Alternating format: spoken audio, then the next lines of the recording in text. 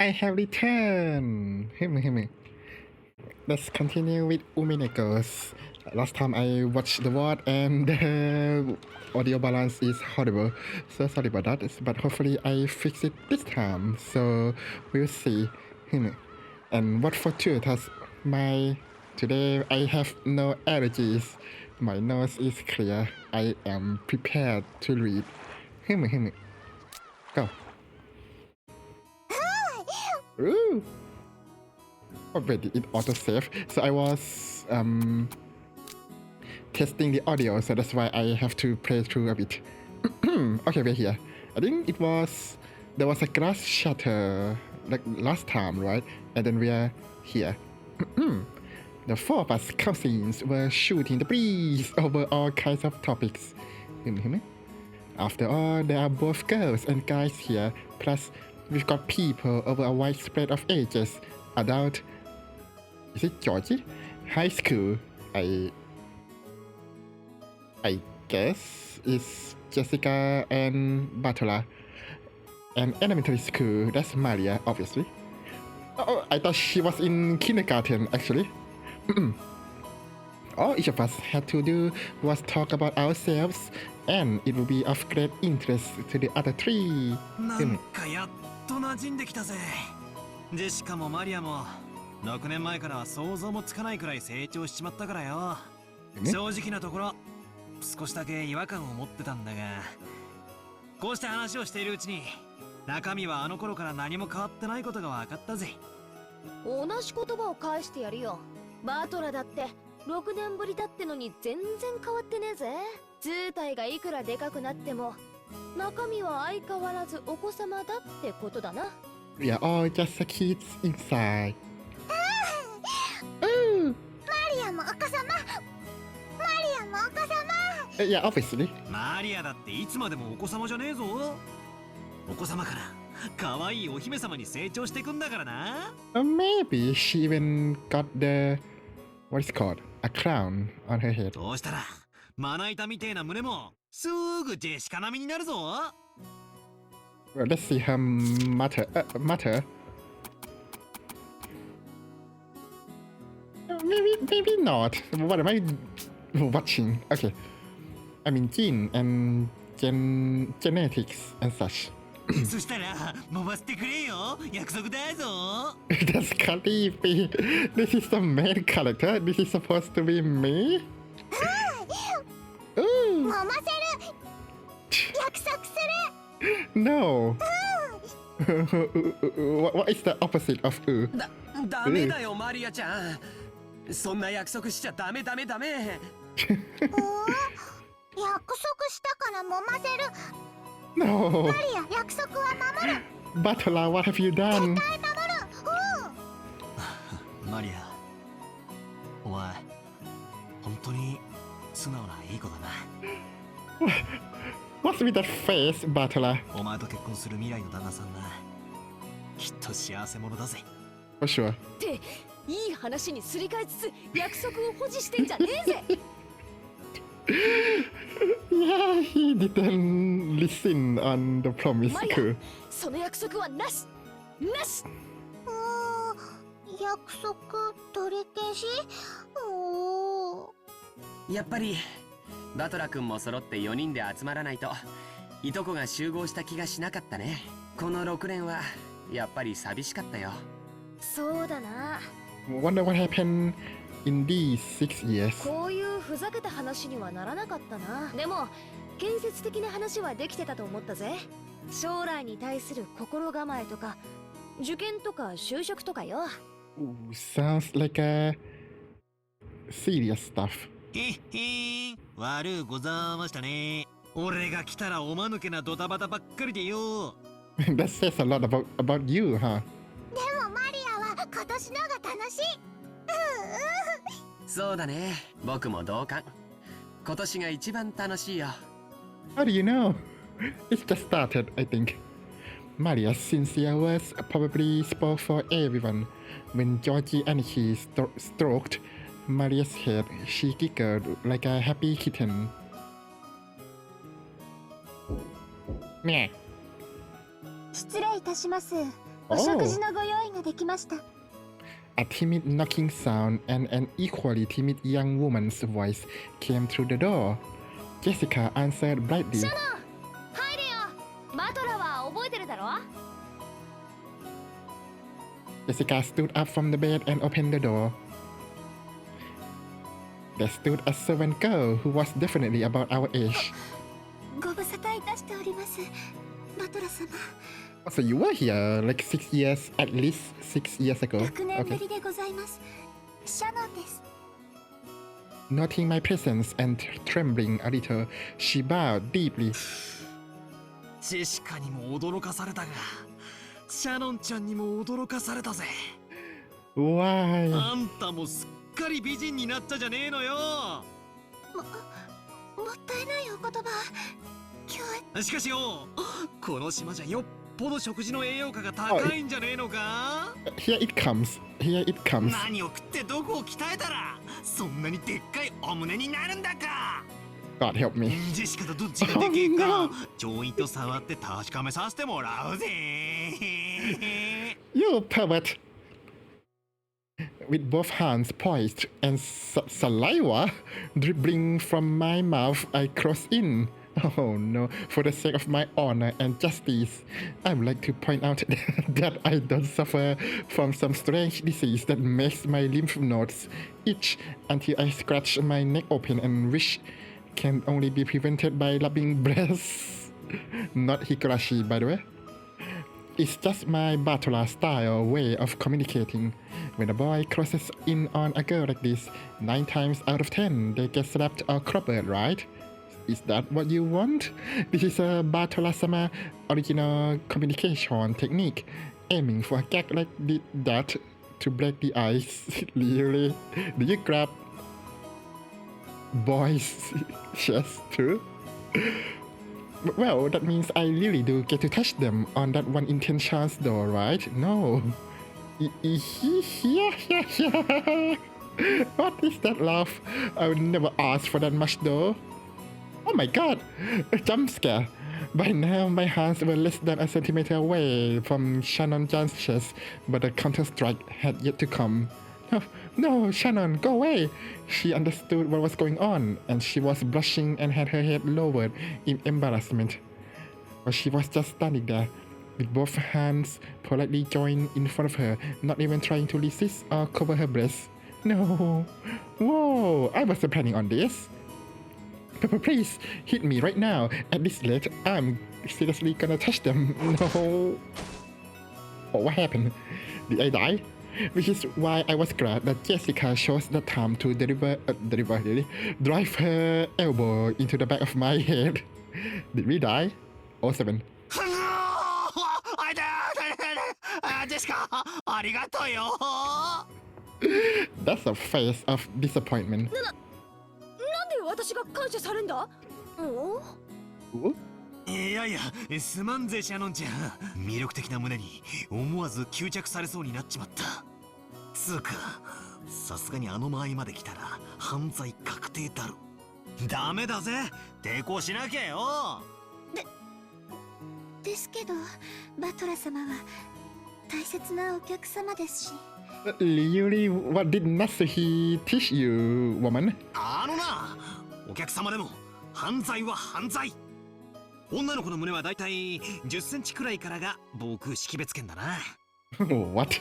2センチ圏まで侵入してきたら、これはもう領空侵犯だぜ。スクランブル発進で即ビンタを食らわせてやれ。And Shannon understand those terminologies. そんなことできません。私たちは家具ですし。You too? Okay, I hear. Of course, she didn't want her breast touched, but if I guess so decide, she intended to sacrifice her own needs in an effort to accommodate them. A girl like this needs some urgent protection. 今時こんな献身美徳な子がいるとは、軽いめまいすら覚えるぜ。Don't let anything happen to her. でもダメだ、ダメなんだ。俺がいやらしい顔で迫る。は倒す。いやエッチ With the voice. そういうお約束じゃないとオチがつかねえんだよ。頼むよお願いでよ。俺を引っ叩いてくれよ。 What are you, masochist? バチンと What is the matter with you? と Fucking toe. お願いは聞けません。家具ですから。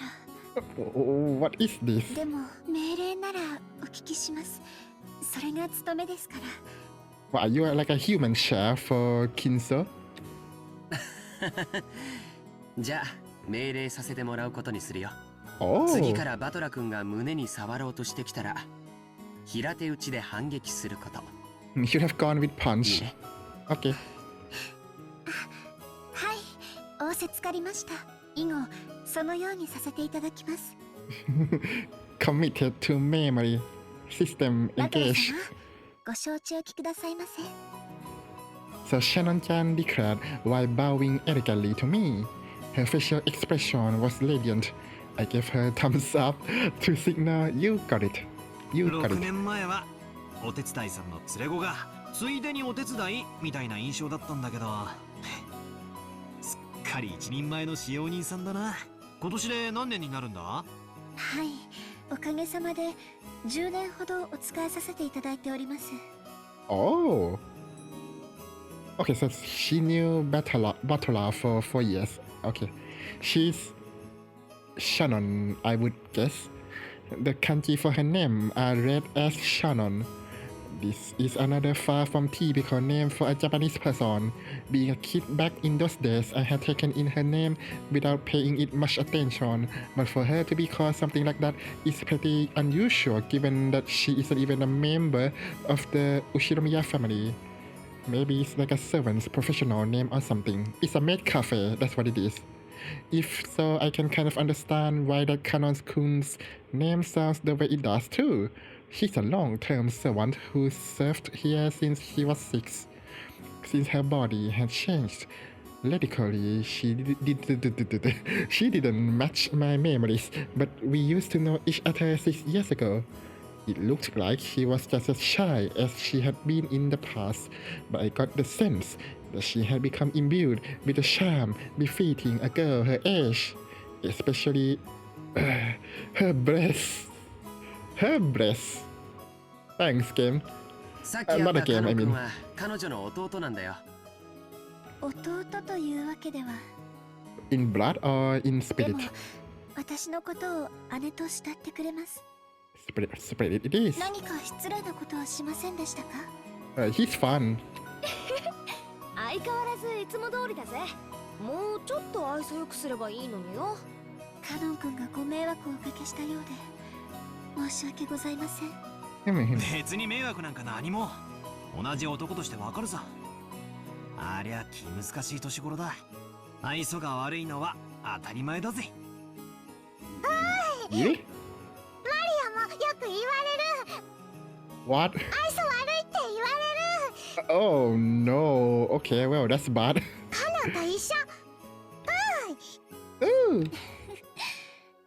マリア様は愛想悪くなんかありません。Whoop. 一緒がよかった。 No. 食事の準備ができたんだっけ？ Food. はい、失礼いたしました。お食事のご用意が整いましたので、皆様をお屋敷へご案内いたします。 Oh, I thought we are going to eat here. Okay. Shannon bowed again formally and returned to her duty mode.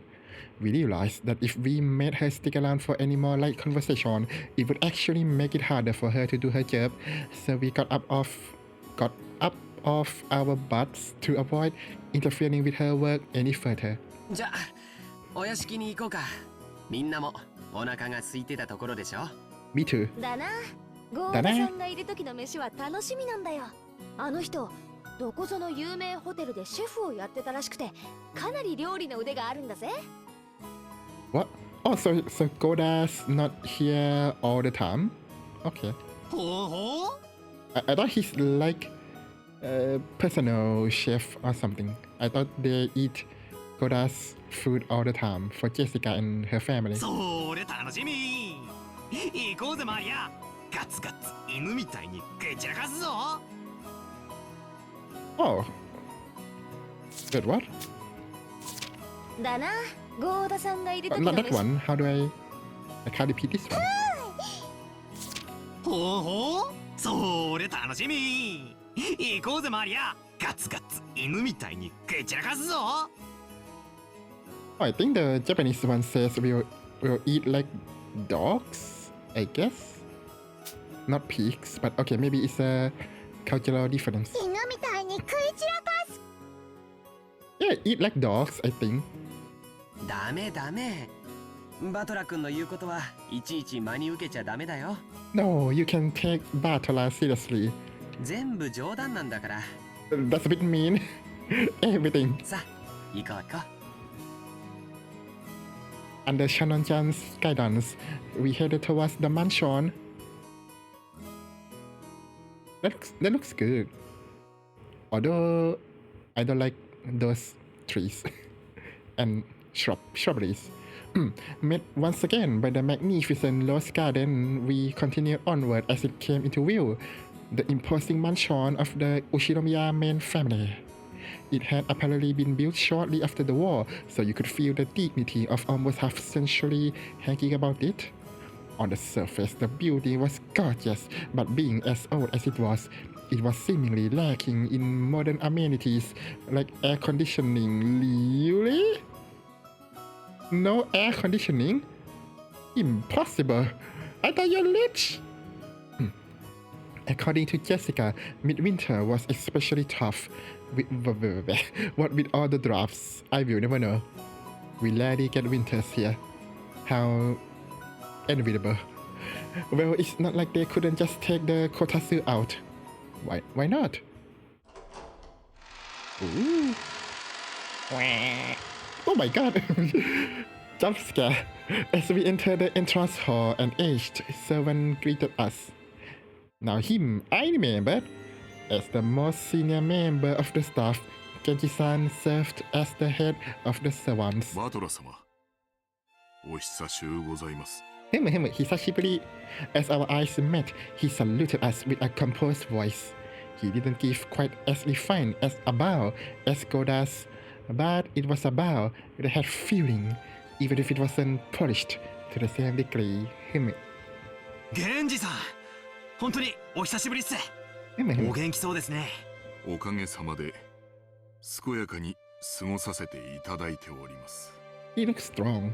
バトラ様こそご立派になられました。 Thank you. 親方様の若き日に少し似てこられましたな。 Is that a compliment? Okay. 俺がじい様にってことは、さぞやじい様は若い頃モテたろうな。こ Sure. こからはシャノンに代わって私がご案内申し上げます。 He just blushes off. どうぞこちらへ。 Shannon-chan bowed deeply and saw us off. Leaving the entrance hall, we headed to the dining hall under Genji-san's guidance. Genji-san, just like Kumasawa-san, stood in stark contrast to us young people who had grown beyond recognition over the last 6 years. His figure was exactly the same as in my memories from 6 years ago. It seems like time had stopped since the last we met. Genji-san was a silent and diligent person. He was like grandfather's close aide or caregiver.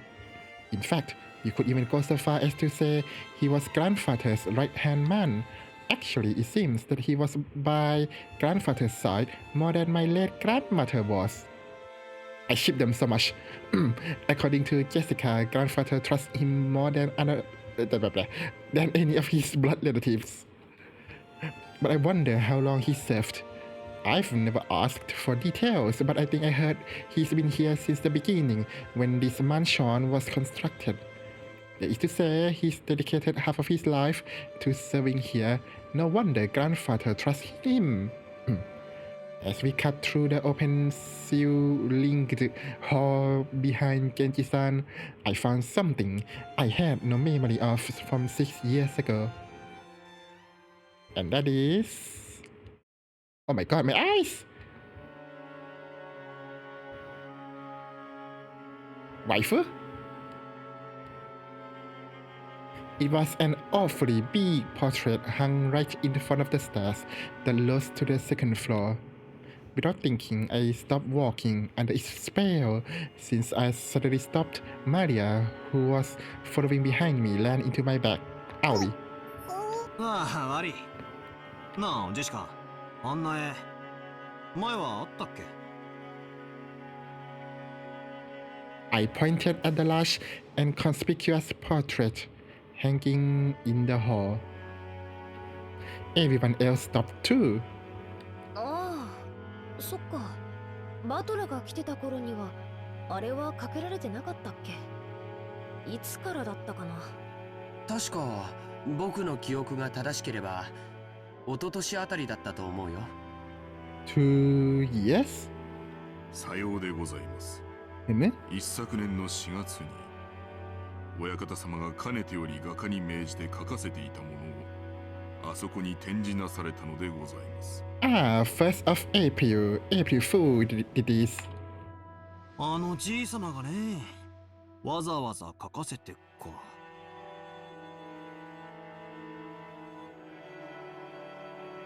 Okay, sorry about this. Let me adjust my volume, mic for a bit.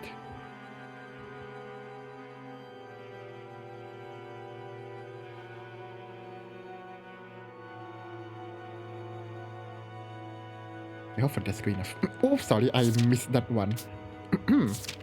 The portrait depicted a woman in an elegant dress who gave off a sense of refinement and who seemed to suit the Western style of this mansion. Okay.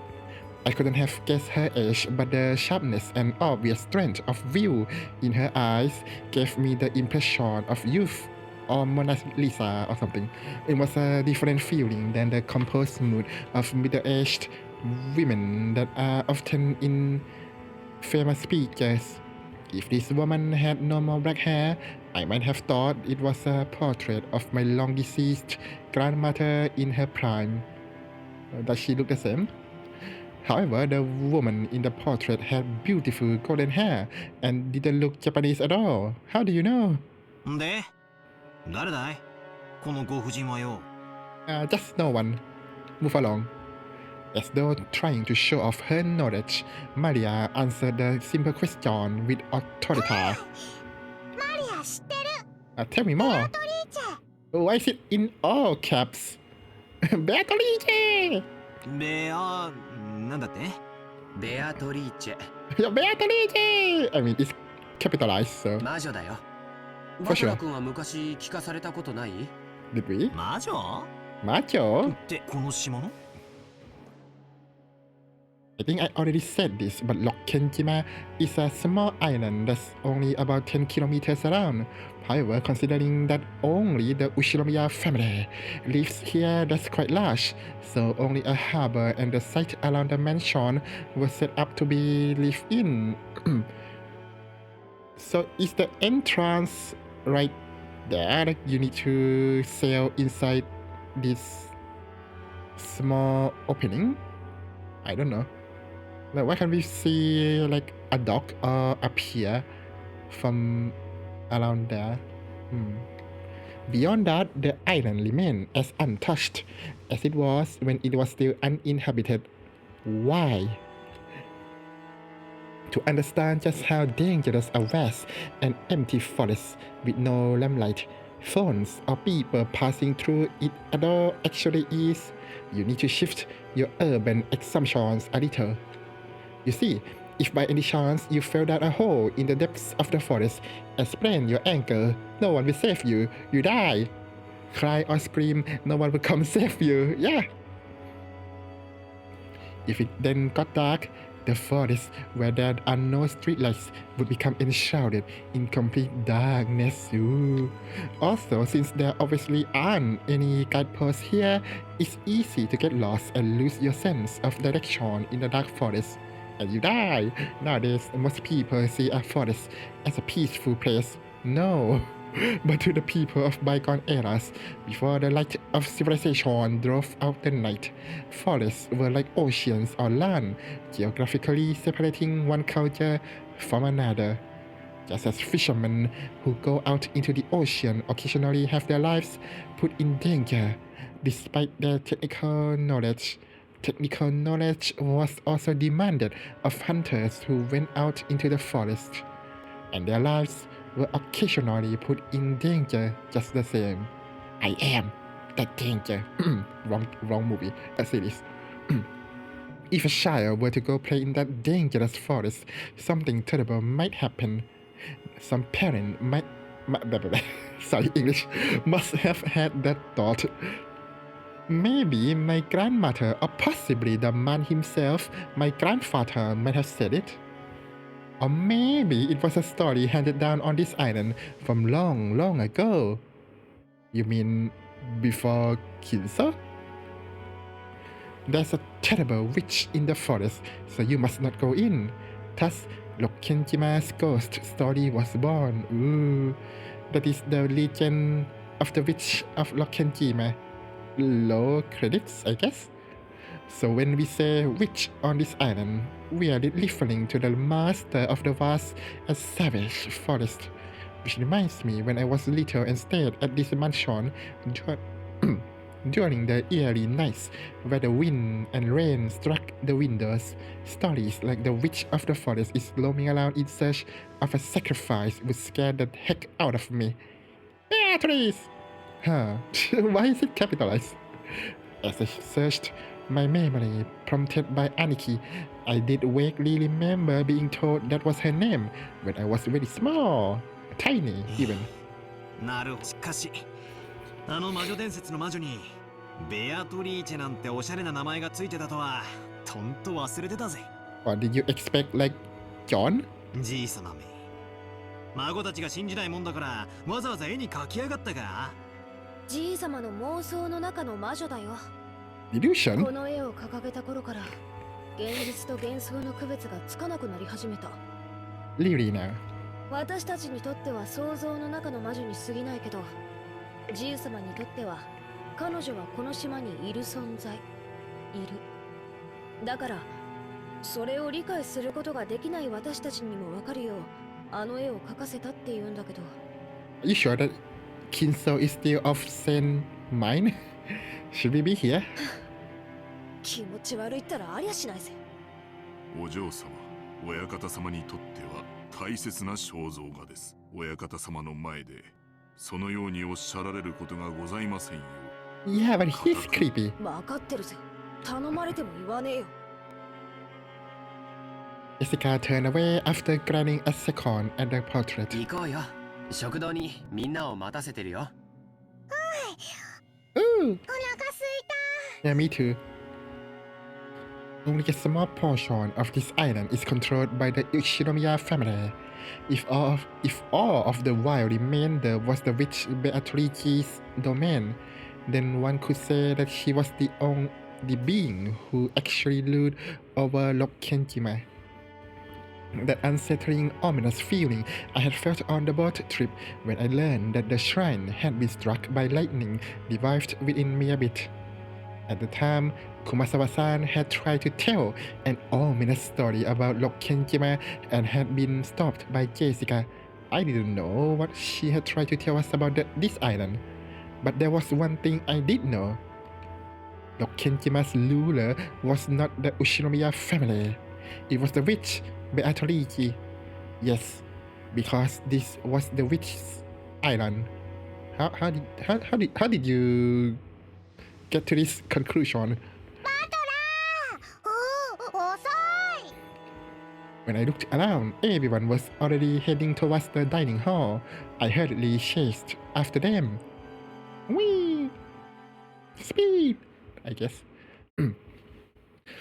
We walked up to the huge double doors that led to the dining hall. Genji-san knocked. Oh no, my nose is clogged up. お子様方をお連れいたしました。失礼いたします。The door was open and we were invited inside.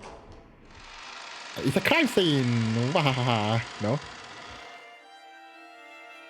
The dining hall, which screened 50 rich, featured a super long table which was obviously designed with no other purpose than to make the guests conscious of their rank, and our parents were already seated at it in accordance with that ordering. 遅えぞガキども Oh, I miss you. 早く席につけよ Okay.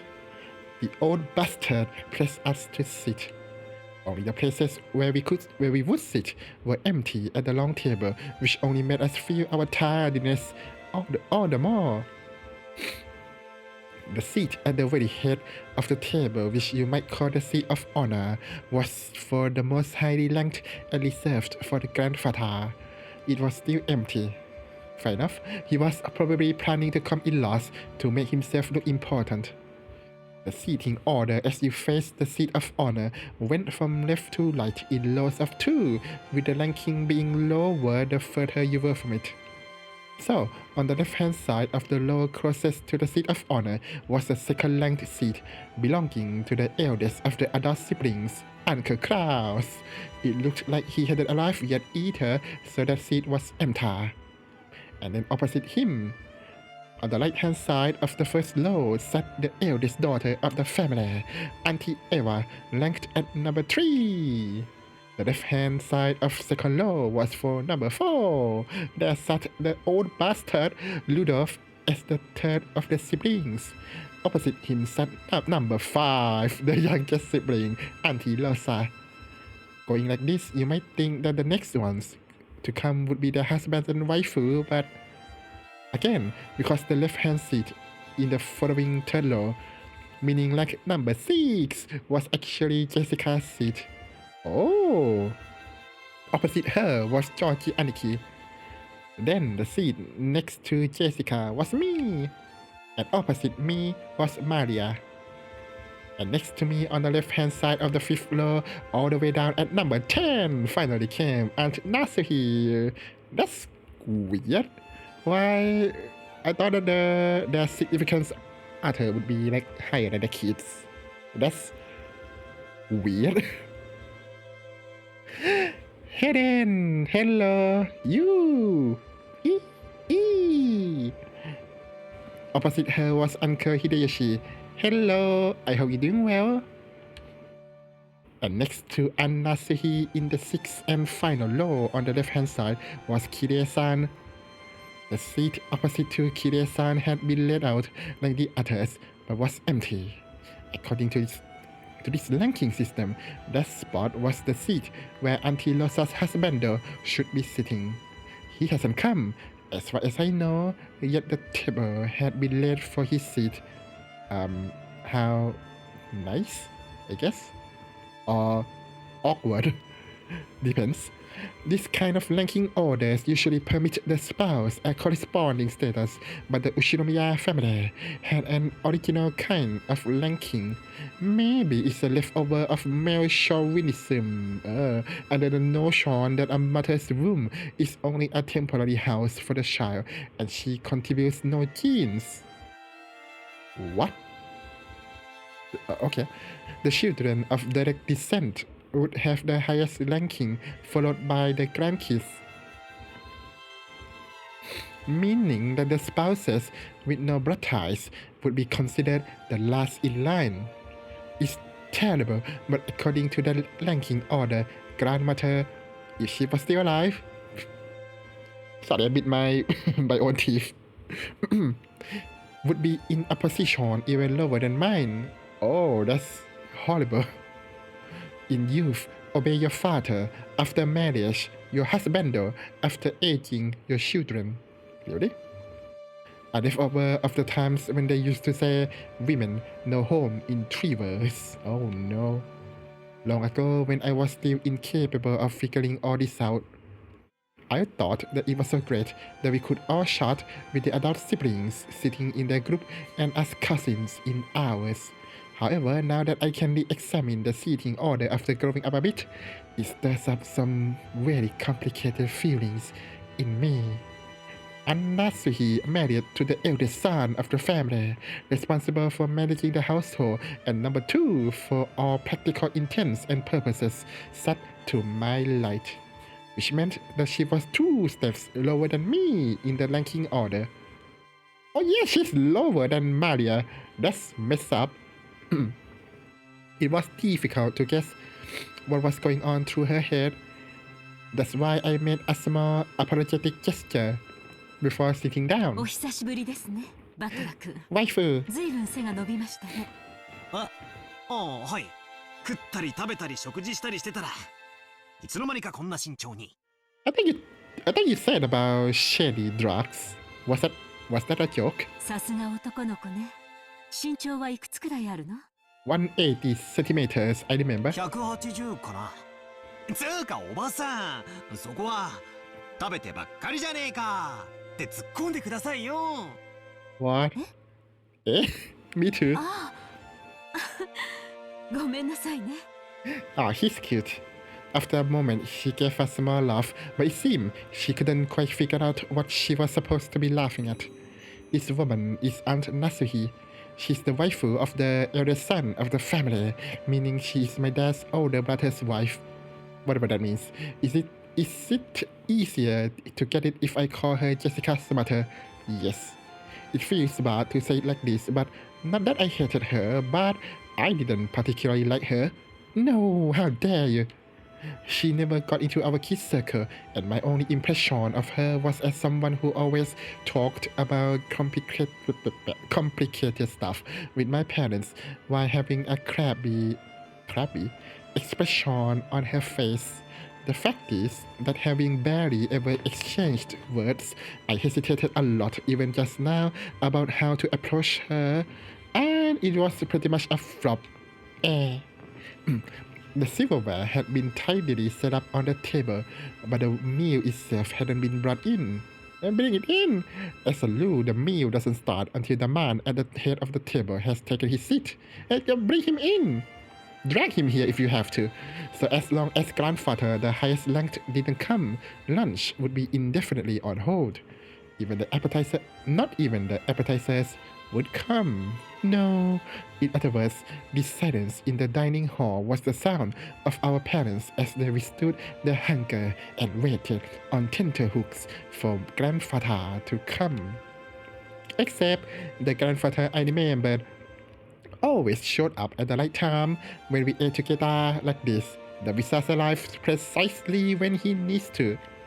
He wouldn't ever have been so late as to have everyone else waiting on him. 遅えな、じいさま。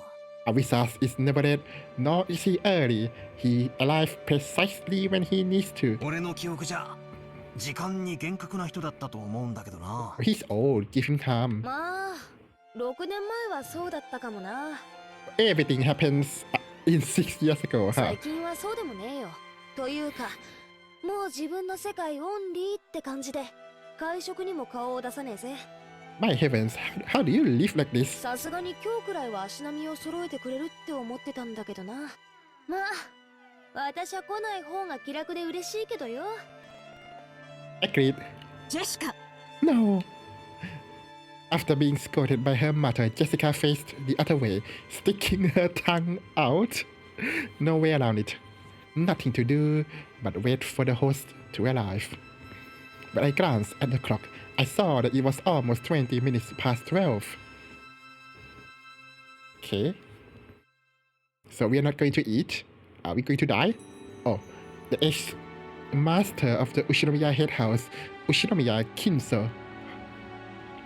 I know that kin means gold, and the kanji is also in okane, which means money. So that's all I know.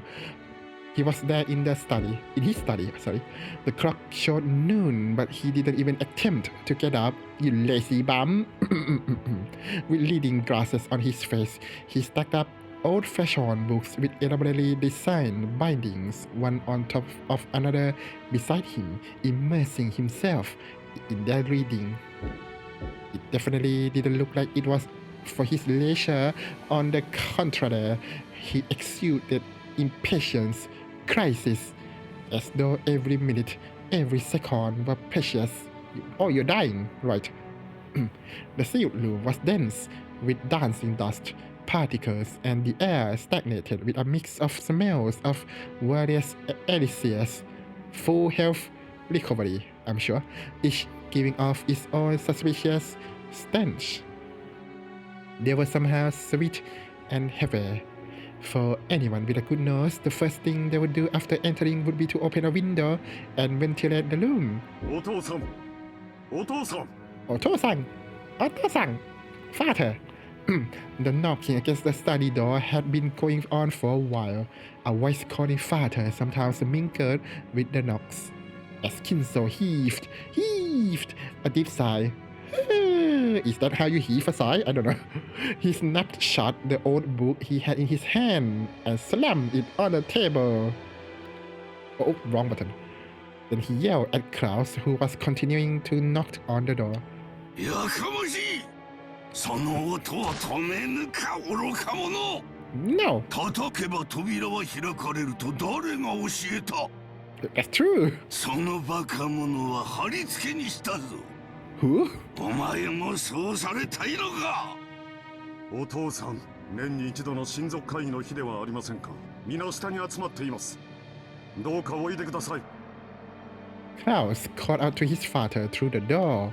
Kinso always shut himself up in the study and hated letting even his family into the room. For that reason, Klaus had no choice but to call out thus from the corridor. 私にかがうでない Molest me not. 皆とは何か私をここから引きずり出そうとする者どもなのか But we want to see you too. なら Come, ば殺してしまい leave it. バラバラにして薪にして魔女の炉にくべてしまい Who is this person? その炉には鍋をかけて苦いおもぎを煮るがいい Somebody called Nanjo Sensei. 黙示録の煮汁はそれでも私をここから連れ出そうとするバカ者どもに飲ませてやれ Good God, are you a Shunibyo? Cool. 残りは酒につけるのだ It doesn't end. It never ends. ああ源氏はどこだ源氏を呼べ What? 苦害の魔師を用意させろ緑の妖精のささやきが届かぬ Green fairy? What? ああ源氏はどこだ源氏を呼べ I ship them so much. Before the door, Klaus, Nanjo, and Genji kept waiting for the master of the house, who would not come out.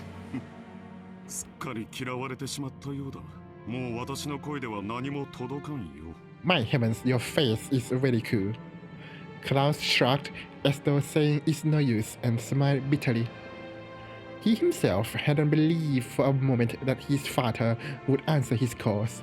However, as it was the duty of the eldest son, he had formally made the request. 金蔵さんあんたの顔を見に息子や娘や孫たちが来てるんじゃないか True. At least can we Skype ちょっと顔を見せてやったらどうだね or MSN? うるさい黙れ私に意見するというか南條貴様など呼んではおらぬ私は源氏を呼べと言ったのだ Me think that he's in love. さあ急げすぐに呼べ時間は常に有限だ人たちはすでにラッパを構えているぞなぜにそれがわからぬか愚かな羊どもめ Apostles. Kinso slammed the old heavy book on the table over and over. Bam, bam, bam. The sound effects. The racket obviously indicated his highest displeasure. Kinso put his spectacles down and flew up from his chair. Whee! He spread his arms wide open in T-pose to exert dominance, what? As if to sing to a packed opera house, as if appealing to someone, and yelled. なぜだなぜにいつも私には邪魔が入るのか Is he going Yami Kirisaku? Oh, Nisaya or something す some べ such. てを捨てよすべてを捧げよその見返りに私は一つしか求めないというのに Very sane. おおベアトリーチェお前の微笑みをもう一度見られるならば私は世界中から美少を奪い取り全てをお前に捧げようおおイナゴの軍団長たちよ世界中から美少を刈り取り収穫せ Are you okay? Are you dying? ああ全てが汚らわしい。全てが煩わしい。なぜこの貴重な一日に私は邪魔を受けねばならぬのか。 Most precious of days? And you're not talking about family conference? What? Are you okay? Can I help you? Meeting he needs Genji. 源氏を呼べ。 Okay. Oh my. The voice actor is so good. The cough. My heavens. 何を怒鳴ってるのかもさっぱりだ Me too. な。もう頭がどうにかなっているのだろう。 You're just saying this. Yeah, a very appropriate emote. クラウスさん、実のお父さんにそりゃあんまりじゃないかね。 Nah. 親父はすでに死んでいる。ここ Oh. にいるのは親父だったものの幻さ。 Okay. いずれにせよ本人にここを出る意志がない以上どうにもならんね。 It is what it is. 金蔵さん、 Shocking coughs continue to pour from the study. How's my sound effects? 私は Very 下に immersive. 戻る。ゴーダの自慢のランチをこれ以上無駄に冷ましてしまうことはない。親類たちにとって当家での数少ない楽しみだろうからな。 Klaus spun on his heels. Wee, I guess. He looked at his wristwatch, mumbling and acting as though he had wasted time doing something he knew would be in 源 vain. 氏さん、親父殿がお呼びだ。相手を頼む。かしこまりました。南條先生、 Keep him company and I ship him. That sounds weird. 食事に行きましょう。いつまでも Food. ここにいると、この甘い匂いで味覚までおかしくなってしまう。 Without waiting for Nanjo, Klaus went downstairs. Genji urged Nanjo to go and eat. Nanjo looked first to Klaus' back as he disappeared down the stairs, then to the study door, and he let out a deep すま sigh. んが源氏さん、頼みます。はい。お任せください。お酒はなるべく与えないように。 Please entertain him, I guess. あれは常習性が強すぎる。 Yeah, just give him a placebo or something. 源氏はまだか。何者が源氏を阻んでいるというのか。 Sorry, sneeze. 源氏はどこだ。源氏を呼べ。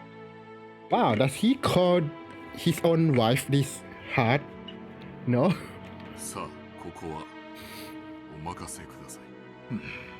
Hmm. すみませんな。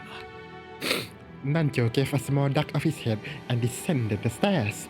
Genji saw him off and knocked at the study door. 親方様、源氏でございます。 Yay! 何故私をこれほどに待たすのか。 Well, next time, use the phone. そこには誰もおるまいな。はい、私だけでございます。 Kinso returned to his seat in the study and pressed an old-fashioned switch on the table. Oh! Well, fancy, isn't it? After a small delay, the heavy sound of the door unlocking could be heard. You have this, but you don't have air conditioning. Thanks, Kinso. Kinso believed that his family might try to break into his study. Perhaps someone once opened the window for some air and scattered some important documents or something. And that had made him extremely upset. Wait, who is narrating this? Oh, okay.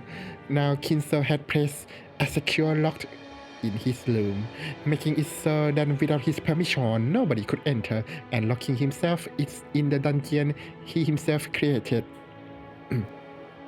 Genji, who he trusted the most, was relatively free to enter the room, but even that was not absolute. If Kinso was in a bad mood, even he wouldn't be able to enter. Anyone else would be limited to holding a conversation through the door, not even seeing his face. And most of the time, they wouldn't even get a real conversation. He's fun. However, that didn't pose any particular problem for the family because they too don't want to meet him, Lamau. That was because they had no reason to go out of their way to interfere with the retirement of the cantankerous and aged head. The fact that he was completely immersed in his own research and always locked up in his hideaway was something of a benefit.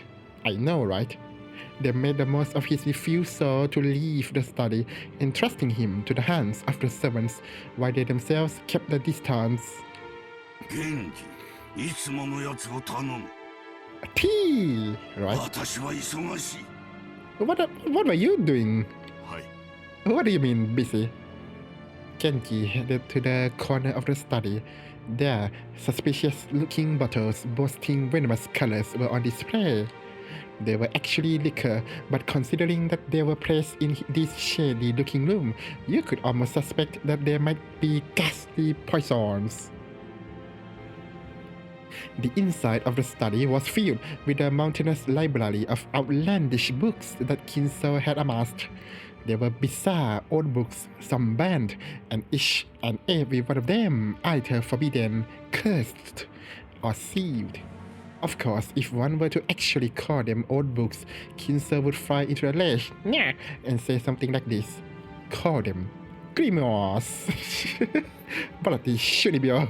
There were candles which had melted in a suspicious-looking fashion and taken on peculiar forms, and all manner of other strange objects, probably having something to do with black magic. The constellations covering the celestial globe would have caused anyone who knew the night sky well to raise an eyebrow. The illustrations inscribed in old books haphazardly left open, ranged from the religious and mystical to the demonic and grotesque, as well as bizarre diagrams of various magic circles. Creepy, and above all, the sweet poisonous smell that filled the room, which to those entering for the first time would surely be a profound assault on their sense of sight, smell, and all their other senses, making them lose their grip on reality. Inside the study, Genji, with his well-trained hand, prepared Kinso's usual drink. If you didn't know that the ghastly dark grey liquid that filled the complexly designed bottle was liquor, you certainly wouldn't want to put it in your mouth.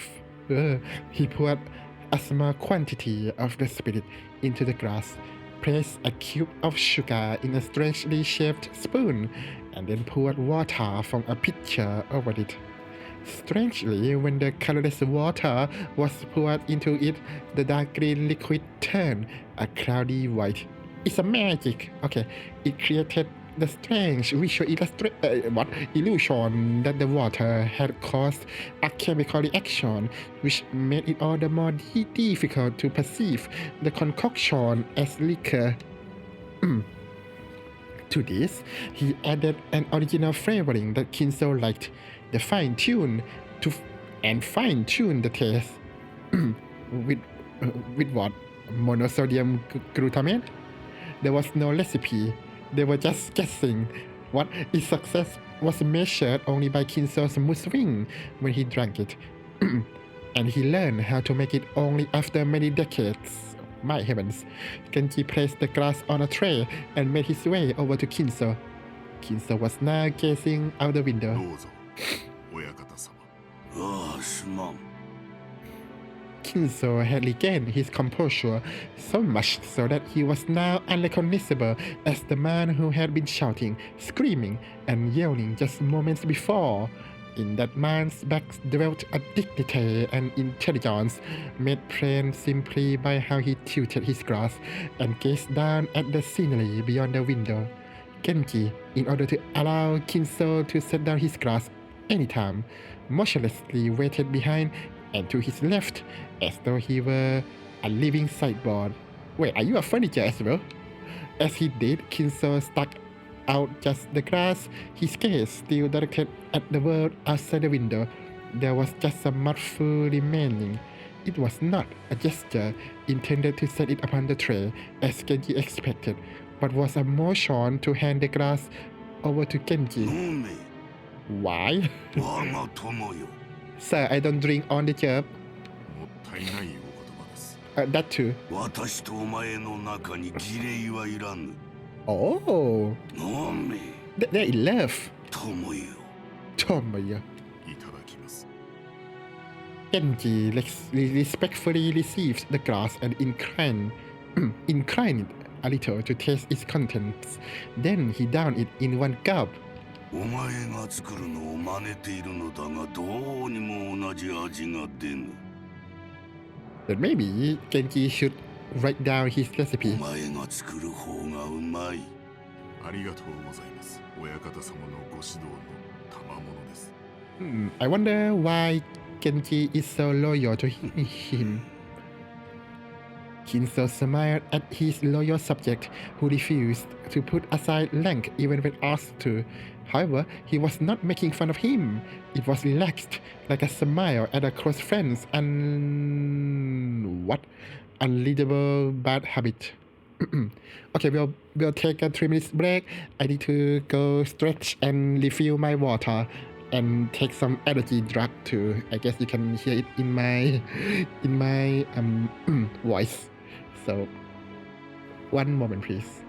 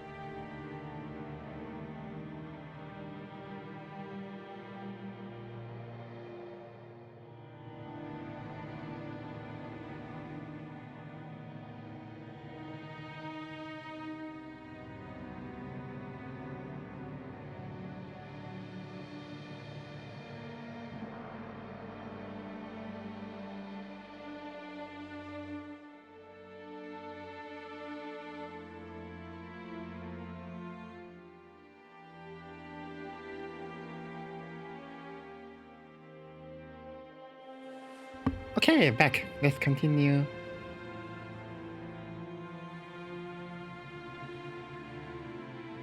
However, he was not making fun of him. It was relaxed, like a smile at a close friend's unleadable bad habit. 互いに老いたな Yeah, both of you have gray hair, so 年を数えることも忘れてすでに久しい you talk like you are over 100 years old. Wait, how old is he? Ushinomiya Kinso, the aged head of the Ushinomiya family, brimming with energy despite being pronounced to have only a short time left to live, amassed a vast fortune but has never made any announcement about his inheritance, which worries his children, strongly influenced by the West and a little bit fond of the occult. His study is packed with mysterious glimmers. How old are you? 今日まで過ごすことをお許しいただけたのも、 Umineko 様のおかげです。 Oh, おかげさまです。 okay. おかげさまです。 Thank you. おかげさまです。 Okay. すべて親方様のおかげでございます。Good. Now kiss. Kinso gave a thin smile as if to say he didn't need compliments. 今日まで本当によく私に仕えてくれた。息子たちは誰もが私を変人呼ばわりした。That's an understatement, I think. 大勢いた使用人も皆私を恐れてやめていった。お前だけが今でも私に仕えてくれる。もったいないお言葉です。私の余命もそう長くはあるまい。Oh, okay. 息子たちは私の遺産がいつ転がり込んでくるかをうろうろ待つハゲタカばかりだ。Well, how about you give them some love? Nah, it's my sons and daughters that are vultures.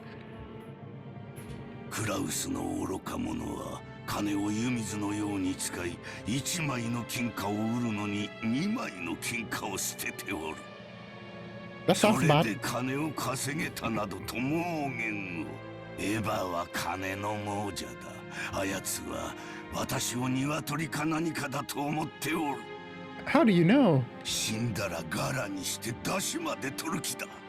You know what? I believe him. ルドルフの間抜けは女遊びばかり。ローザはどこの馬の骨ともわからん男の赤ん坊など産みおって。That doesn't sound like that much of an issue. ジェシカは無能で無学だ。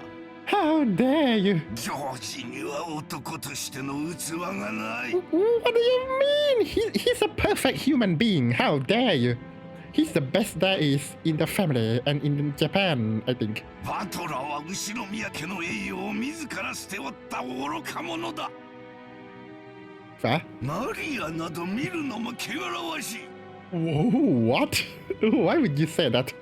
なぜだ、なぜに後ろ宮の血はこうも無能なのか。Maybe it's your fault. 私の築き上げた栄光を受け継ぐにふさわしい者はおらんのか。 Your mouth is huge. ああ、分かっておるとも。これがベアトリーチェの呪いであることも分かっておる。黄金の魔女め、それが私への復讐のつもりか。憎みたくば憎むがよい。 This is like the equivalent of blaming a boogeyman or something. 逃げたければ逃げるがよい。逃がさぬ、逃がさぬ、逃がさぬ、逃がさぬわ。お前は私のものだ。 Ooh, that's creepy. 常に私の腕の中でなくてはならん。 That's very creepy. 私の生涯のすべてなのだ。 Kinso, you have Genji at your side. Why would you look the other way? 我が鳥かごにて永遠に私だけにささやき続けるのだ。 What is this insane ベア person? トリーチェ。 Beatrice! なぜに微笑み返してはくれぬ。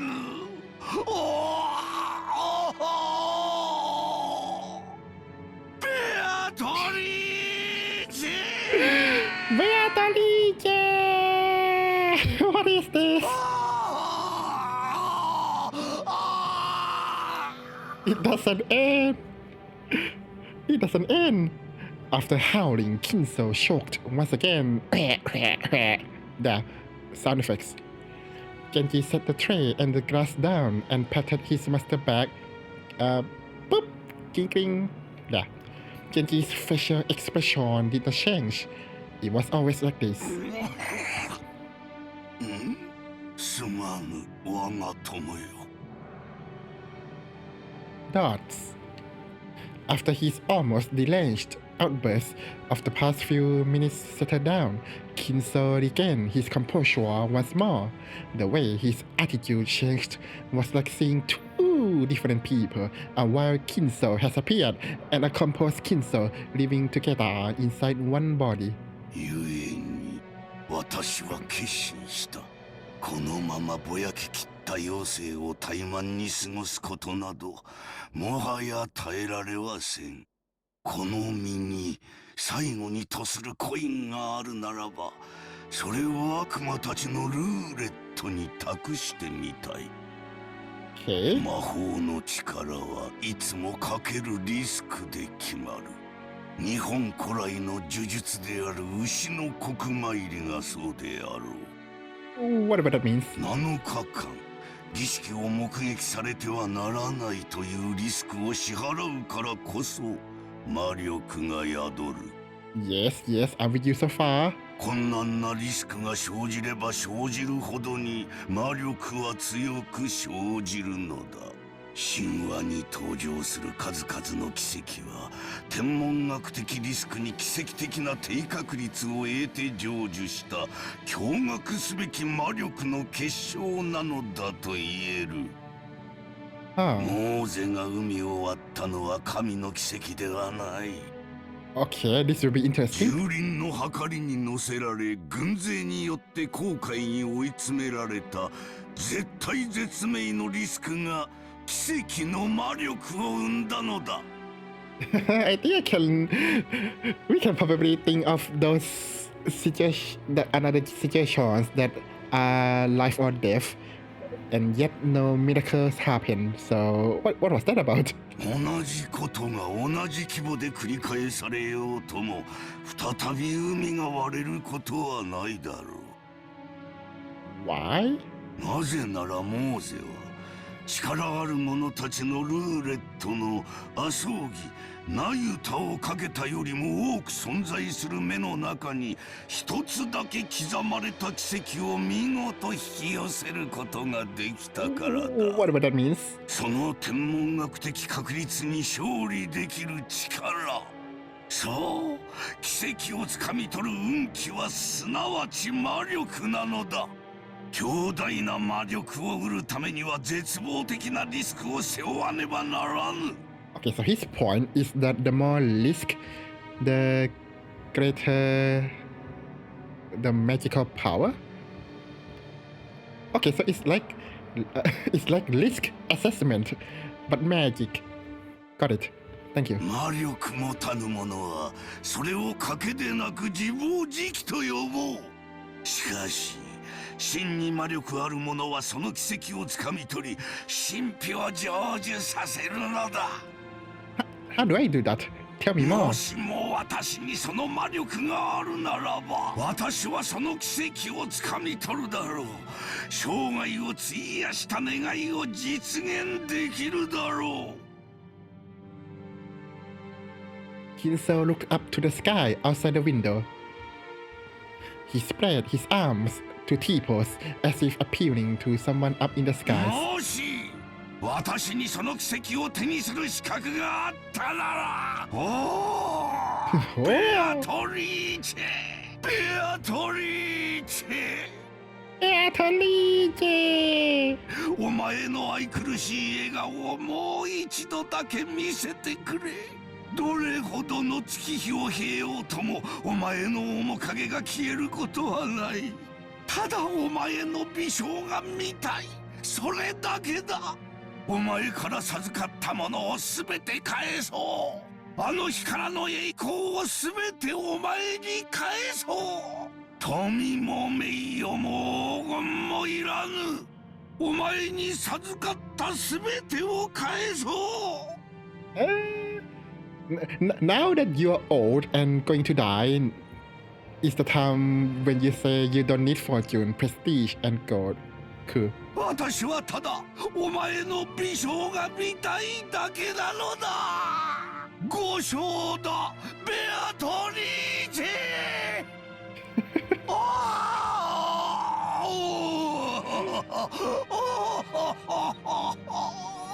Oh my god, this goes on for some time. His nonsensical yells segue, I guess, into a scream and then into a wail. Kinso crumpled onto the floor and clawed at it with both hands. Oh my, that sounds...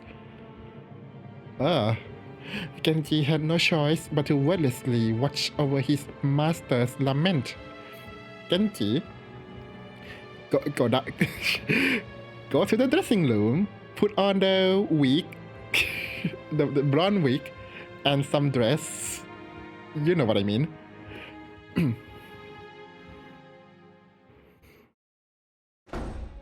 Oh my. やあ諸君、 Ah, finally. That was painful. 当主様は具合が優れられないとのことだ。 Ah, you don't say. せっかくこうして1年ぶりの会合に集まってくれた諸君と昼食を共にできないことを非常に残念にしておられた。 Did he just lap through the entire paragraph? ゴーダ、ランチを始めてくる。 Yay! かしこまりました。それでは本日の昼食を始めさせていただきます。 Food! 南條先生、そんなにお父様のお具合は悪いの？ He's gone. He's far too gone, woman. せめて顔くらい見せてくれてもいいわよね。You don't want him to, trust me. 体調というよりは機嫌ですな。これ True. ばかりはつける薬がありませんので。 Well, how about grass? おいおい、機嫌ってまたかよ。それこちとら秋のクソ忙しい時期にスケジュール都合してご機嫌伺いに来てるんだ。 Come on, just come here just to eat Koda-san's food. That's all I want to do. それをよ。よかったじゃないか、ルドルフ。ご機嫌は伺えたんだ。 You can do that over the phones. Come on. それとも不機嫌な親父殿を私に代わり、お前が説得して連れてきてくれるのかね。 Yeah, Keko this. No, thank you. まさか。 His voice. Masaka. Ludolf shrugged. Ludolfu shrugged, sorry. Apparently, even though Ludolfu seemed to resent the way his father did whatever he pleased, he would rather avoid seeing his face if he could help it. 夕食までにはその機嫌治りそうなの？クラウス兄さん。そんなことは知らんよ。親父殿に直接聞いてみるといい。もっとも声をかけない方が機嫌の治りは早いと思うがね。 Maybe you could try low a d20. It seems that Kinso likes it. 源氏さんだけだよ。じい様の機嫌を直せるのは。 See? The couple is better than husband and waifu. Come on. 情けないぜ。自分の親の機嫌を使用人に直させるんだからよ。 Well, I mean, you know, money. ジェシカ、余計なことは言わなくていい。 He had planned for her complaint to be heard only by her cousins, but it had reached even Klaus's ears. Scolded, Jessica scowled and turned away sulking. Ooh.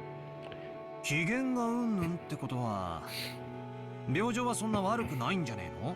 元気がないってんならともかく、機嫌が悪いってのは少なくとも気はしっかりしてる証拠だぜ。 Or maybe he's extending his life with anger. Yeah. Okay, well, that works, I guess. おじい様は特に強い気力をお持ちだからね。 That too, でも、 okay. 体が必ずしもそれに伴えるとは限らないよ。去年からずっと余命3ヶ月って言われ続けてる。 Last year? Which month? 最初の診断が正しいなら、おじい様は気力だけで流られてるってことになる。 Told you so. He's fueled by anger. 気遣ってあげないといけないよ。 Lunch started with the family, his seat still empty.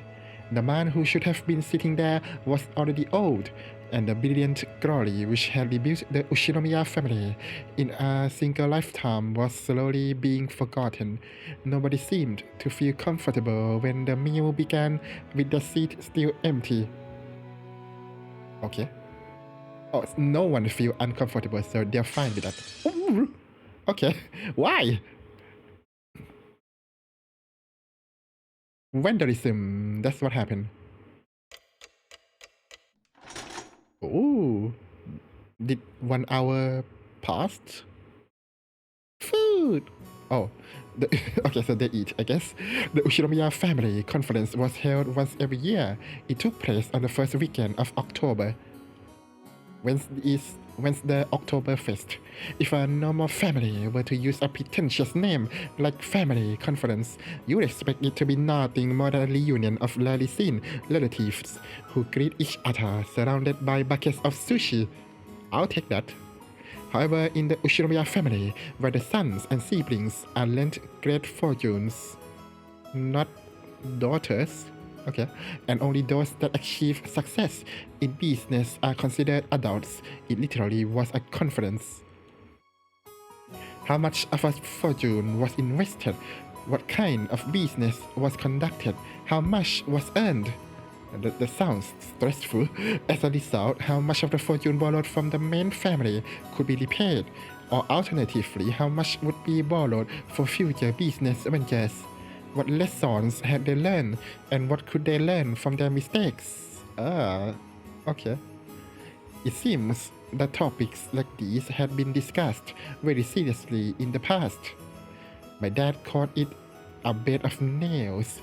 Apparently, it used to be a very serious family meeting where one would commonly be showered with harsh and angry voices and even get slapped in the face despite being well past the age for it.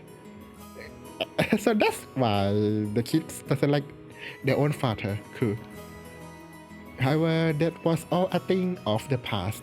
By now, everyone had achieved success in their own independent business ventures, and it was on the road to becoming a normal yearly get-together.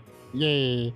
Even so, being asked by grandfather about the current state of play was an extremely stress-inducing event. And while to us grandchildren it was nothing more than a simple meeting to our parents, it was still a real stomachache. The absence of the man responsible for all this, whatever the reason behind it, must surely have made today's lunch even more delicious. The phrase, when the cat is away, the mice will play, comes to mind. Well then, let me introduce Jessica's father, whose face I haven't seen for 6 years. Everyone you haven't seen for 6 years, my guy.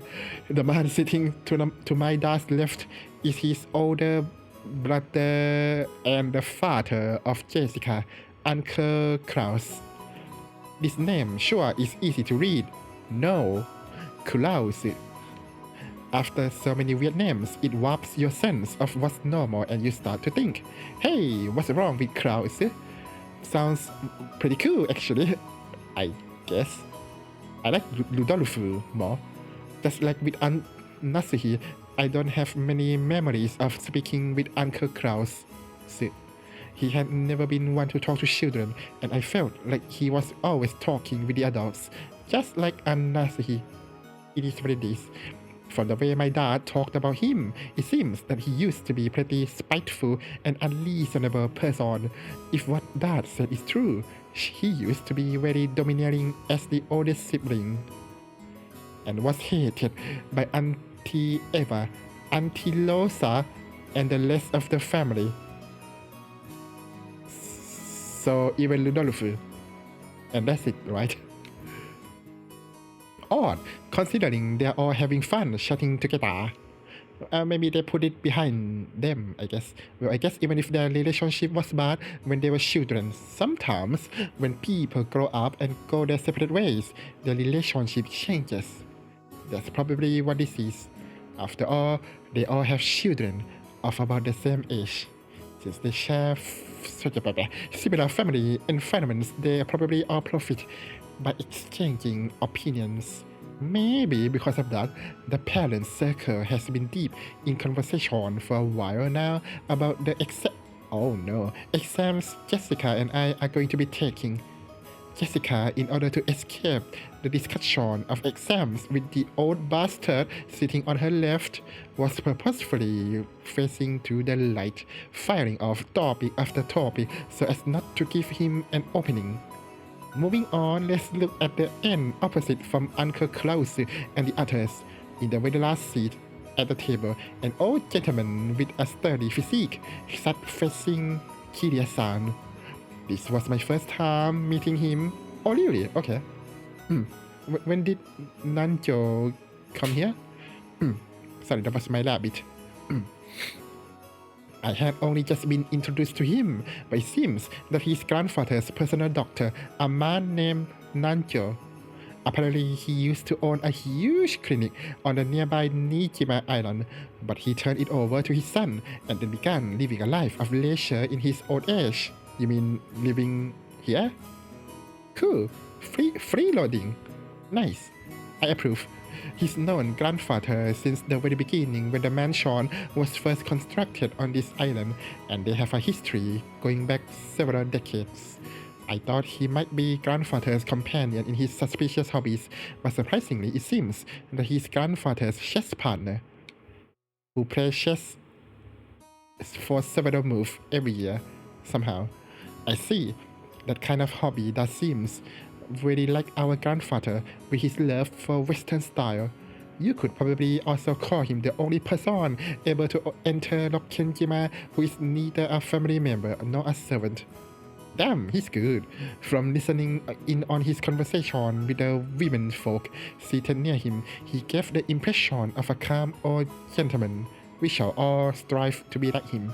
Considering he's managed to put up with our short-tempered grandfather for so long, I'm sure his big heart is nothing to laugh at. He's big everywhere.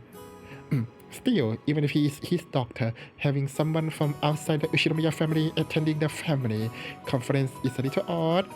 From that fact, I imagine that grandfather's condition has grown much worse, and it may even be one of the major topics of discussion at the family conference. Georgie Aniki was just saying it too.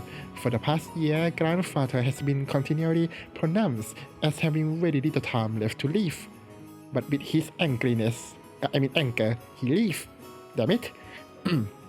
It's awful to talk about, but grandfather is an extremely rich man. At the time of his death, his wealth will suddenly be released along with our parents' stomach acid.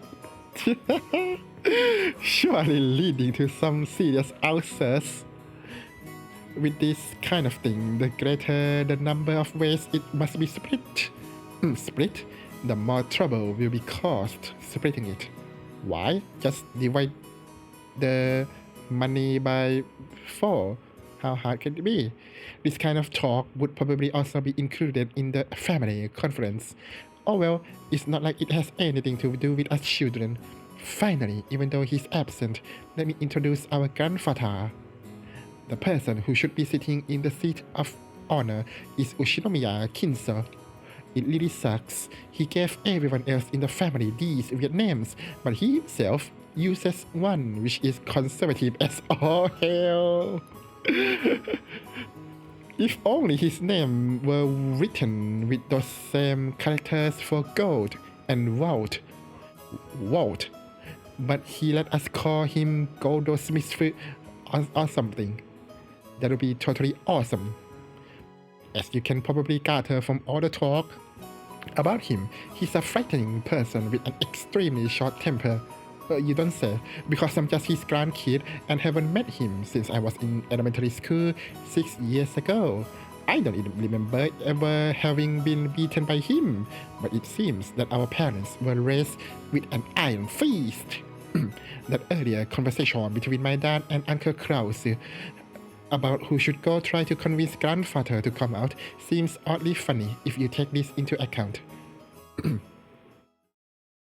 In order to tell grandfather's story, you have to take yourself all the way back to before the Showa era to recount the tale of the Ushinomiya family.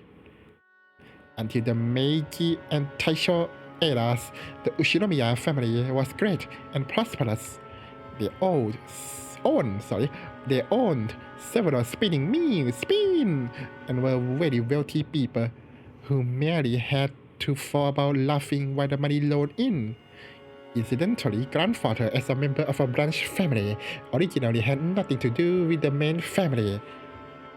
Distantly separated from the head's inheritance, he apparently had very little involvement with the head house. Oh my, what the? However, during the Great Kanto earthquake in 1923, the mansion owned by the Ushinomiya main family in Odawara was flattened. The spinning mills in Tokyo were all burned down in a huge fire. Oh, what luck. I mean, unluck. But that's amazing. And the Ushinomiya family lost most of its wealth and family members in an instant. It then became a matter of who would become the heir to the main family, and as it turns out, none were left except for Kinso, who was as far removed from the main family line as they come. Wait, did they all die? Oh, they all died. Okay.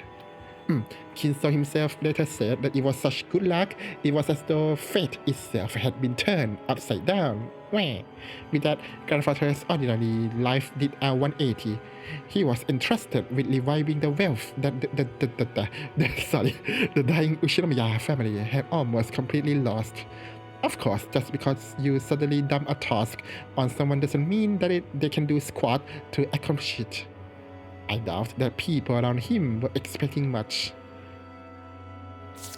Wait, so if a lot of people die, so many of them die to the point that they have to get someone from the branch family, then who are the people around him? But this is where grandfather began to display his extraordinary talent and good luck. Grandfather used of his family funds and everything from the hair on his head to his toenails as collateral to borrow a massive amount of money. Is this literal? Created a gigantic supply of funds and immediately started a business. What kind of business? It was like tumbling down a hill on a bike without any brakes, and then jumping onto a neighboring bike, and then another one, and then another one. Just like some crazy street performance. Probably anyone would have thought that grandfather had no business ability.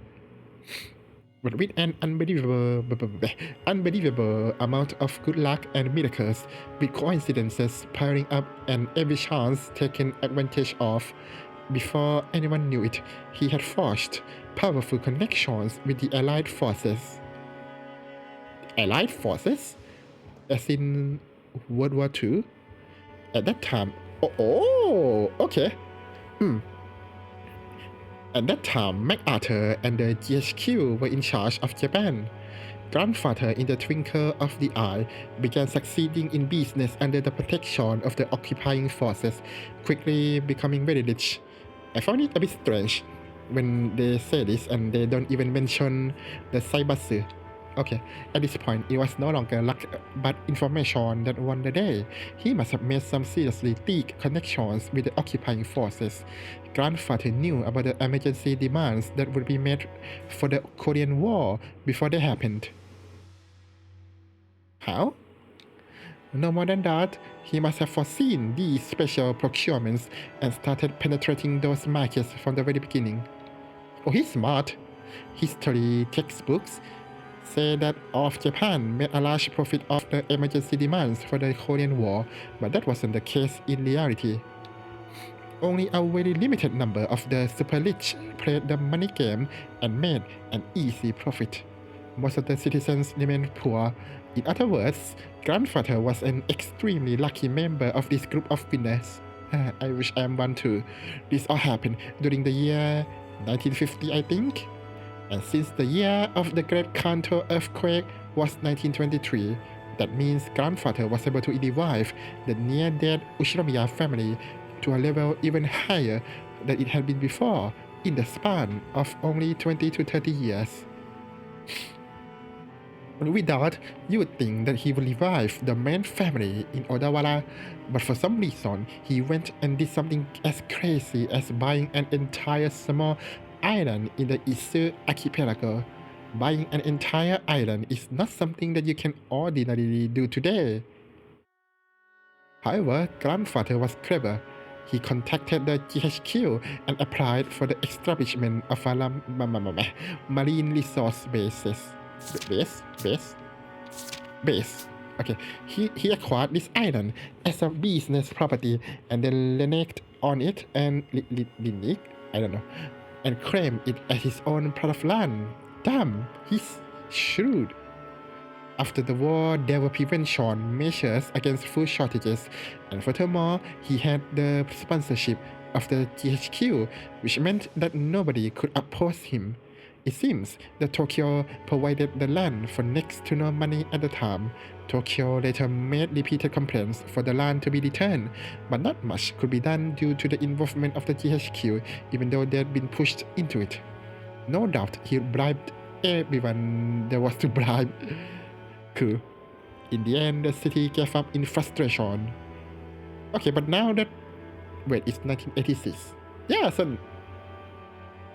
Maybe they could try it again.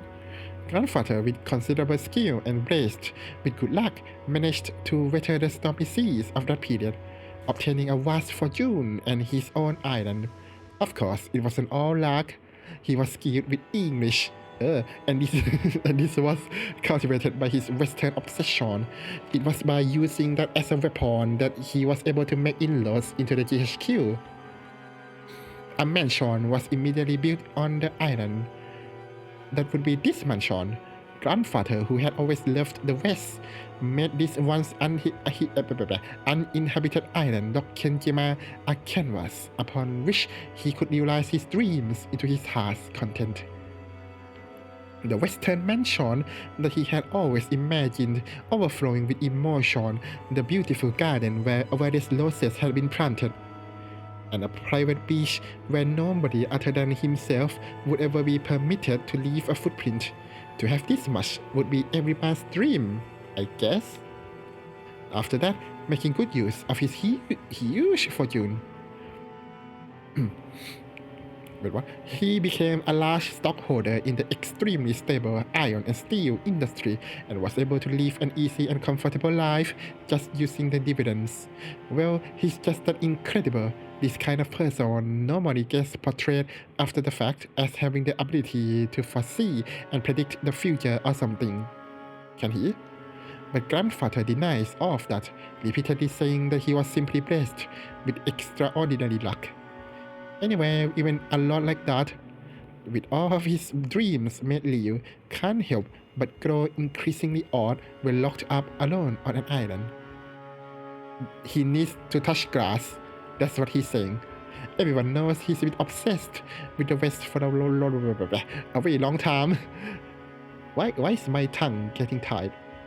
But none of our parents really knows when his bizarre black magic hobby began. Perhaps his love for black magic began way back when he became fascinated with the West, or possibly his miraculous stretch of good luck which allowed him to revive the family, caused him to feel a mysterious power in himself. At some point, grandfather began to make the research of black magic his life's work, filling his study up with suspicious books, chemicals, and magical items as he became increasingly bizarre. These being the few remaining years of a person successful in life, those around him warmly watched over him, feeling the time was his to spend as he pleased.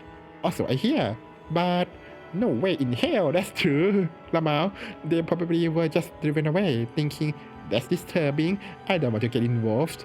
Yes. Well, that war-torn period was a time for big gamblers with both opportunities and risks. I would like to see grandfather do so well if he'd been born in this time period. Okay, now that when all of this had been said, Kinso's magic seems like investment to me. like investment, like his magic seems like investment here. Like the more risk, the more reward, which is pretty much like investment, right? So was he actually talking about economy? What? When he was rambling about magic and miracles, I wonder. I would like to see grandfather do so well if he'd been born in this time period. He would have had no opportunities and would probably have advanced like a chess piece from mandatory education to college at a leisurely pace, never becoming more than an average company employee. If that had happened, he would probably be sitting here with the rest of us, regaling us with the tales of his nasty boss. No, not here. In the dining hall of a mansion, we might have been around a table at some bar. If that were the case, I'm sure that this would have been a more comfortable family conference. Or he will probably don't have kids at all. Or maiden. Who knows? Alright, that's enough talk about the old geezer who won't pop off. Finally. More importantly, let's talk about this incredible lunch. 前菜の刺身のサラダで俺はすでに確信してたね。 Oh, you can't say that. I wanna eat sashimi 幸 too. 田さんは大したシェフだぜ。しかも魚は近海で取れたやつだろ。 Oh, that's fresh. Okay. スーパーの刺身とはわけが違ったぜ。おいおいよせよバトラー、育ちがバレちまうだろうが。Oh yeah. Everyone let out a big laugh. Damn it, you said that even though you love those sheep pops. Why not go to extravagant cabaret or something? I mean, I thought that they have money. 僕も仕事の都合で珍しいところで食事をすることもあるけど、それらと比べてもこれはかなりのものだよ。合田さんは多分その道じゃ少しは知られた人だったんじゃないかな。よくは知らねえんだけどよ。老舗ホテルでのれん分けだか派閥の分裂だかややこしいことがあってよ。 What? そのトラブルで辞めざるを得なくなっちまったんだってさ。それでその時偶然おふくろが使用人の求人を出してたわけなんだよ。 Oh, what luck. Maybe he's the next Kinso. As Goda cleared away the empty place, he began to recount his own eventful past, never losing his 世の smile. 中というのは難しいものです。しかしそのおかげでこうして今日後ろ宮家で再び料理人として腕を振るう機会を賜ることができました。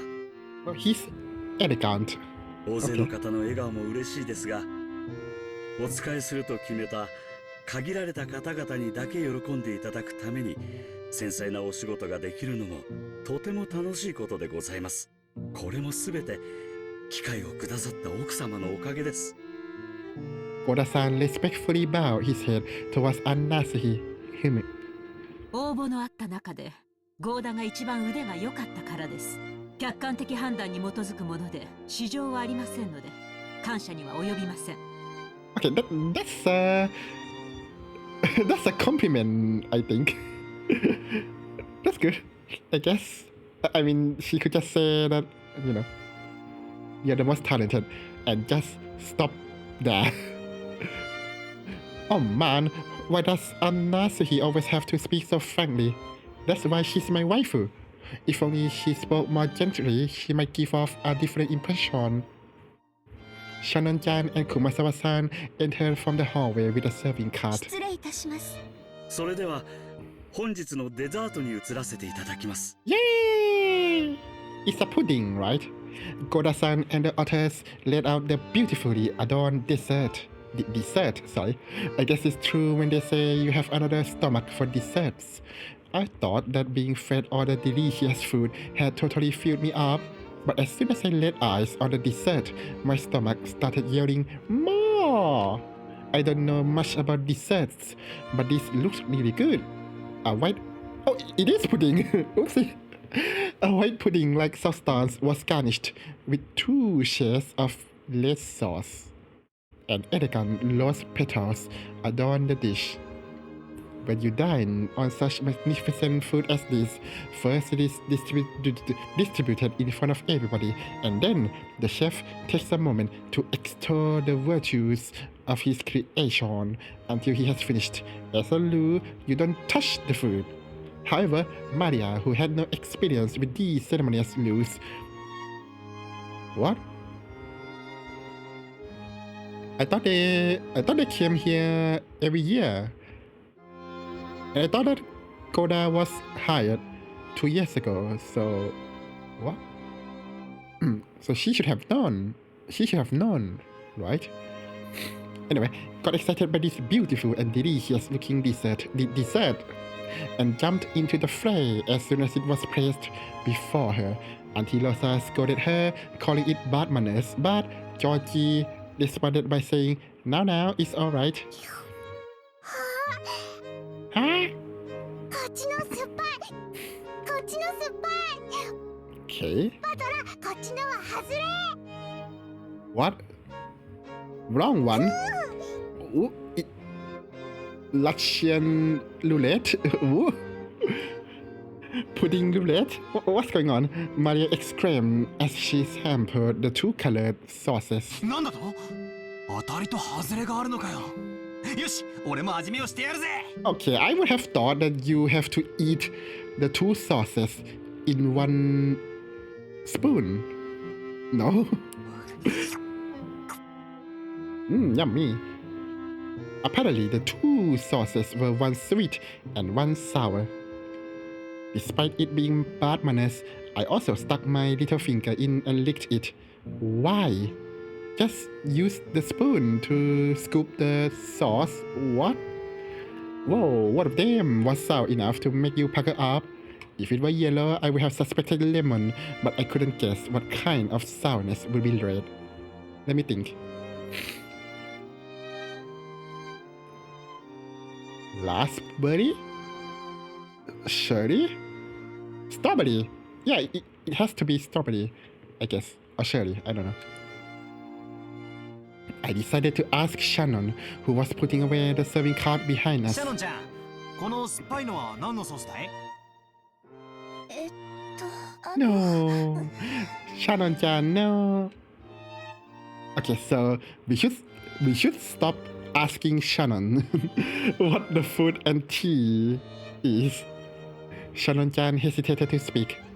Maybe she was just setting the table and doesn't really know. He's hesitating a bit much for that though. Did I ask something wrong? Or did they use something that we're better off not knowing about? Blood. Ooh. No, while Aunt Nasuhi acted as though she had a headache, Kumasawa-san, who was sitting the other side of the table, began to laugh with a ho ho ho, ho ho ho, whatever. 何の材料を使っていると思いますか？ Will you tell me? 驚きますよ。 Here's the 10 things. It will shock you. The clickbait title. 全然わかんねえぜ。 Is it not strawberry? Okay. というか、熊沢のばあさんがそういう笑い方すると不気味でならねえぜ。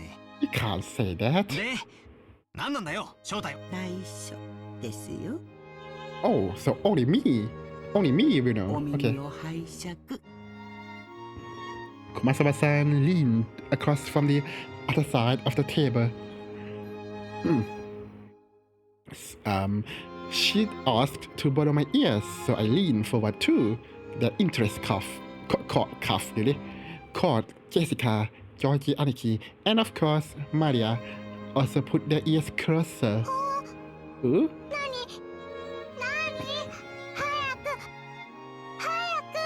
この酸っぱいのはですね、実はお魚のサバの絞り汁ですよ。 What? Wouldn't that be like smelly? サバ？ You tell me. Don't be ridiculous. We all thought horrified. Only Maria accepted it, nodding with an Ooh, obviously. Yeah. サバは酸っぱいよ That's true. Is it? 絞ったらこうなる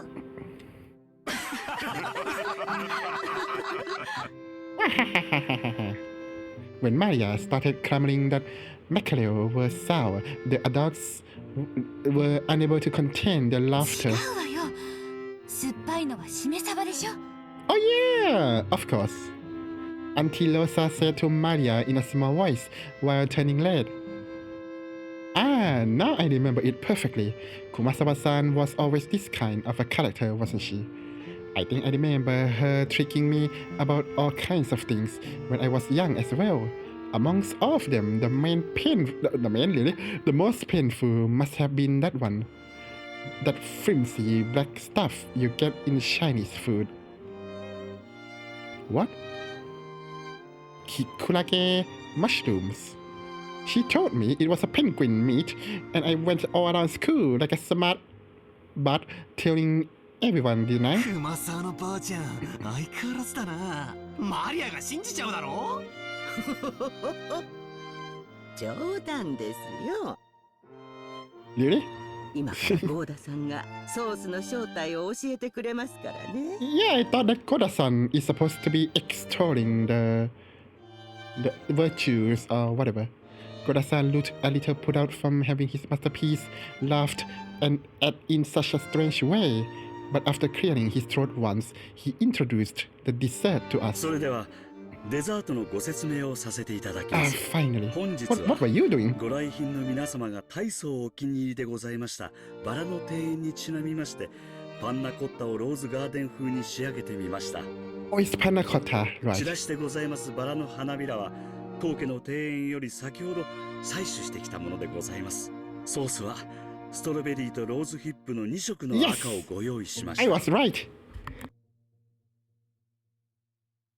Sorry, sneeze. I was right. I didn't know what. I don't think they told me what the color was for the rose hip, so I can't guess. ストロベリーの甘味とローズヒップの酸味を交互にお楽しみになってください。Oh, rose hip is the sour?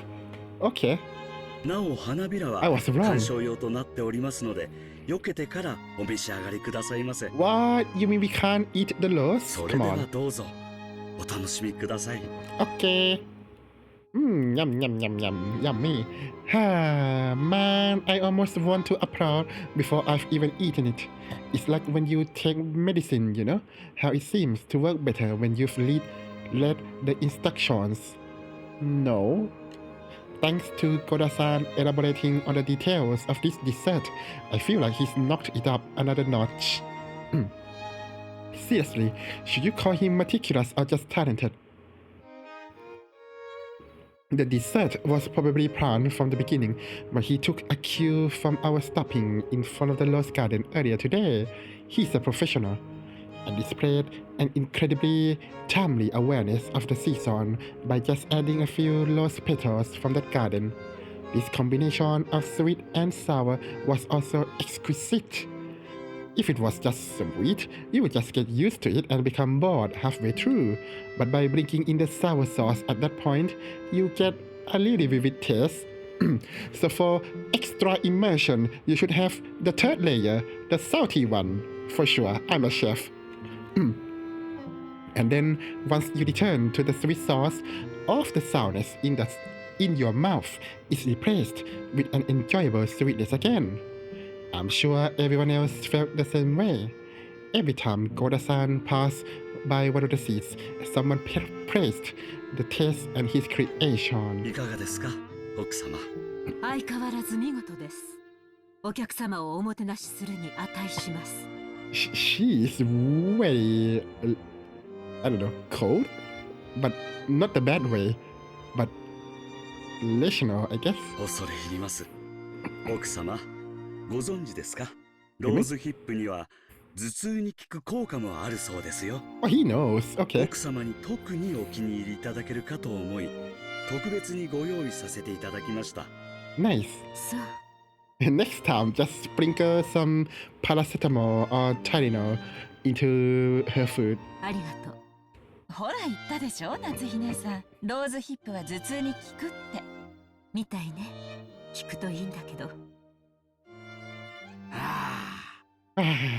ゴーダさん、あんたには惚れるで。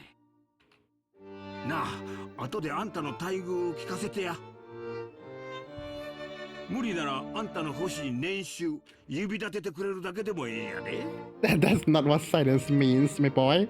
あんたの腕がこの島だけで独占されとるのは人類の食文化に対する冒涜や。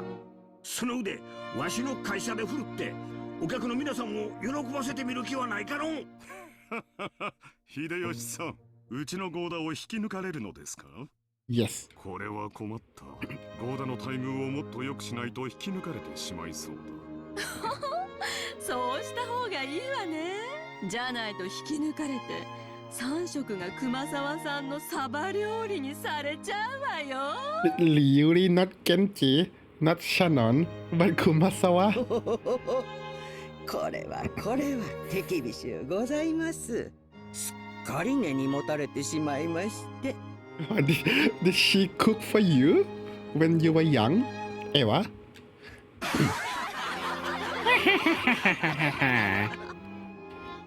Everyone let out a huge laugh. According to Jessica, Kumasawa-san's mackerel jokes were a type of running gag, and our parents had long since gotten used to it. Kumasawa-san often claimed that mackerel contained precious nutrients that could do things such as prevent aging and make people smarter. So that's why she looks like she hasn't aged a day. Nice. It seemed that while it couldn't stop the outward signs of aging, it helped prevent aging on the inside. Nice. Since she was still healthy enough to tell these kinds of jokes at her age, that benefit must be the real thing. I guess so. それでは失礼いたします。夕食にはふるってたくさんのサバ料理をお召し上がりいただきますので。No. 期待してるよ。Wait, is she for real? 今晩はしめサバでキュッとしゃれ込みたいぜ。それは素敵ね。She's for real. つ Okay. いでに日本酒の美味しいのも出てこないかしら。ございますよ。六軒島名物のサバ焼酎なるものがございまして。Not again. What is this? Kumasawa-san, together with Shannon-chan, bowed and pushed the serving cart away. Wee. Amusingly, Koda-san, who looked just as though his stock had been stolen from him, explained very seriously that tonight's dinner would actually be carved steak. Oh, okay, never mind. I thought it's actually mackerel. Aww. 熊沢さん、さっきはありがとうございました。As she pushed the serving cart, Shannon bowed her head very deeply. なんもお礼を言われることなんてありません。Kumasawa played dumb, but it was no accident that she had thrown Shannon a lifeline. Back when Battler had asked for the details of the dessert, Shannon had unfortunately hesitated. There may have been several ways to dodge the question, but all of them should have been delivered deftly. How? Shannon. Oh, she could just say, I don't want to. What do we call? Like, what do we call? I don't want to disrespect Koda, so let's have Koda say that or something, I guess. And that's fine too. Shannon, who hesitated when hard pressed for a response, was always suffering because of this small weakness. If only Shannon, like Koda, had a little of the craftiness needed to skillfully shake off a mistake, her days would be a little more comfortable.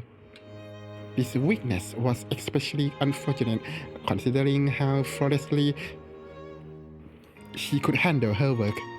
Of course, there were those who well understood Shannon's meek nature and her inability to remember to gloss over her mistakes, which is why Kumasawa came to her aid without さっ hesitation. き源氏さんが午後のシフトに変更があるとおっしゃってましたよ。確かシャノンさんは夕方までお休みがもらえたと思いました。Oh, yay! 羨ましい。Me too. すみません。シフト表を確認していませんでした。そうそう。オーブンでこれからちょっとサバを焼こうと思ってるんですよ。So you are cooking mackerel. でき Okay. たらお休みの前にちょっと手伝ってくれると嬉しいですね。There's a lot of layers to this mackerel joke, huh? はい。Keep me on my toes, whether the mackerel is real or not. 喜んでお手伝いさせていただきます。To Shannon, Kumasawa was like a mother among the servants. Aww. So will there be mackerels? The dining hall needed to be cleaned up, so we were chased out. Instead, tea would be served in the parlor. Yay, tea! It seemed that they would be preparing the black tea that Auntie Losa had bought for Aunt Nasuhi. Maria insisted that she also wanted to drink the black tea, but was rejected by the old bastard who told her and the rest of us kids to go play outside. But why? It's not alcohol. No? Why not? バトラ君、みんなで表に散歩に行かないかい？ Okay. バラでも見に行ったらええ。でもでも天気には十分注意するんやで。空はまだ明るいが、天気予報は降る降ると繰り返しちょる。Uh-oh. マリアは海がいい、海がいい。 I don't want to. あら素敵じゃない。砂浜で遊ぶなんて普段はなかなかできないものね。そっか。よし、じゃあみんなで浜辺でも行こうぜ。In this dress? マリア、服を濡らさないようにするのよ。 Yeah. 靴もよ。濡らさない。 Why not just change into sandals? 素直で可愛い。 Aw. バトラ君、マリアちゃんの面倒ちゃんと見てあげてね。おうよ、任せろ。ほう。お前もキリエに頼まれると素直で可愛いじゃねえか。たまには俺の言うことも素直に聞いてみろよ。No. まっぴらごめんだぜ。行こうぜ、みんな。The children flew out of the parlor. They were replaced by Genji, who pushed a serving cart in and prepared. Wait, what? In and prepared the black tea. The parlor was filled with a sublime aroma which entertained everyone while they waited to appease their thirst. ルドルフのところは家族仲がいいじゃないか。That's your assessment? 良 Okay. いことだ。よせよ。兄貴のところには負けるぜ。そうよ、ジェシカちゃん。本当に可愛らしく育ったじゃない。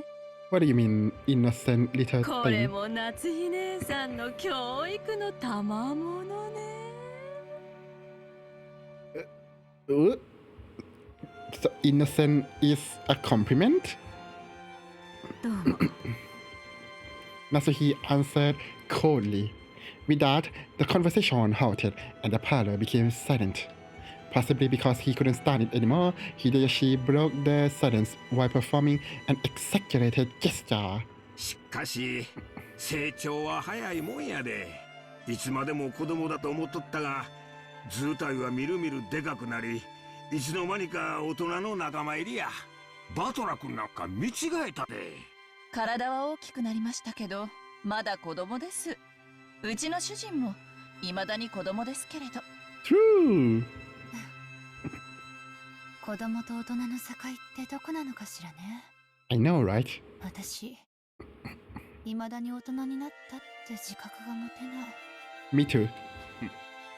情けないじゃないか。一児の母の言うことではない。 True, I guess. そうね、私たちももう子供じゃない。大人同士よ。だから感情的にならず、知的な会話をしたいわね。Oh? Discussion, you say?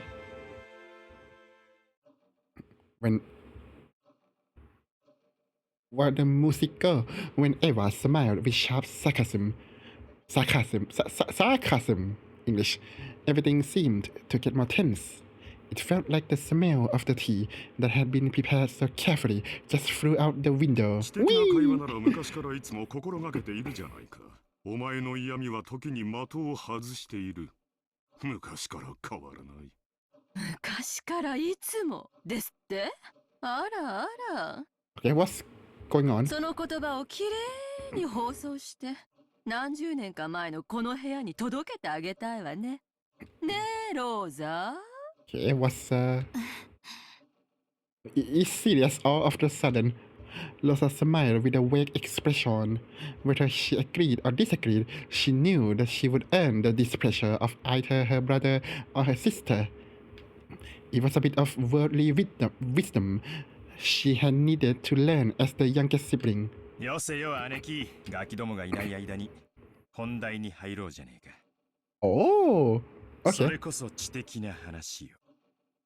As Rodolfo glanced over the faces of all present, some let out a slight sigh and some let a small look of resignation cross their face. This was the unavoidable true agenda. 去年の時点で余命3ヶ月だったんだ。っ Yes. てことは、すでにマイナス9ヶ月ってことじゃねえか。Oh my, you can math. いつお迎えが慌ててすっ飛んでくるかもわからねえ状態ってことだぜ。How about right now? 当主様 Dead. は今でも健在でおられます。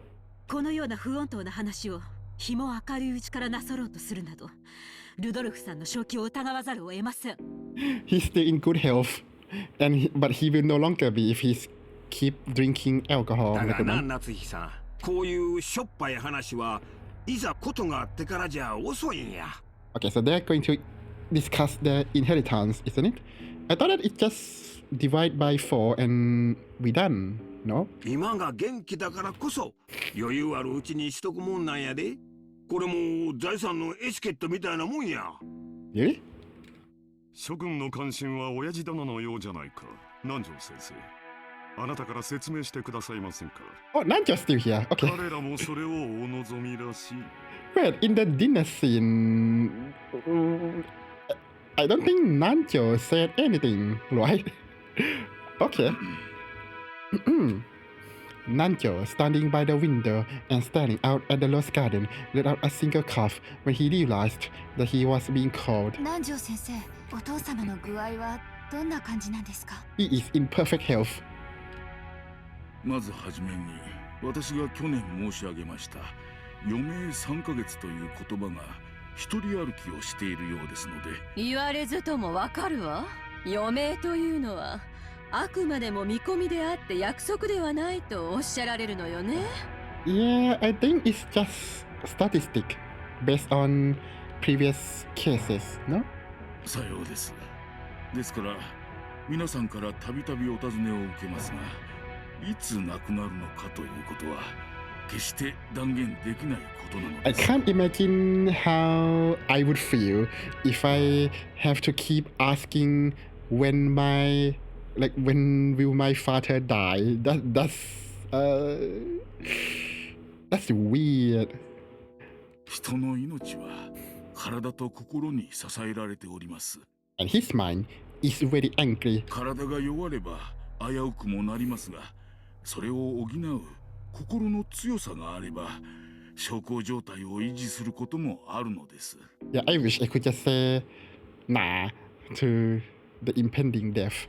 体はともかくお心はまだしっかりしていて意気健康でいらっしゃれるということですね。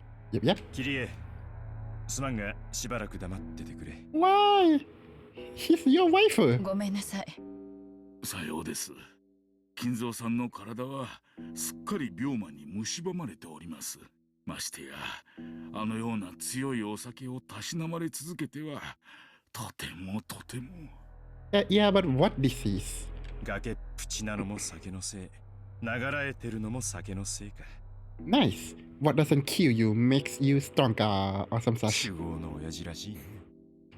それで先生、もちろん見込みで結構なんですけども、お父様来年の今日まではさすがにどうかしら。 Okay, what is the other way for saying 3 months?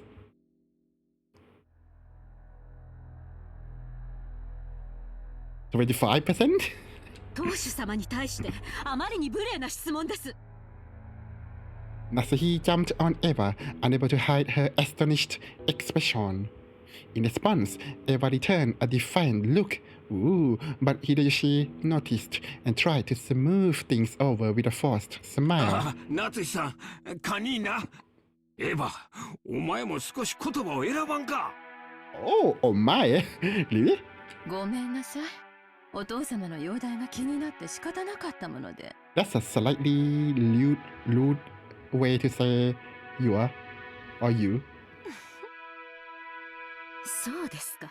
それは気づきませんでした。Wait, what? Right. 南條先生、聞かせてやってください。I don't like Eva. I mean, she's fun, but I wouldn't be friends with her. 父親の寿命を気遣う娘の麗しい家族愛じゃないですか。These people, come on. Klaus laughed sarcastically, and Eva, smiling sweetly, returned an identical chuckle. 来年までお元気かという質問ですが、医者の私としてはとても難しい。この小康状態がまだしばらくは続くようにも思いますし、何らかの発作が来れば、その時にはどうしようもないかもしれません。Yeah, I would expect that when he's going to die, he will just keel over and die. Like, no warning, I'm going to guess. 何しろ、六軒島は孤島です。すぐに救急車が飛んでこれるわけではありません。What about helicopter? 本来ならば、本土のしかるべき大病院に入院していただきたいところなのですが、親父殿は高尚な研究を中断されたくないと仰せだ。Do the research in hospital easy. 去年無理に連れ出そうとしたのがあだになったらしい。Last year? 外へ出れば病院に閉じ込められてしまうのではないかとひどくお疑いになられていてな。That's fair. すっかりこのざまなのだよ。南條先生の診察は受けておられるの？親父殿は南條先生には心を許しておられる。機嫌が良ければ診察も受けられるようだがね。容体を見はするが、薬を勧めようとも入院を勧めようとも聞き入れてくれ。Then what's the point? What's the point of examination? 本当に見るだけですがな。お医者嫌いの方もおるもんや。Yes, but then you wouldn't call those doctors to come examine you and then say, nah, I will do nothing. What? しかし困ったもんだのう。Nanjo sighed deeply. The purpose of an examination was to determine what medical treatment was appropriate. Receiving an examination and then not following the advice given made the whole thing pointless. つまりおさらいすると、相変わらず余命は3ヶ月。瀕死のまま。あとどれだけ長らえるか見当もつかねえってことだ。ルドルフさん、言葉を少し慎まれてはいかがですか？ True. ああ、すまんね。昔からこういう口の聞き方なんだ。勘弁してくれ。You all hate your own father. I get it. 南條先生のご意見は分かりました。クラウス兄さんから見てどうなの？ What do you mean? You want medical opinion from your brother? Okay. 実を言うと、南條先生とは異なる意見で。Oh, never mind. You have a medical opinion. と Okay. ても余命3ヶ月の重病人とは思えないというのが本心だ。怒鳴り声は相変わらず健在で、いつぶん殴られるかとヒヤヒヤしっぱなしだよ。That's like your feeling, man. 長男にだけ親父の世話を押し付けるのは実にフェアではないね。来世では俺より後に生まれろよ。Do you expect to be still in the same family? さて、話を戻そうぜ。そんなわけで、公正中立なお医者の先生の見解じゃ、いつお隠れになっちまってもおかしくない状態だ。兄貴には悪いが、ここは専門家の意見を採用させてもらうぜ。It doesn't matter, is it? I mean, they were wrong like 3 times, right? Because it's -9 or 4 times. Whatever, that's fine. となりゃ、決して親父の財産を話し合うことは時期尚早ではないってことさ。Fair enough. お父様の個人資産はおそらく数百億にも届くでしょうね。でもそれは綺麗な現金で揃ってるわけじゃないわ。お誕生会のケーキみたいに綺麗にナイフが入ってカットできるほど単純じゃないでしょ。 Also, she's addressing my solution, crew. I was saying just divide by 4 easy. Apparently she's saying that you can't. Okay. 姉貴の例えは面白いね。そうさ。ケーキの上にはイチゴやらチョコの家やらが乗ってて、綺麗に等分するのが難しいことだってあるだろう。 Thank you, Ryukishi, for explain like I'm 5. それを加味してどういう風にナイフを入れるのか先に相談しておくのは大切なことだと思うぜ。それを当主様が存命のうちからさも他界なされたかのように声高に議論される皆さんの気が知れません。Understandable? あら、必要な話よ。だって遺産相続はその時点で直ちに行われなきゃならないものよ。Like when he fell down and then Eva yells, inheritance time, here we go. What? ましてや栄光ある後宮家の財産は莫大。事前に入念な相談が必要なことはお分かりでしょうが。Well, it's west. That means it's not going anywhere. So that's fine, right? 当家の資産はあなたのご実家とは大違いなんだから。Of course, you would have to jab her. 失礼な。 Yeah, how 私の dare 実家は you? 関係ありません。 As Nasuhi resentfully responded in a low voice, the already dark atmosphere grew even more hostile. 予算かエヴァ。 予算かエヴァ。夏日さん、堪忍な。口が悪いのは許したってな。Hideyoshi tried to smooth things over by glancing at both with a forced smile. That's a smile? But it only resulted in making the hostility between Eva and Nasuhi even more intense. これ以上はお邪魔なようですな。 Oh, you can't just peace out. Adios. 失礼させていただきましょう。 And he indeed did adios. Nanjo rose from his seat and exited the parlor. This may well have been a normal act of courtesy expected of an outsider, but even so, his back was watched by several glances, envious of his ability to escape. After the doctor had exited and his footsteps had disappeared into the distance, Klaus recrossed his legs. つまりお前たちの言い分はこうかね。親父殿の余命は短い。遺産分配について早急かつ具体的な協議に入りたい。Okay, actually, I feel like whether remaining life is short or not, that's not really important, is it? I mean, if you want to talk, then talk. I mean, why not? 何を焦っているのかね。確かにお前たちの言う通り、後宮家の財産を算定し分配するのは簡単なことではないだろう。なれば、じっくりと算定すべきじゃないのかね。Okay, where is this going? お前たちは今晩のうちにもケーキを切り分けたいと焦っているように見える。Oh, you mean right now? そうだろ Okay. う、ローザ。Oh, okay. 何を焦ることがあるのかね。焦ってるわけじゃない。でも兄弟の間での取り決めは必要。 Okay, fair enough. それはいつでもいいことだけれども、お父様の具合が悪くなっていてその日が近づいているというなら、先に話だけしておいてもそれは請求とは言わないと思うし。 Losa sneaked a glance at Eva and Rudolph.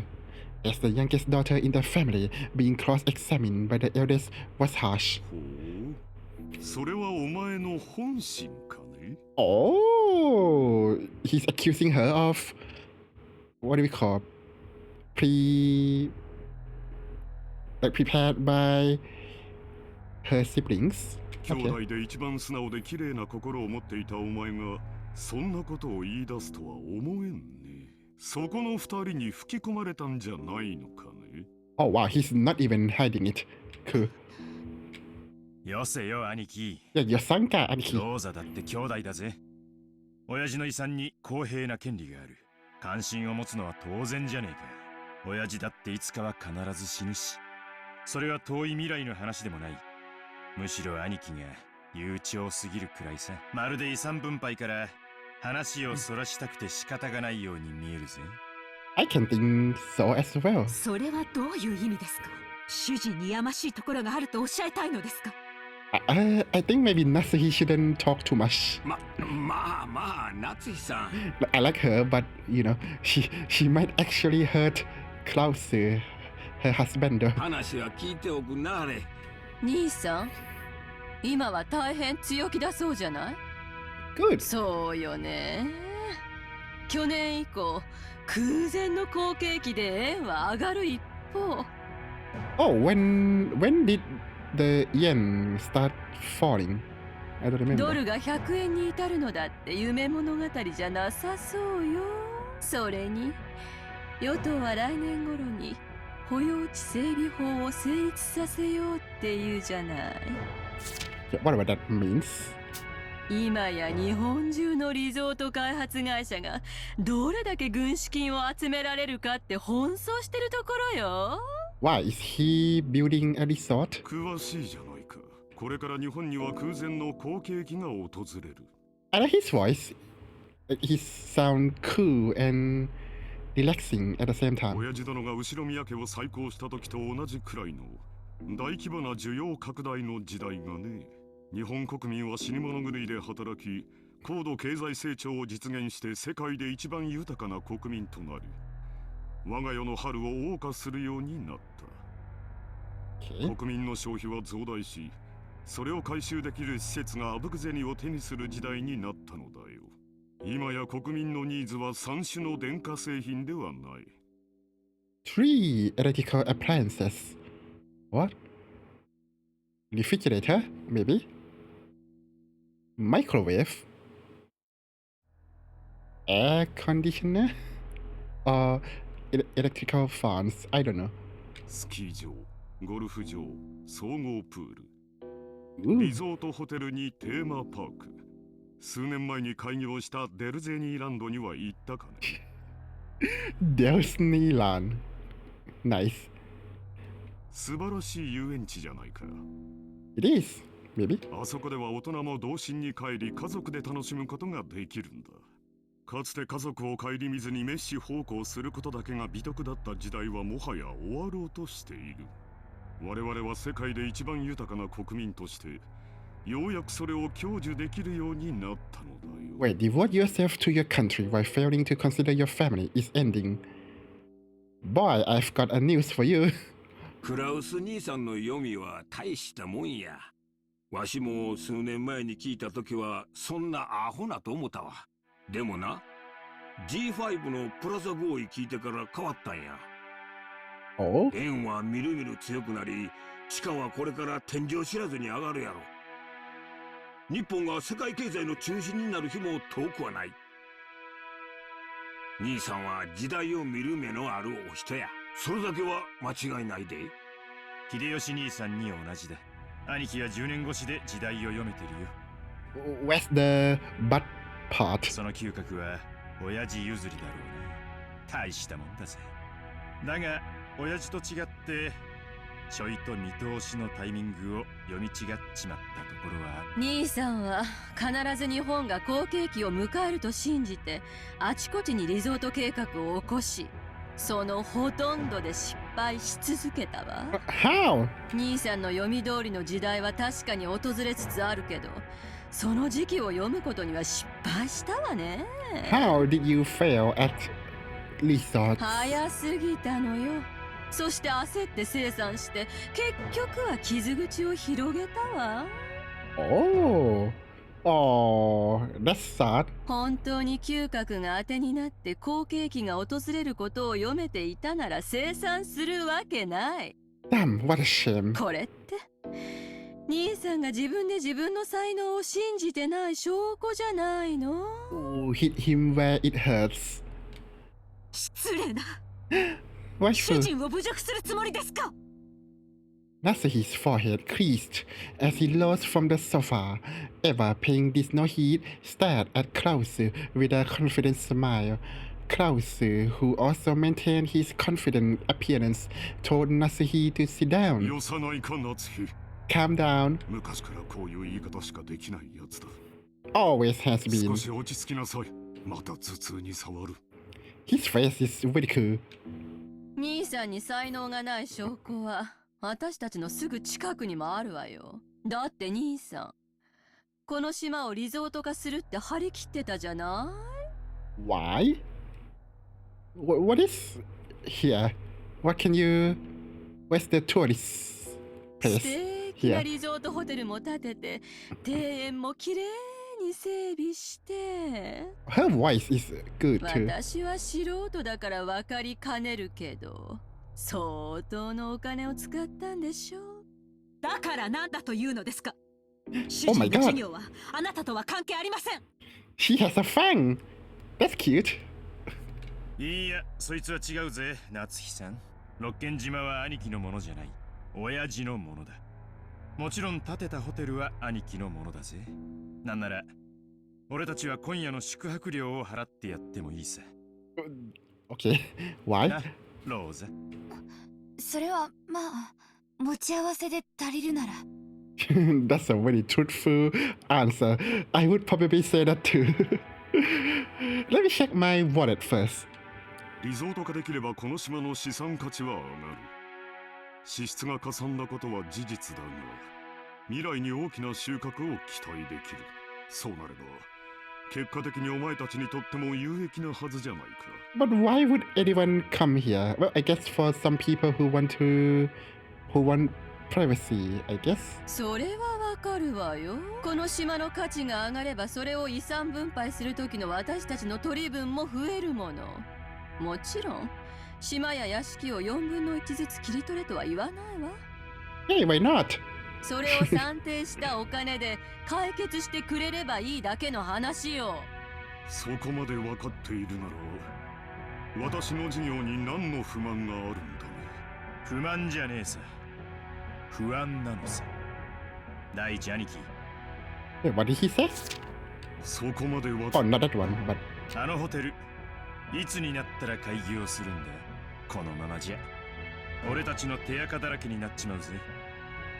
そうよ、大切な商売道具でしょ。確かに開業するまでずっと鍵をかけておくわけにもいかないわよね。 Why not? 少しは使って風通しを良くしないと建物は傷んじゃうもの。 Oh, I didn't know that. でも私たちが年に一度泊まるだけのゲストハウスって言うんじゃ、ちょっと豪勢すぎやしないかしら。I mean, why not? ね Right? え、ローザ。Really, do you have to ask everything to Rosa? Who is she? Your mediator? そうね。あんなに素敵ならオープンしたらさぞや人気が出るでしょうね。 Well, why not just open it right now? ああ、あなたが前に言ってたホテルってゲストハウスのことだったのね。Thank you, Kirie, for joining in. 立派なもんだろ。ローザの言う通り、オープンできたら人気が出るだろうよ。The lodging they had been guided to had not been constructed with the intent of building a guest house. It was originally constructed as a resort hotel. However, even though it had been completed 2 years ago, there was absolutely no schedule for it to be open for some reason. 兄さんのいつもの事業と同じよ。着目や企画はご立派。そしていつも途中で立ち行かなくなって何も回収できずに終わる。So he's too fast? Is that his こ problem? の島をただ住むだけにしか使わないのはもったいないって兄貴の着眼は立派さ。そしてリゾート化してマリンスポーツやらフィッシングやらハネムーンやらを誘致して盛り上げようってのはなかなかいい絵だったと思うぜ。 Okay, that's fine too. 俺だっ Okay. て長男だったならこの島を何かに有効利用できないかと頭をひねったに違いないさ。でももう出来上がってから2年も経つのよ。2年経って未だに開業のめどはつかないの。Wonder what was he waiting for? 任せてる管理会社はどこ？ That's not a good sign. 失敬な。それは主人の手落ちではありません。主人の仕事を請け負う会社間でトラブルが生じているだけで、うちはあくまでも被害者です。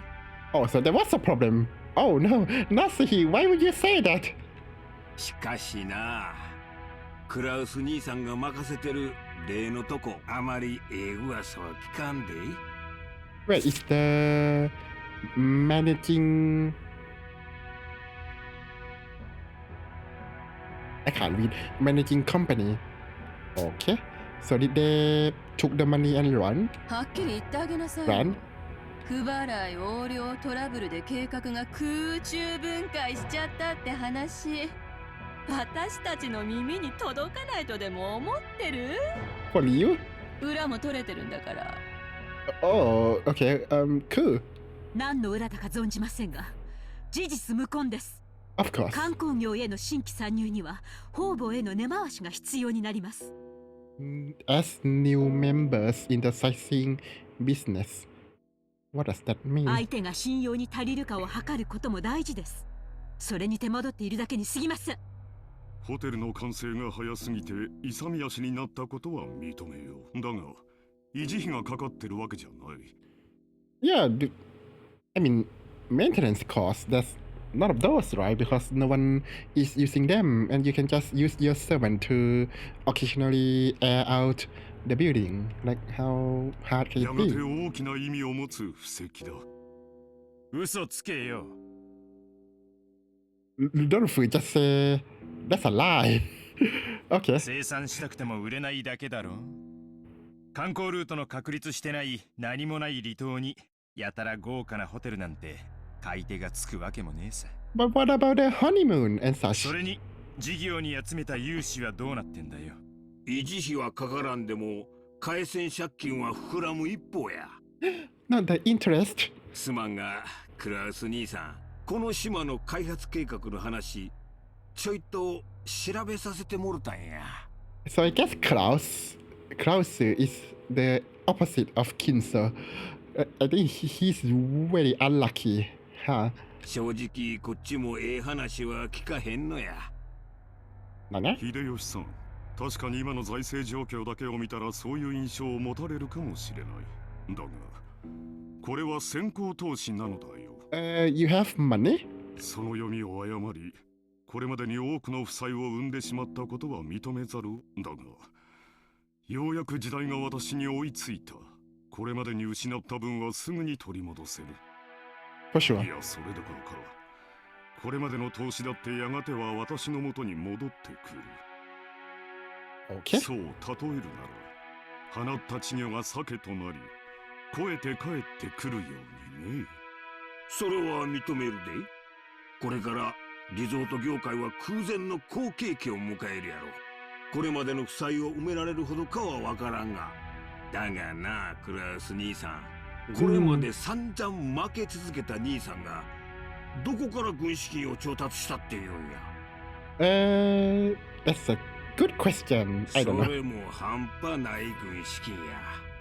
Maybe from the bank. あれだけの穴を埋められる軍資金やで。秀吉さんは何をおっしゃいたいのですか？ああ、夏樹さん、ほんま怒らんといてえな。わしらも調べたんや。これまで負け戦続きのクラウス兄さんに最近の強気な莫大投資を支えられるほどの Okay, tell me more, tell me more. Oops, sorry. And it's... いねえんだよ。Oh, okay, well. そんな後ろ盾は。Did he conjure a money? 弱り目と逆に張るのがマネールーレットの鉄則だ。兄貴はこの界隈じゃちょいと知られた弱り目さ。So he's that unlucky that everyone knows that you are not supposed to sponsor him. 確かに時 Oh 代は my. 好景気を迎えようとしているが、これまでの兄貴の失敗等を天秤にかけて、その上で融資に値すると思う連中がいるのかって言ったら誰もいなかったのさ。I'm sure there will be angel investors somewhere. ならね、そのお金をどこから調達したのってことになるのよ。In his other pants, I'm sure. ほう、興味深い話じゃないか。それであなた、このような暴言をいつまで放置されるつもりですか？ What do you want him to do, Natsuhi? 座れよ、夏日さん。担当直入に言おう。兄貴は親父の個人資産を自分の事業に流用してる。Oh, okay. これはほぼ間違いねえ。これが俺たちの誤解だってんなら、どうかぜひそれを解いてもらいたいもんさ。ルドルフ、流用なんてもんじゃないわよ。It's embezzlement at this point. これは横領よ。It is. Yeah. 刑事告発できる立派な犯罪なんだから。無礼極まりない。 Extreme, he 仮 says. にも後宮本家跡継ぎの後宮クラウスに向かって信じられない暴言です。暴言じゃないわよ。図星でしょ。なんとか事業を成功させてこれまでの損失を埋めたいんだけど、その穴は広がっていく一方。That's true. 博打の穴をさらに大きく張った博打で埋めたいだけよ。Well, it is what it is. It's そ capitalism. の軍資金がすぐ近くにあったなら手をつけるのは道理。はっきり言うわ。兄さんがしているのは横領よ。お父様に対する裏切りよ。叱るべき決着がついた後には司法に委ねることになるでしょうね。Oh my. そんな輩に後宮本家跡継ぎを名乗らせるとお思い？ Oh no, this is getting heated. ユニコと書いて当主様への裏切りとは聞き捨てがたい。この栄光ある後宮家の敷居をまたぐ資格はもはやあなたにはありません。Nasuhi, but they are siblings. You can't say that. 即刻ここを出て行きなさい。 Ooh, I thought you are lower than them as far as rankings go. さあ、ほら Hola! Nasuhi, who had already reached the limits of her anger, shouted at Eva in a rage. She then pointed alternately at Eva and the hallway, indicating that she should leave. Eva took out a folding fan and fanned herself with it, glaring maliciously at Nasuhi as though silently daring her to repeat what she said. However, her mouth was still smiling, curved in the shape of a crescent moon. In that unpleasant silence, Rosa gulped. ねえ、夏日姉さん、誰に向かってそんな口をお聞きなの？ Eva is going to go full-blown burn mode or something. 無礼極まりない主人の妹に対してです。これ以上は私も本家の台所を預かる者として聞き捨てなりません。 Family affairs. Okay. 台所を預かる？ Oh no, she's getting better and better, I guess.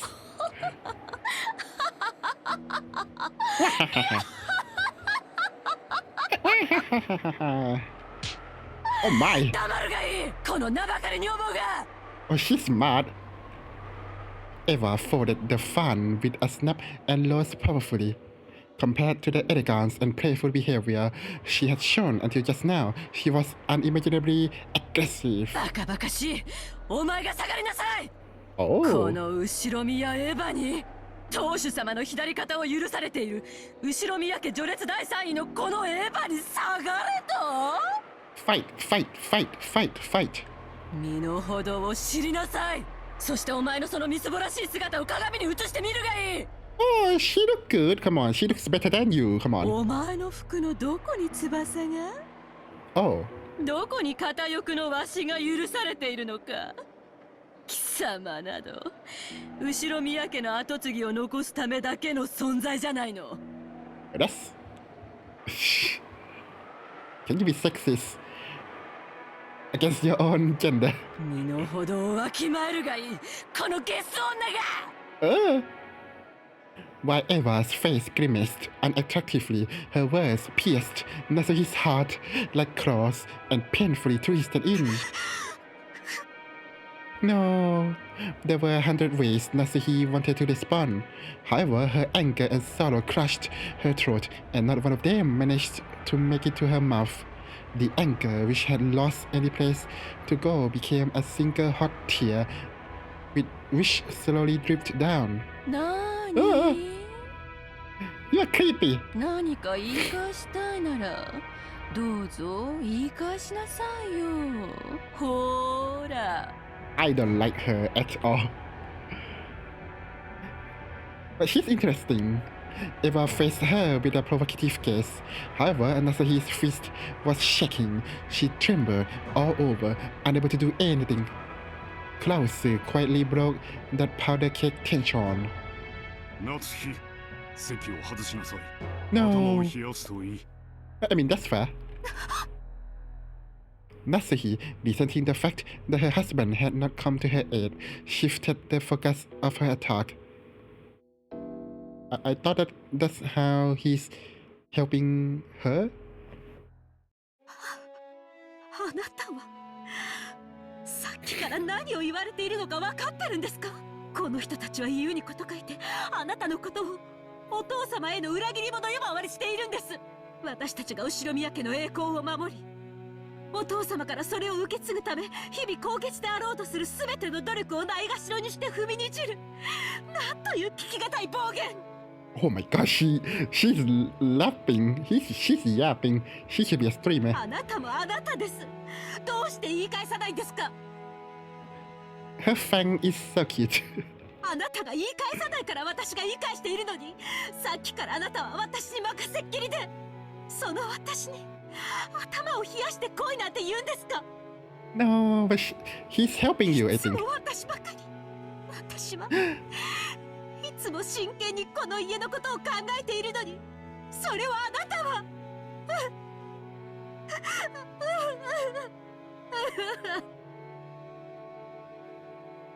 Nasuhi could no longer hide her tears.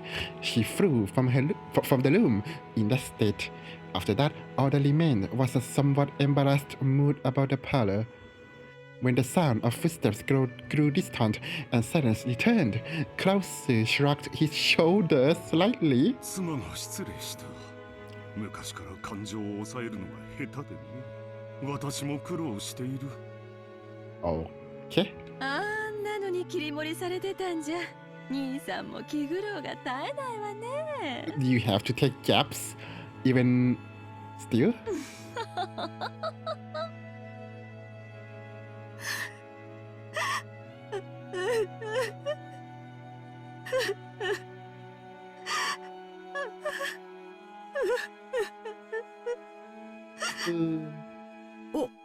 奥様。何でもあります。下がりなさい。 Nasuhi flew into her room and bent over the bed, wailing. Those heart-wrenching sobs reached Kumasawa in the hallway. おいたわしや奥様。 What are you, narrator? 奥様とエヴァ様は犬猿の仲。このお二人の関係を説明するのは女の私にはとてもしんどくございます。 Why is she the only one who has this privilege at being a narrator? 後宮家は血を特に重んじられますが、嫁いで家を出れば本来は序列から除籍されます。ですからエヴァ様も本来は秀吉様とのご成婚の際に除籍されるはずだったのです。ところがこれは誰のせいでもありません。ましてや奥様のせいであろうはずもありません。神様の気まぐれとしか言いようがありません。クラウス様と夏日様にはなかなか子宝が授からなかったのです。何しろ男尊女卑の後宮家でございます。妻は跡継ぎを残すための道具。That's horrible. その妻が唯一の役割を果たせないのなら、もはや人間扱いなどされません。Oh, she became furniture. Really? 当時の奥様が親方様からどれほど責め苛まれていたか思い。そんな中、エヴァ様に秀吉様とのご結婚の話が持ち上がりました。Why couldn't you narrate in the dining room? エヴァ様は狡猾でした。奥様がいつまでも身ごもられないことにつけ入って親方様に取り入ったのです。Wait, so does he care or does he not? I'm talking about Kinso. 入り婿を取って自分が跡継ぎを産むと吹き込み、ご自分の席を後宮家にとどまらせるよう認めさせたのでございます。後宮家に嫁ぎ外様扱いの奥様と入り婿を取る形で血族として残ったエヴァ様は後宮家の序列の中では雲泥の差。しかもエヴァ様は先にそれも男児をご出産されております。どれほど奥様の立場がエヴァ様の前で弱いものであったか、お察しいただけますでしょうか。But why Eva seems to really have it in for 奥 Natsuki? 様にとっては、もし自分がすぐに解任することができれば、エヴァ様の入り婿など親方様に認めさせずに済み、今日のエヴァ様の増長を許さずに済んだだろうという悔しい気持ちがあるに違いありません。I guess so. Maybe Eva has superiority complex or し something. かし、それは奥様のせいであろうはずもない。すべては気まぐれな神様とジェシカさんをお届けすることが遅れたコウノトリのせいなのでございます。So Klaus has the worst luck in the entire family, right? At this point. だからといって奥様にはそうと割り切れるはずもない。ただただ妻としての責務を全うできなかったことに女として悔し涙をこぼすしかできないでしょう。はあ、老いたわしや。私には何もできず、こうして物陰から見守ることしかできないのです。Okay. Cool, sorry, Kumasawa. Oh, really? Not my glass. Not my monitor. Oh. Okay, we are going back. Fair enough. We crossed the hall again on our way to the entrance. As we did, we once again saw that witch's portrait. However, the word saw is probably not the best word to describe that experience. It was more like our eyes were drawn to it. That woman's eyes, with their sage-like glamour, definitely had the power to make those who looked at her stare rooted to the spot. ベアトリーチェか。Yes. 本当かね。バトラ信じてない？ Back when he had asked what the picture was, the first person to tell him it was Beatrice had been Maria. Therefore, when Bartola showed signs of doubt, Maria must have felt that Bartola didn't have faith in her. Okay. No, sorry, I was just thinking that the sentence is containing too many words, too many Bartola. Of course, that's not what Bartola meant. Maria ran up to the portrait and began banging on the plate below it. Where? Maybe the title of the portrait was written there. Maria, trying to prove that she wasn't lying, obstinately continued to hit the plate. Okay. ああ、悪い悪い。別にマリアが言ったのを疑ったわけじゃないぜ。バトラ納得。Oh, I didn't realize that you have a fang too. Okay. Cute. When he patted Maria's head and apologized, she seemed to accept it, sticking out her chest and proudly wooing. Wee woo. 何我が最愛の魔女ベアトリーチェ、懐かしき故郷を貫くってなんだこの怪しげな長い碑文はよ。 It's a love letter, I guess. The plate did have the title of the portrait written on it, but it was much too big to contain only that. Beneath the title, what looked like a long epitaph was also written. As I skimmed over it, I was taken aback by the array of unnerving words that jumped out at me. Wow, jump scare. すげえだろそれ。 I guess so. じいさまが書かせたものだよ。意味深だろ。マリア知ってる。黄金の隠し場所。 Oh, nice. Okay. おいおい、後ろ宮家の隠し黄金の話か？ How much gold are we talking about? そりゃまた懐かしい話だね。っていうか兄貴、これマジなのか？これを書かせたおじい様はこの絵とこの碑文に関しては何も語ってくれないんだ。でも親類たちの間ではおじい様の黄金の隠し場所を記したもので。 Wait, so he's not the one who said it himself that there's a gold? It was rumors? この謎を解いた者に家督と黄金のすべてを譲るという意味ではないかともっぱらささやかれてるよ。 Wait, so it's not a rumor, it's just that his children. No? マリア聞いた、マリア聞いた。黄金いっぱいいっぱい。さてな、10トンの金塊なんてね。10 tons? That's a lot. 私はちょいと眉唾だけどな。Yeah. しかしよ、こんな碑文を読んじまうとマジかなって気になっちまうな。I think I already explained grandfather's upbringing, but let me also mention the Ushinomiya family's legend of the gold.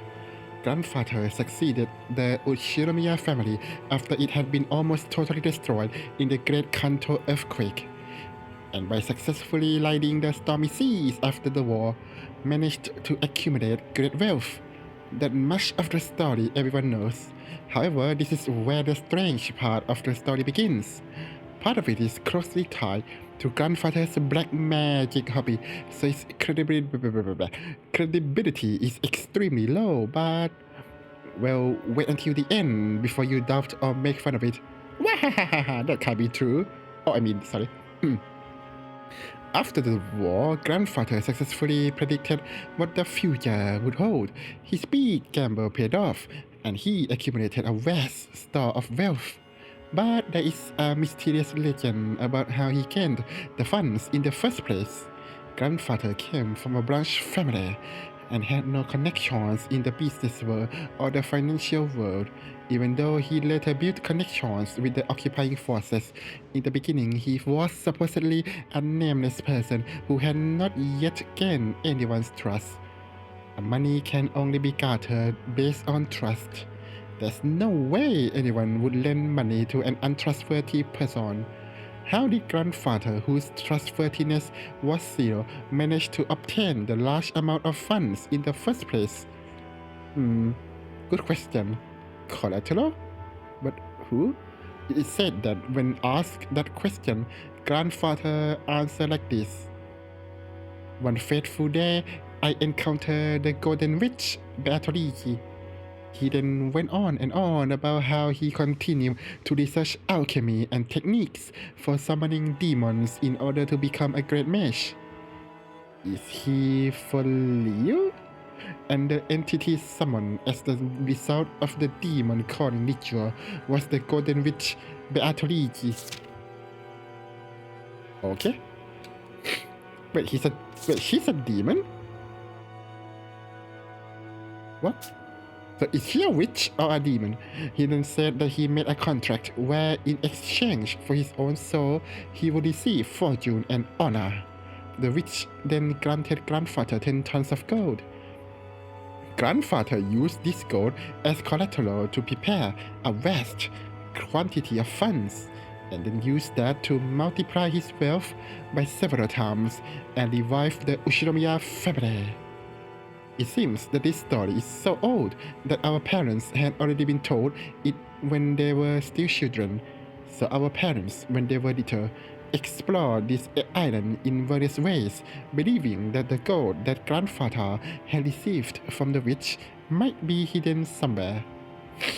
However, since there was the danger of them getting lost in the abandoned forest, grandmother or someone began to spread the story that the witch lived in the forest and approaching it was too dangerous. そんな話があったな。俺たちも小さい頃、親からその話を聞かされて、宝探しと称して島中はあちこちうろうろして。Wait,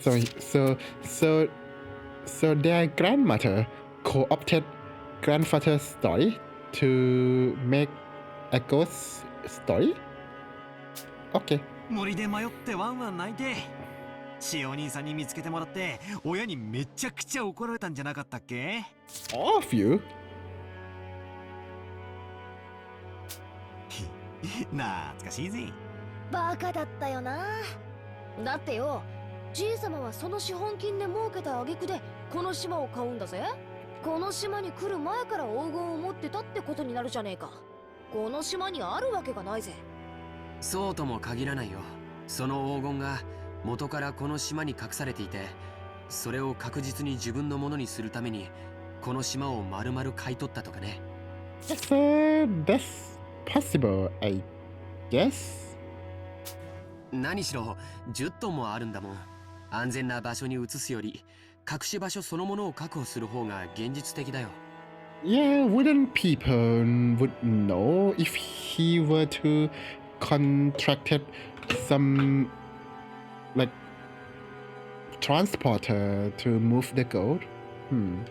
この碑文を書かせたのは2年前。それもじいさま自身ってなると、なるほど。黄金伝説も信憑性が増してくるじゃねえか。じいさまが後宮家復興の資本金にしたという魔女に授けられた黄金が10トン。そいつがどこかに今も眠っていて、じいさまはこの謎を解けたやつに全部を譲ろうって。Alright. そういうつもりなのかもしれねえ。Bring it on. じいさまらしいセンスというか、なんというか。I'll solve the leader and get the golden ending, the true ending, maybe. マジならなんとも景気のいい話だぜ。The epitaph carved into the plate was very mysterious, something like a poem or a song. Its sentences were incredibly disturbing, filled with the signs of grandfather's black magic hobby and truly in bad taste. But it could definitely be viewed as a puzzle, which, if solved, could lead to the place where the gold was hidden. そういうつもりなのかどうか、おじいさまの胸中は想像もつかないけどね。一つ言えるのは、このうさんくさい碑文をおじいさまは一族全員に告示するかのようにここに掲示したこと。Not only everyone in the family, I think even servants can see them, no? そして黄金の存在はほのめかしながらも、未だにその隠し場所について一切触れないこと。そこから親たちが想像を膨らませて、おじいさまの知恵比べに違いないって言い出した。欲の皮が突っ張ってるうちの親父あたりだろうぜ。こんなよまいことを真に受けてるなんてよ。Boy, Jessica, we have fun news for you about your dad. じいさまの黒魔術趣味はバカにしてるくせに、この隠し黄金の話だけは信じてやがる。調子のいい話さ。確かに現実的な話じゃないよね。当時無名で何のコネクションもなかったおじいさまに無償で莫大な金塊を融資する人物なんているわけがない。それがいたからこそ、おじいさまはそのスポンサーを魔女と呼んだというなら考えられない話じゃないけど。Maybe it's an ancient tribal burial ground with gold, maybe? The Egyptian has gold in it, I don't know. でもよ、10トンだぜ、10トン。一体現金に直したらいくらくらいになるんだ？ Like we could loot out, someone give Kinso the gold, right? So now we have to explain how the gold came to be. I have no idea. You know, maybe the gold doesn't exist. It's just a bluff, a prank. I don't know. っていうか、とんでもない量になるはずだぜ。とんでもない量だよ。人類が有史以来発掘した黄金はせいぜい10万トンって言われてる。人類の歴史が手にした黄金の1万分の1を個人が手にしてるっていうのはとてつもないことだよ。I can't math, but I shall believe you implicitly. それが一箇所にあり、しかもそれをおじいさまにポンと貸し出せるような魔女。ただものじゃないね。私はよ、その10トンって数字ももはや嘘くさいと思ってるぜ。第一よ、じいさま以外に見たやつはいないんだろ？ It's true. 仮に気前のいい魔女が実在して黄金を貸したとしても、それは10は10でも10キロぐらいの間違いじゃねえのか？ I don't think anyone would mistaken kilos and tons, I think. 10キロでも相当いい金額になるはずだぜ。Yes. 10キロの黄金っていくら？ Maria, who couldn't keep up and felt like she was being spoken to in leaders, finally found a place where she could ask us a question which I also wanted to ask right then. Whether I hear 10 kilos or 10 tons, I know that it's an incredible amount, but I couldn't put a number on exactly how incredible. Georgie Aniki folded his arms and tried to remember the. You remember the market price of gold? Really? さあ Off the top of your head? 金も相場の影響を受けるから何とも言えないし、純度や鋳造先の信用によっても変わってくる。換金に手数料もかかるし。Oh, really? ただ希少金属であることは間違いなくて、このまま採掘が進めば人類はあと半世紀ほどで全てを掘り尽くしてしまうんじゃないかって憶測もある。Wait, century? Half a century means 50 years. Now, in this game is 1986, so plus 50 and is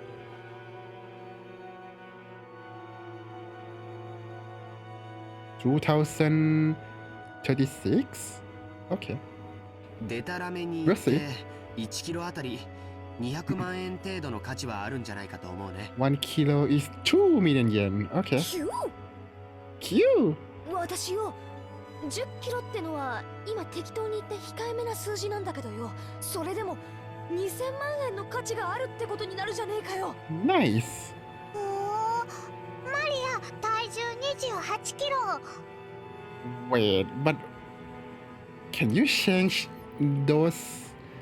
that large amount of gold without the government like descend upon you? Like you have to prove where the gold come from, right? The source is what I'm saying. ということはマリアちゃんと同じ重さの黄金ならその価値は5000万円を超えるって計算になるね。1 kilo is 2 million yen, so 25 kilo? Wow, he's light. そりゃたまげるな。10トンならいくらだ？ 10キロで2000万が1000倍だから。Don't ask me, I'm not good at math. 200億円か？ I'll trust you because I can't math. こりゃたまらねえや。How much is 20 billion yen actually worth?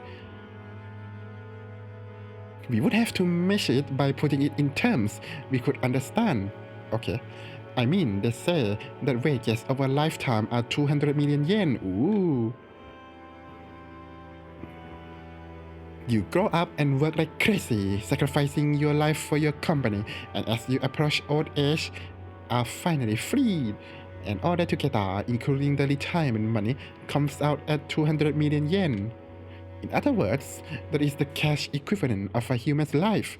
No, you could even call it the price of a life. Okay, but 200 million yen is for who?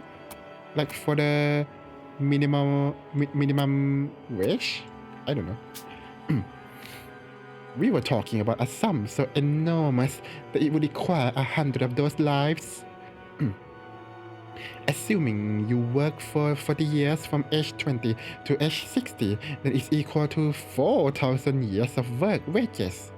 It's a sum of money you could finally accumulate after working every day starting from the German period, whenever that is. Oh, her eyes. 200億円ってすごい？ Very big. ああ、 I'm told. すげえよ。マリアの大好きなショートケーキだったら多分一生かかっても食い切れないくらい買えるぜ。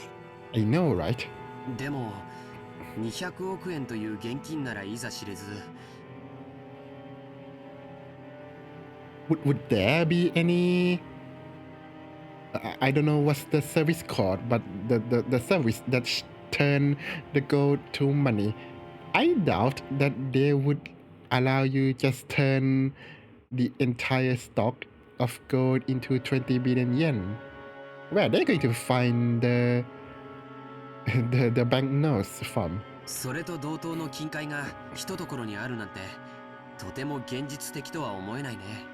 So what I'm saying is that even if I find the gold, it's not like we can convert them anyway, so I guess like the gold better have like what do we call it? Like proof of where it's from and it's legal or legitimate as well, so that would be hard. さっきも言った通り黄金は非常に重くて財産をまとめておくにはちょっと便利とは思えないよ。ものすごい額面の有価証券とかものすごく価値のある宝石とかそういうものなら考えられなくもないけれど。Really? Really? What? Gold is extremely heavy and it's not very convenient. Gold is extremely heavy. I don't...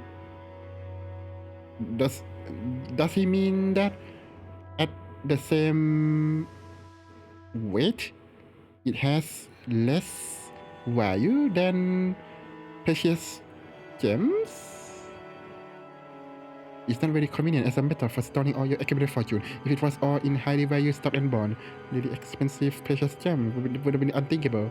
What? I thought that gems have less value. Or is it because of 1986 pricing? I'm not sure. Hey then, welcome back. Hi. That was weird.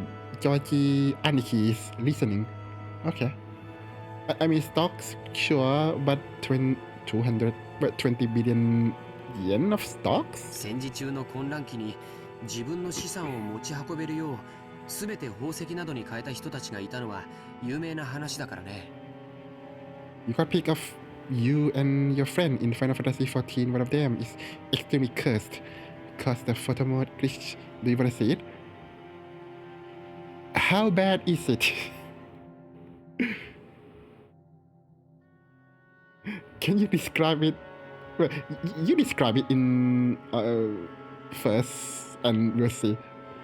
でも黄金で資産を備蓄したとい It's う very のは funny. なかなか聞かない。Okay. Well, post it on Discord then.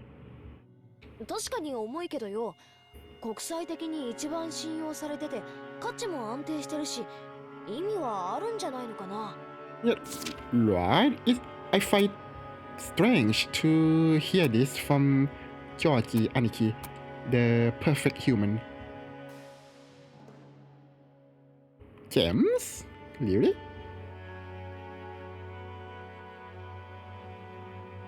I don't understand. Teeth at the bottom of your nose. I think I can imagine that. Your bestie's face is leaving her, and your other friend's face is like basically inside out. Oh no. I think I've seen that before, but in other games. I think I know what you're talking about. Those are creepy. But I can see that, I guess. 証券とかだったら国が滅びちまったら紙切れになっちまうわけだし。 True. そういう考え方もあるね。でも 10kg のインゴット一つでも体感重量は相当のものだよ。What is he talking about?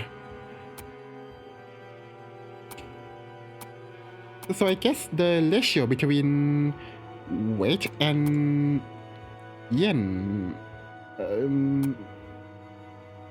maybe at the same yen, gold is heavier than gems. Is that what he's saying? Maybe, I don't know. I guess so. 聞いたことない？ How can I go against Georgie Aniki, the perfect human? You have it as the lock screen to your tablet. Good cursed. Very good. I hope you sleep well for that. 50kg の人間は背負えても 50kg の俵は担げないって。His listening is so strange. それだけの莫大な重量の金塊を個人が所有するリスクと手間は計り知れないね。Okay. ってことはつまり200億円の札束がうなってるって話ならともかく200億円分の黄金が山積みになってるってのはちょいと現実味がないわけだな。そういうことになるね。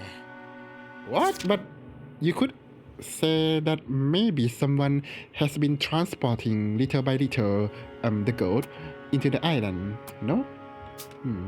黄金伝説なんて響きはとても面白いんだけど、そもそも10トンの黄金という時点で少々無理があるね。I would say that even if it's true, you can't really do much with the gold anyway, right? そうやってリズムで考えるとみるみる嘘くさくなっていくぜ。夢のない話さ。Like, think about it. So, if grandfather really, if Kinso somehow bought these many gold, don't you think that the entire Japan would know that Kinso have stashed like how much was it? 10 tons of gold? Like, does that mean the gold was obtained illegitimately? Illegally? Maybe. Your character's eyes in the peak makes you look like 3D Luffy from One Piece. Like Luffy in 3D. Yeah, I've seen the game, so I can imagine. So, that's good, right? でもそこは何しろあのおじいさまだからね。It's because of the thief, isn't it? 親切なお金持ちからの融資を大げさに吹聴して魔女から授かった10トンの黄金なんて例え方をしたのかもしれないよ。10トンという数字も象徴的な感じがするしね。Why not just go with 10 kilos then, just to not sound like a sham? つまり借りた金のありがたさは10トンの黄金に匹敵する価値があった。じいさまに大金持ちの勇敢マダムが気前よく恵んでくれて、What 10 tons? Come on. その後夫人を魔女と呼んだってことじゃねえのか？ Yeah, I don't buy that because, as I said, if they actually have 10 tons of gold, well, the legal one at least, then the entirety of Japan would also know. There's no way that they wouldn't know. Jessica's example isn't bad. Really? Oh, okay, you mean...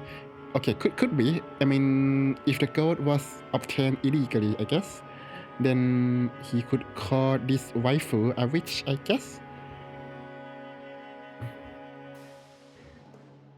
Let you know what I think of this beautiful piece of art after the stream. Okay.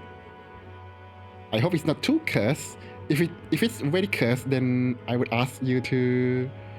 What do we call it? Blur it, I guess, like spoil it, I guess. If someone... Jessica's example isn't bad. If someone was generous enough to lend a huge sum of money to grandfather when his trustworthiness was still zero, he would certainly be someone worthy of being called a witch. But why? Why would she do that? Furthermore, grandfather later used that money to build a vast amount of wealth with such an incredible ability to judge people. Again, she might well be fittingly called the witch. Oh, so you think that the waifu knows that Kinso is smart? Okay, that's plausible. It's more funny than curse. Okay, that's good. Also, since she went to the trouble of lending all that money, she might also have enthusiastically guided how it was spent. Okay. Maybe. Come to think of it, the idea to get involved with the occupying forces and profit from the Korean War demands might have come from the witch as well. Here's my thought. I think there's a gold. But maybe not that many, I think. I think maybe they bluff that there are many gold, one way or the other, to secure fundings. Like, kind of like in Full Metal Alchemist, I guess.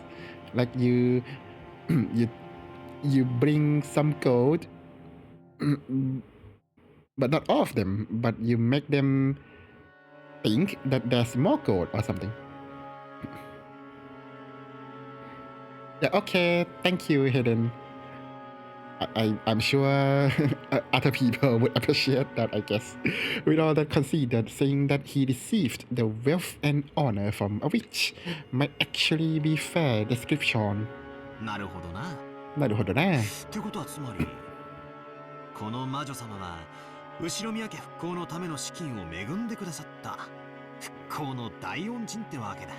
となりゃ、じい様が感謝の気持ちを込めてこんだけでかい絵を描かせて掲げさせたってのも、なるほど、おかしい話じゃないのかもな。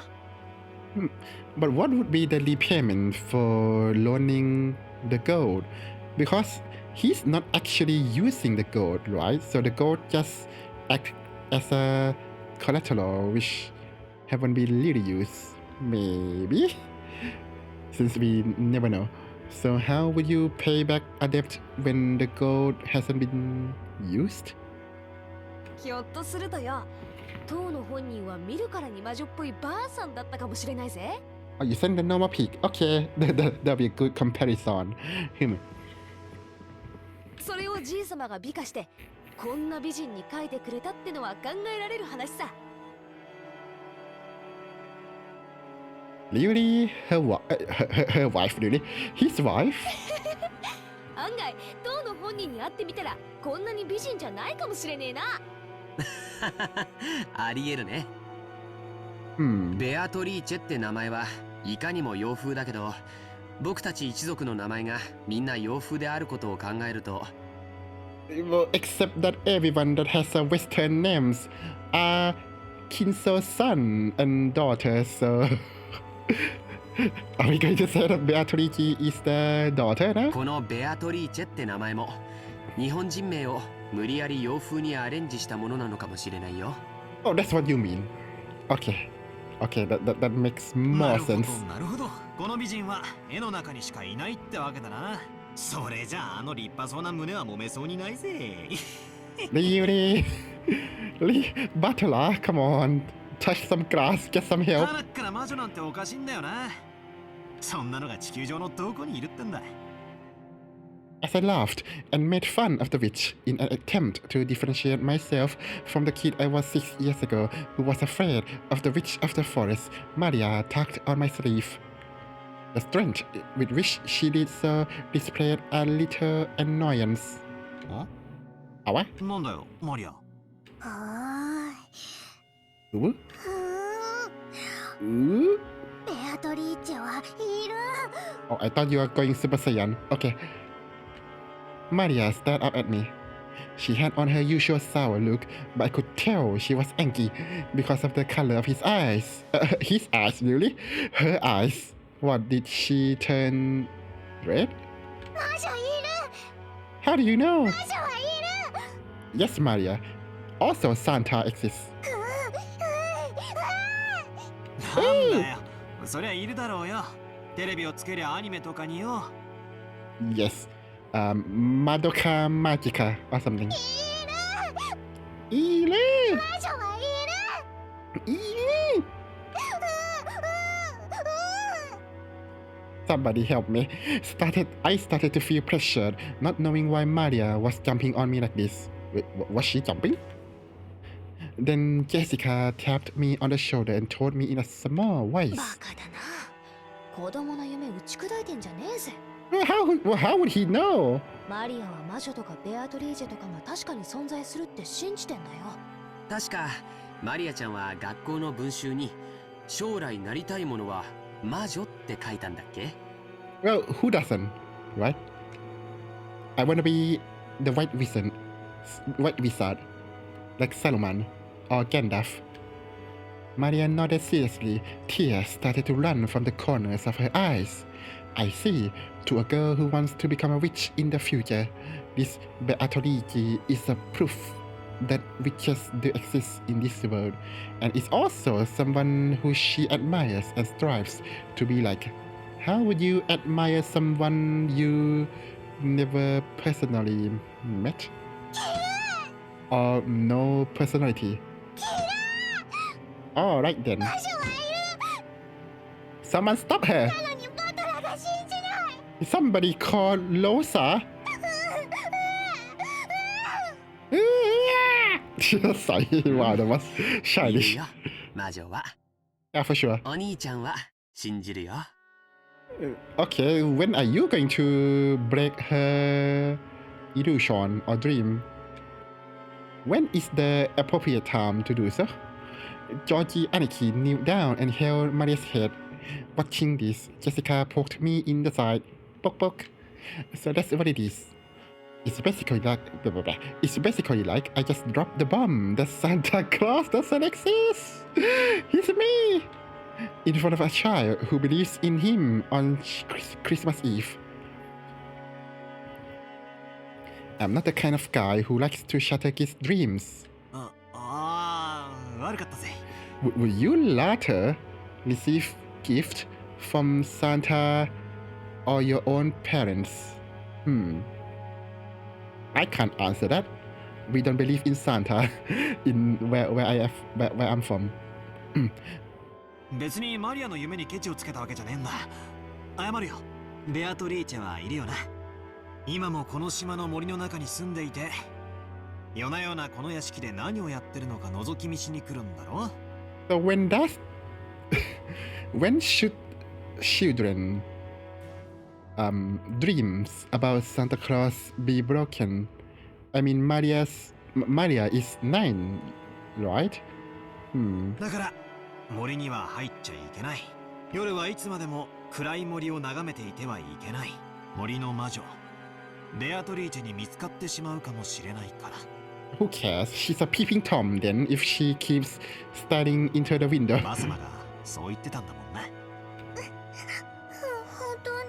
本当にバトラーは信じるおお信じるぜケチをつけて悪かったよほら仲直りしようぜ I stuck out my hand and Maria grabbed it with her tiny hand and we made up.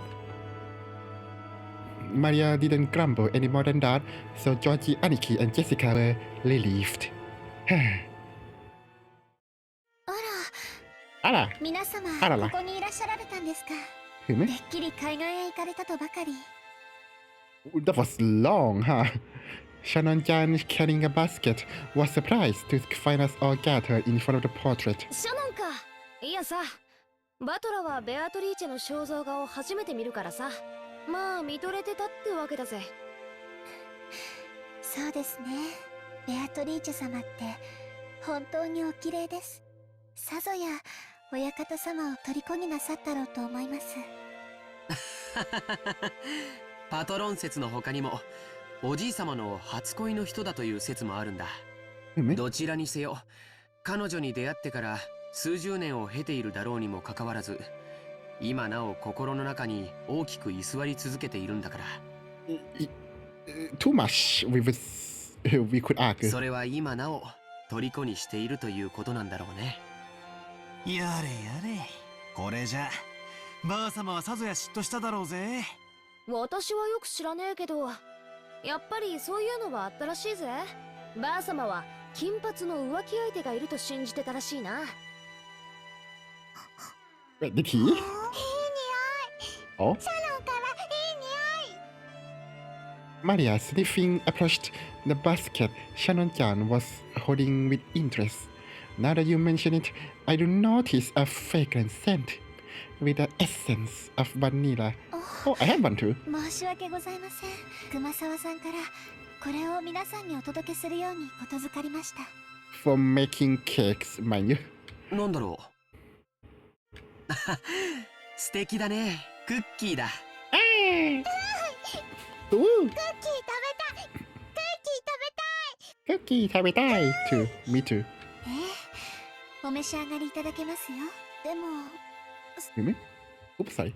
Unsure whether it was really acceptable to serve cookies in a place like this in front of the portrait.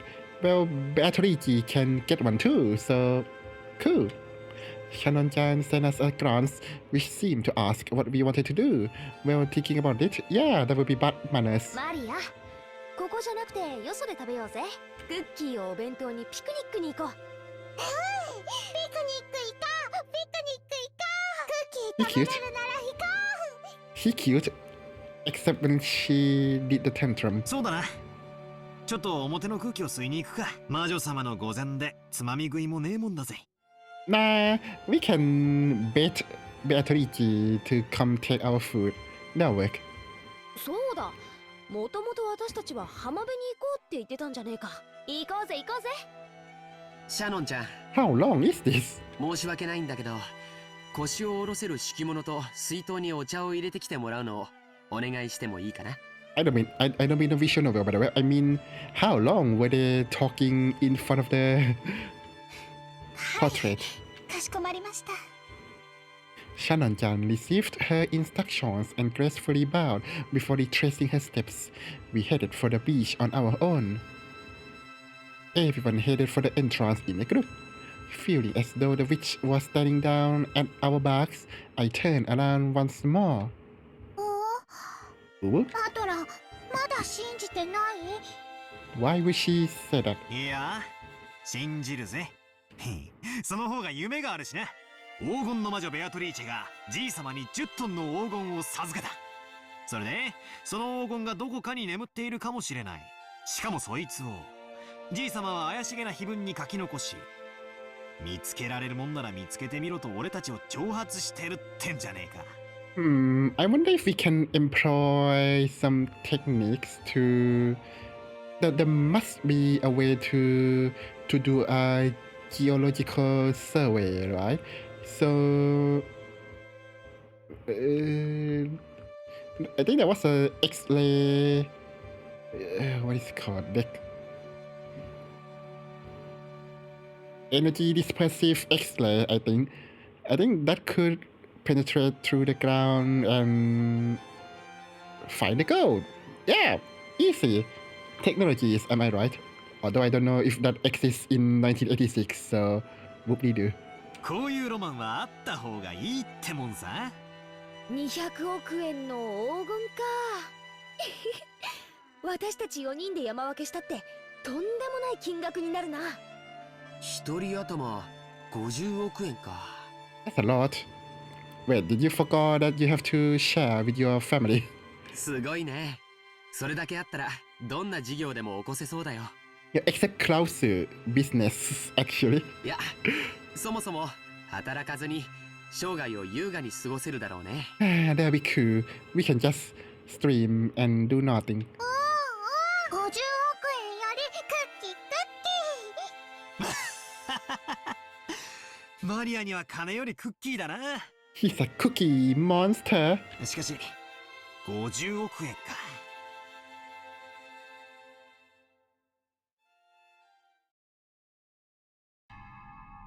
バカバカしい。まさかお前たちは親父殿の黄金伝説を本当に信じているのかね。They too are talking about it. But really, are they seriously going to entertain that? 魔女が黄金を与えた云々はさすがに信じねえさ。だが黄金の話だけは間違いじゃない。お父様が出自不明の金塊を持っていたことは複数の筋から確認されているわ。Really? Sources? Who? 死んだマルソーの会長は生前、お父様に某所で積み上げられた金塊を実際に見せられたという。Okay, but large amount of gold. Is it 10 tons large or 5 kilograms large? You need to be specific here, my good man. お父様はそれを指して10トン分あるとはっきり明言したわ。Wait. Father stated clearly. To him? Okay. Yeah, but that statement, and I was saying that Kinso was bluffing somehow, I guess. 老いぼれのザレ言じゃないか。親父殿と一緒に存在しない黄金の存在をでっち上げただけだ。取るにも足らない。存在せん黄金にあないな軍資金は集まらへんで。Like, I don't necessarily doubt that there's gold, but maybe it was the story inflated the amount. I guess maybe, assuming that it's transported from somewhere else. Would be the different story if the gold was there all along from ancient Egyptian or some such. I don't know. 会長さんは生前その真摯なお人柄であれだけ大勢の財界人から尊敬を集めたお人や。詐欺の片棒なんか担がへん。Right. 兄貴、マルソーの会長は確かに見たんだ。All of them? 10トンの黄金を発 Oh, sorry, I shouldn't have き done り that. とその目で。Maybe there is a translation quirks? Maybe?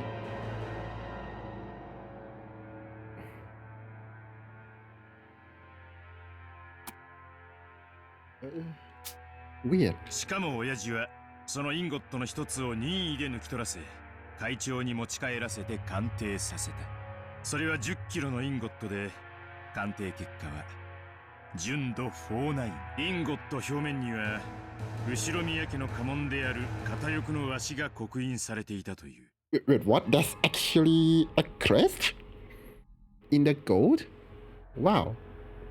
How did he do that? Who did that? 後ろ宮の黄金伝説は瞬く間に財界のフィクサーたちの間に広がったわ。鋳造元不明の黄金は換金率が悪い。ボロ儲けのチャンスだと思った彼らはそれを担保に認め、結果お父様は莫大な融資を受けることができた。バカバカしいにも程があるじゃないか。お前たちはいくつになるんだ。まだそんな子供の頃のおとぎ話を真に受けているのかね。第一、その10トンの黄金の証拠はどこにあるんだ。My source is I make it up or some 親 such. 父 I don't 殿 know. と親交の深かったごく一部の人間のざれ言だけじゃないか。もちろん口伝だけさ。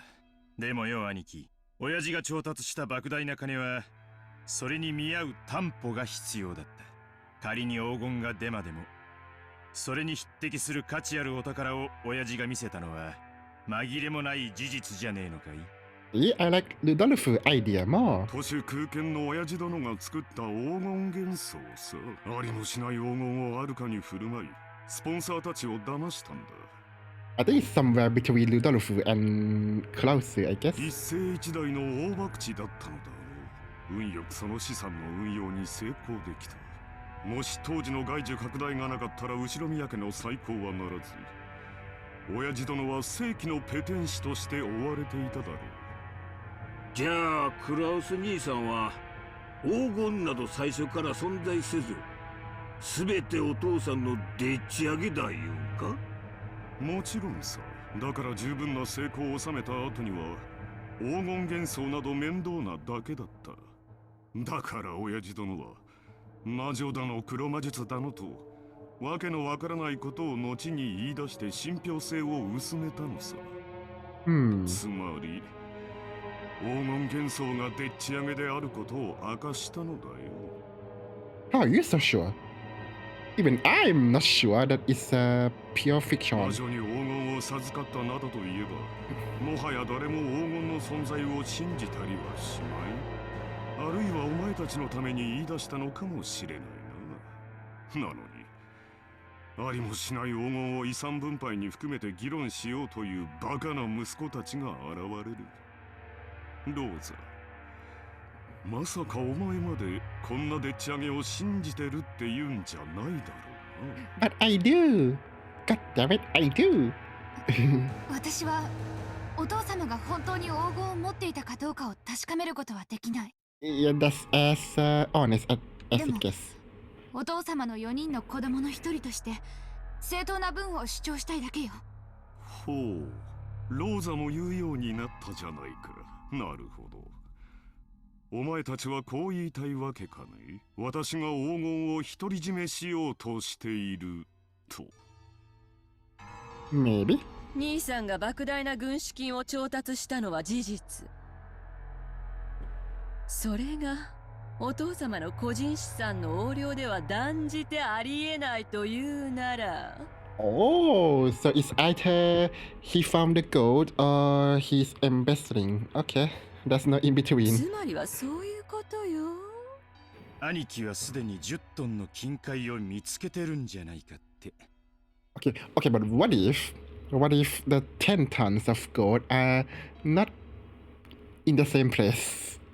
That sounds possible, right? I mean, maybe 1 tons to the north, another tons to the west, or whatever, right? Maybe? Who knows? 俺たちはそう見てるのさ。バカバカしい。そんなものは元より存在しない。じゃあ説明なさいよ。お父様の財産の横領、お父様の隠し黄金。そのどちらでもないなら、どうやってあれだけの軍資金を調達できたっていうの？ I use magic, damn it. 私にも政界財界に友人が多くいてね。That too. 彼らから協力を得ただけに過ぎんよ。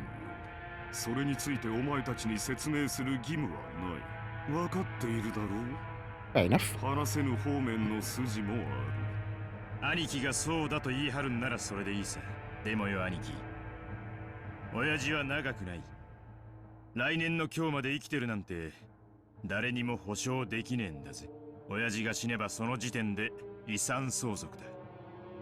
俺たちは全員の立場から中立な弁護士と会計士を立てて親父の財政状況を調査させるぜ。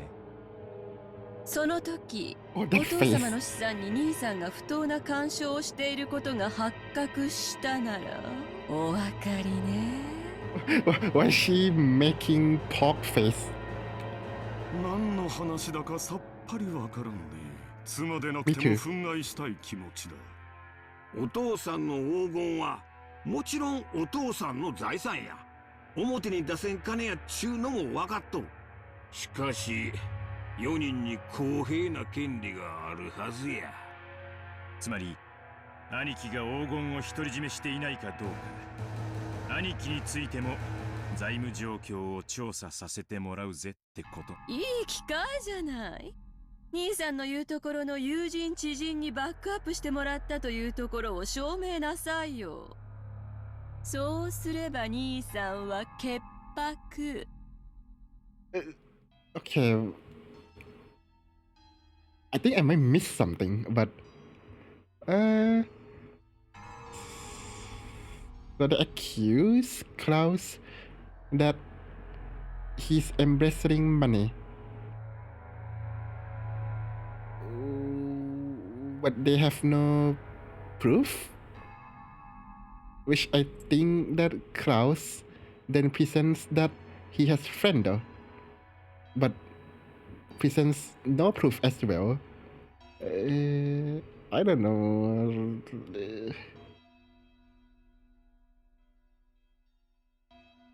I don't know whose argument is stronger, is what I'm saying. くだらない疑いを持ってしまったことを潔く謝れるわ。Kneel down and kiss my hand ねえ、ロ or ー something. ザ。そうね。クラウス兄さんこそ話をはぐらかしてるわ。やましいところがないというなら証明してくれればいいだけの話なの。だがまあ兄貴の立場にも配慮するさ。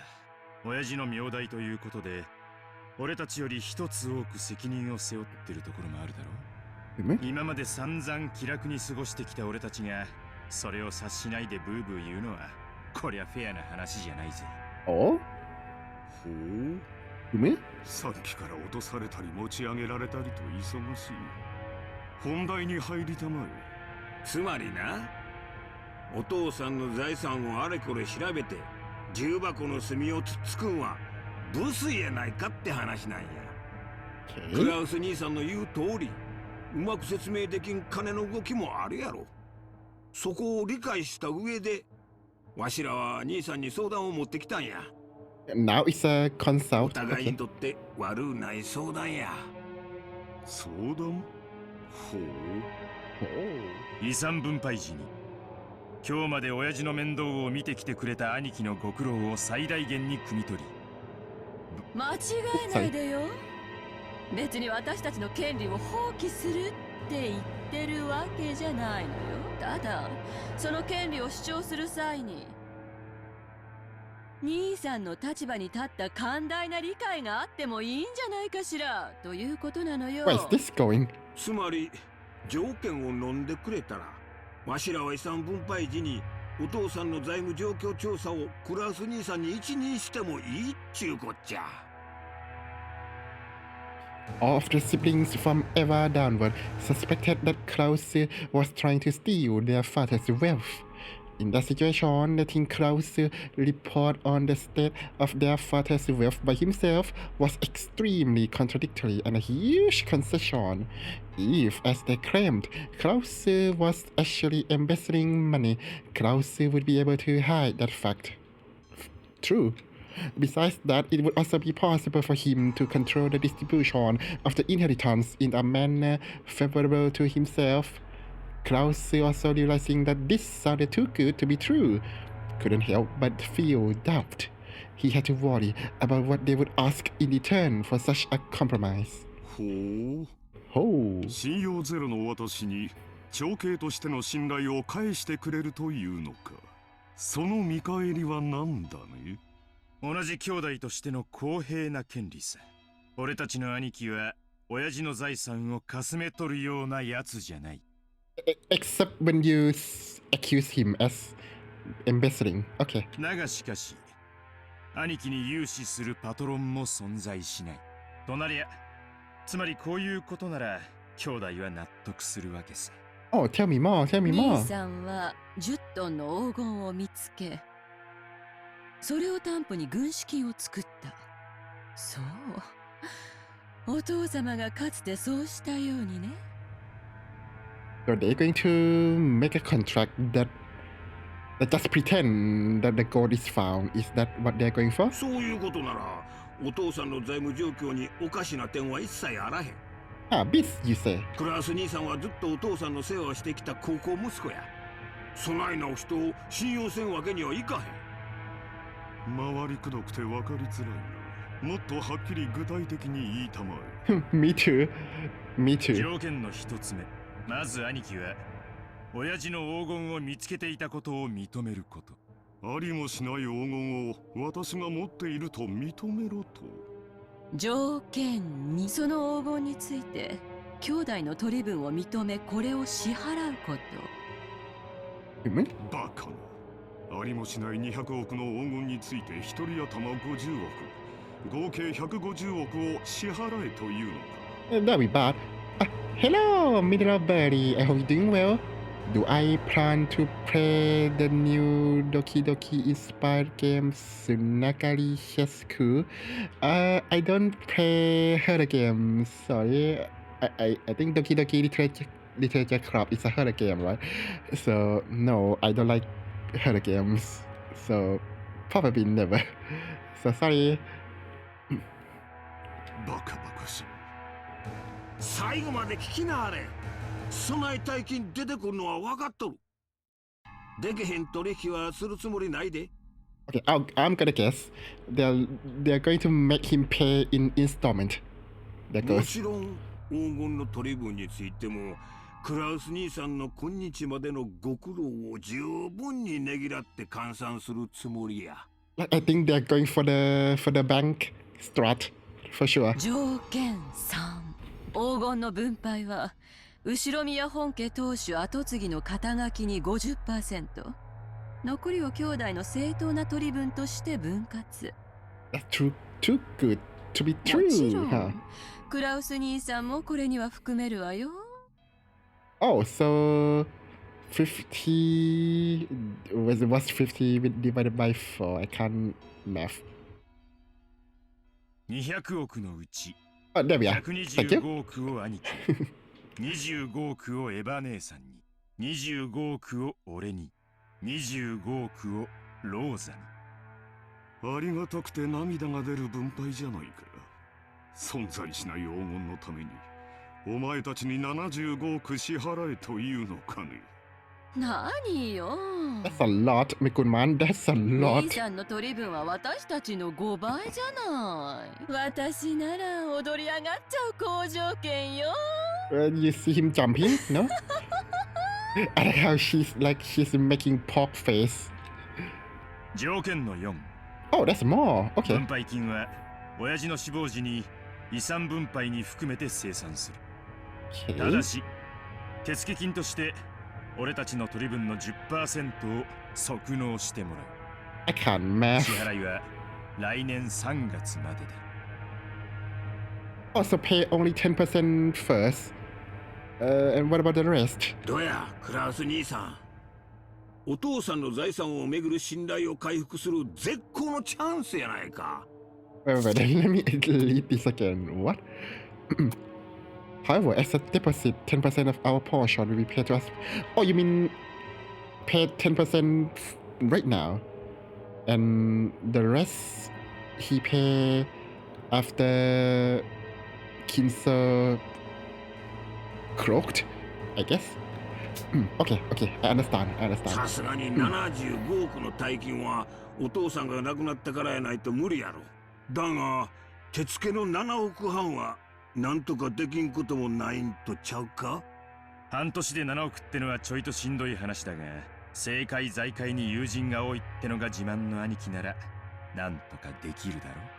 Oh, they are using his excuse of friend as a weapon. 本 Nice. 当なら今すぐ75億を一括で払ってもらいたいところよ。You wish. でも兄さんの立場に配慮してとりあえず1割を納める誠意を見せてくれたら、残りの9割は遺産分配時に持ち越してくれていいってことなの。Okay, but that's under premise that gold was found. So, like I said, even if you found the gold, can you really convert all of them back to fiat currency? I don't think so, but I don't know. I never did that before. Well, I did, but it's very small, so. ね、1割程度の誠意なら兄さんにだって示せるんじゃない？親父殿の財政状況調査を私に一任する権利を7億5千万で売りつけようというのかね。上等じゃないか。上等だ。お前たちも成長したものだ。この私に取引を持ちかけられるようになるとは。これらを兄さんが飲むなら、私たち兄弟はお父様の財産状況調査を兄さんに一任する。I like how Klaus still seems unfazed. I wonder た why. だし、その調査結果は公弁の対象となる。Like with that poker face, I think he could just go to casino or something. 当然よね。75億分、私たちの取り分が減るように調整されちゃったら悲しいもの。What?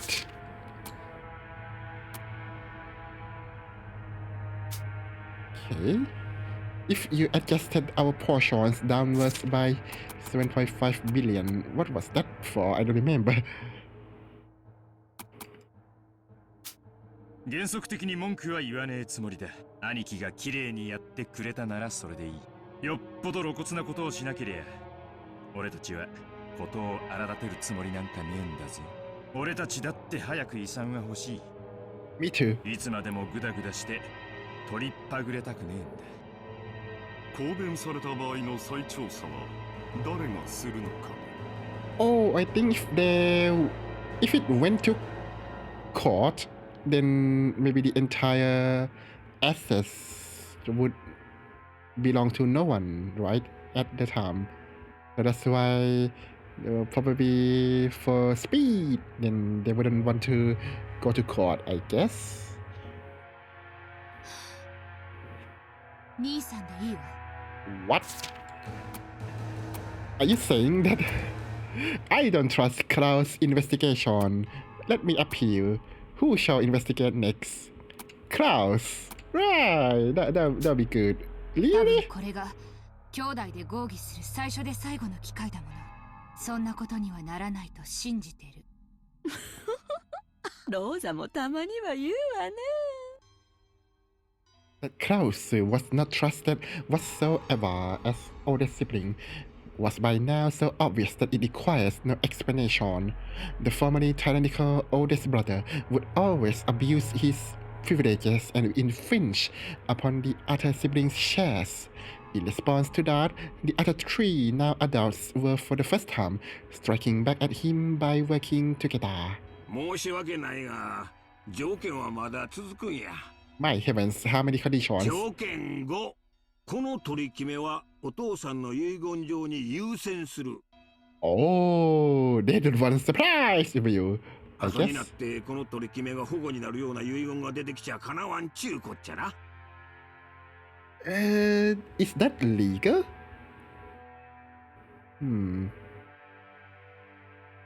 Like you see, what if, what if father's view said that a portion would be given to, let's say, Shannon or Canon or Genji, whatever, right? Now you would have to dispute, don't you?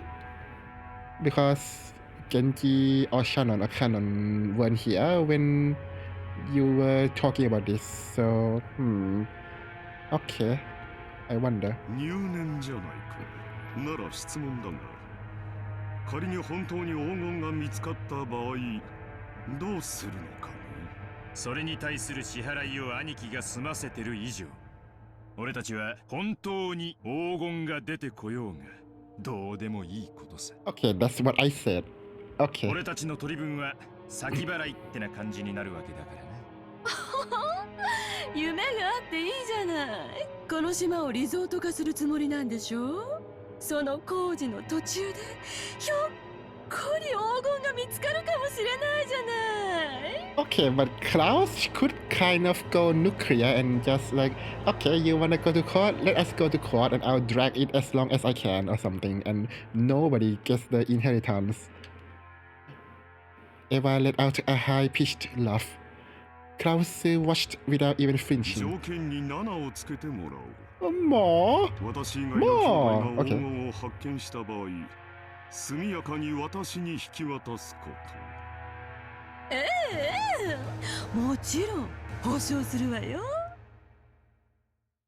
I don't trust you. I don't trust you at all, Eva. And also, sibling, you say. What if it's the servants? What then? Oof.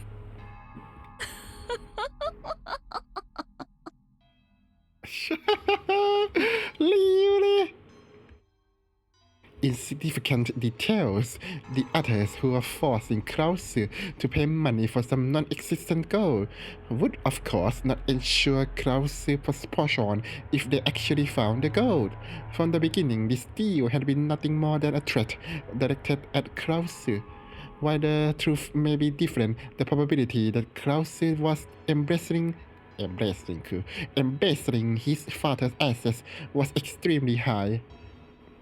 When at last Kinso faced death and it came time for the inheritance to be distributed, surely some unpleasant facts would come to light. The situation would likely be a fatal wound to Klaus.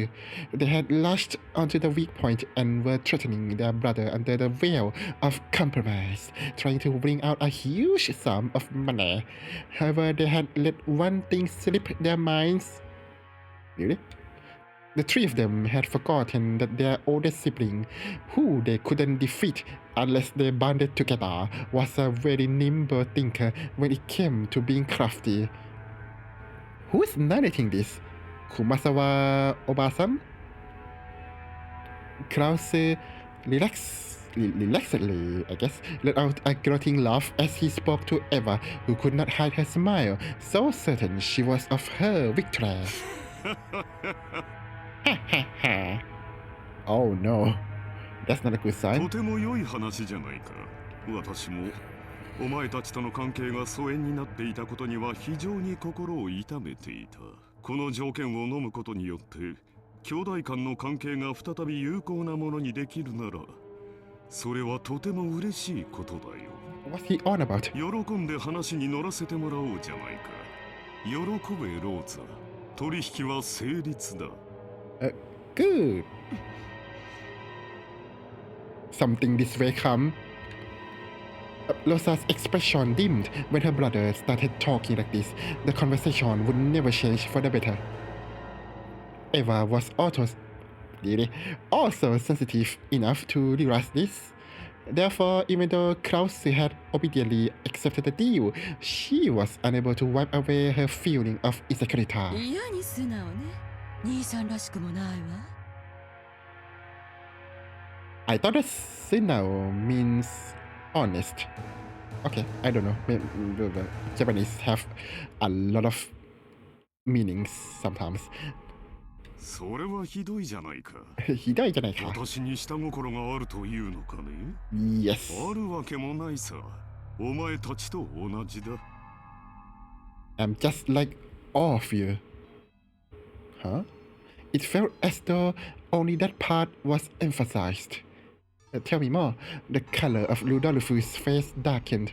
I have a plan, just like all of you. That's what it sounded like to him. That gave him a sense of urgency, trying to bring this near-finished discussion to a conclusion. He rushed to wrap it up. ならいいんだ。じゃあ兄貴、ここにサインをもらえるか？今の話を書き出した俺たちの誓約書だ。You were writing this, or were you prepared in this? 人数分か同じ内容に全員がサインする。Rudolph took 4 written contracts out of his breast pocket that had the details of the deal written on them. Breast pocket? Does that mean it's folded? クラウス兄さんの提案した条件7ももちろん今から追記するで。安心したってな。兄貴、ペン使うか？ I used paintbrush. Rudolph took a fountain pen out of his breast pocket and offered it to Krause. Krause made as if to accept it, but then, with a small laugh, drew back his hand without taking it and spoke. 実はこの取り決めを確かに履行するために1点だけ修正を提案したい。When Krause said that one sentence, all of the siblings felt at the same time as though something annoying was creeping up their backs. ダメよ。もう決まった話よ。黙ってサインを。エヴァ、何を焦っているんだね。Oh, even Eva is impatient, I guess. もちろんサインはする。お前たちに黄金の分け前、75億円分を約束する。親父殿の遺産分配の時、きれいさっぱり清算することも約束する。だが、一点だけどうしても譲歩してもらいたい部分があるのだよ。Tell me more. 何の話だよ。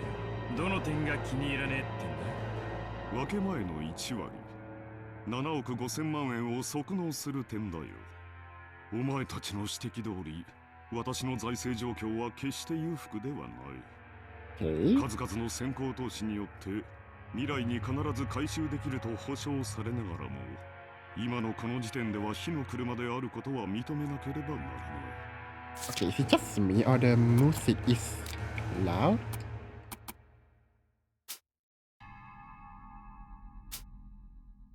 つまり、今すぐに動かせる金は全くないということだ。私は無能で詳細の嗅覚も鈍い。Would that fly? お前たちの言うところの弱り目の私には7億半も半年で動かせる力はないということだ。 How about 2 years, I guess? そんなはずはないでしょ。いい加減なことを言ってこの場をごまかす気？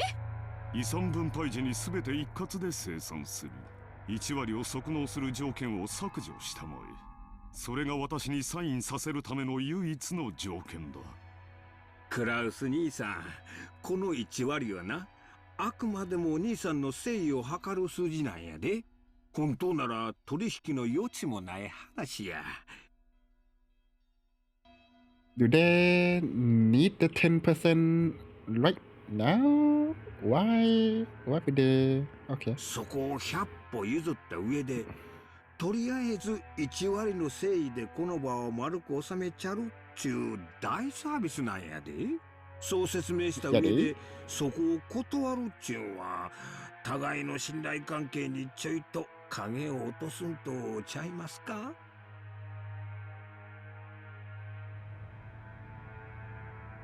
Something is missing here. Hideyoshi had a humble expression on his face and had his hands clasped together. That sounds like a nervous gesture, but his eyes were not calm at all. Krause had already seen through the shadow in the depths of those eyes. お前たちは何を焦っているのかね。 Well, maybe they have to go to toilet. Don't you think? それとも何に怯えているのかね。ローザ、私にだけは教えてくれんかね。Every single time it has to be Rosa, isn't it? 他の兄弟たちには内緒でこっそりと。You mean right here, right now? 別に私は。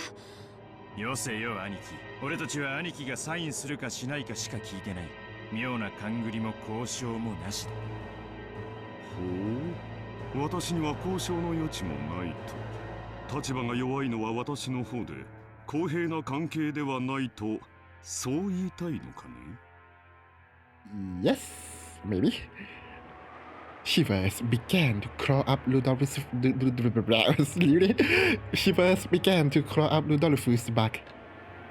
Ever since he was a child, he had never been able to overcome the height of the wall that separated him from his older brother, and now again he began to feel himself getting sucked in by it and the long shadow it cast. 取引は公平な関係であるべきじゃないのかね。この取引は私にとっては弟や妹たちと長いこと失ってきた信頼を取り戻し、兄弟愛を深め合うもの。それは私にとって緊急に解決したかった心のしこりだ。それが今日解決できてとても嬉しいと思う。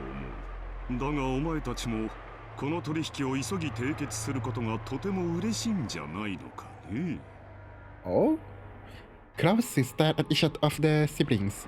They avoided his gaze with animal-like instinct. Only Hideyoshi was slow avoiding it, so he was caught in Klaus's gaze.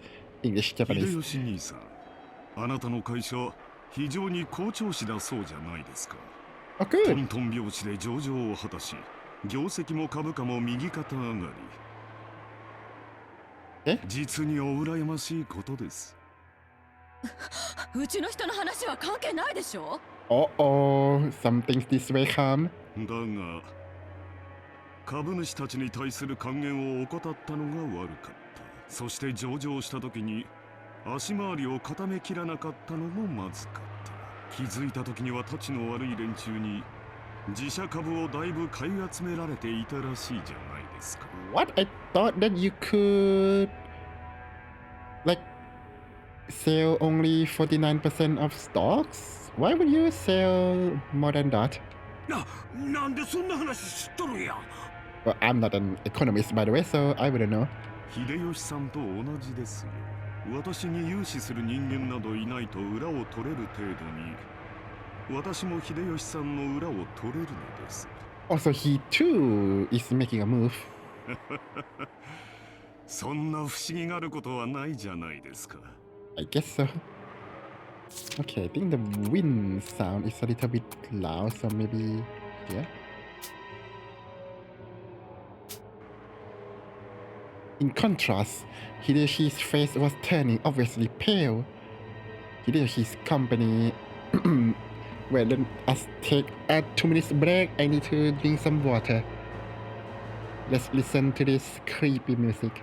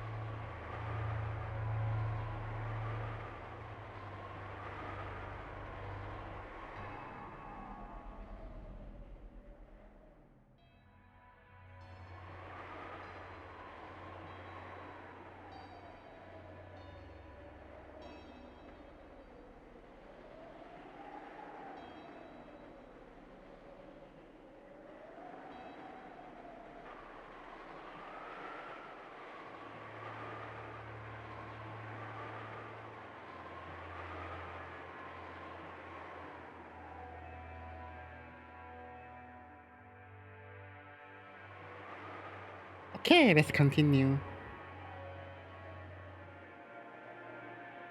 His company was a fast food chain operating company that he had started from nothing.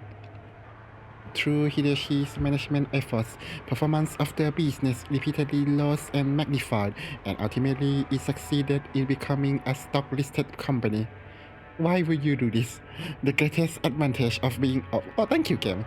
The greatest advantage of being in the stock holding system is that by selling stock certificates, a large amount of financing can be gained. That amount is far greater than the actual profits from the business.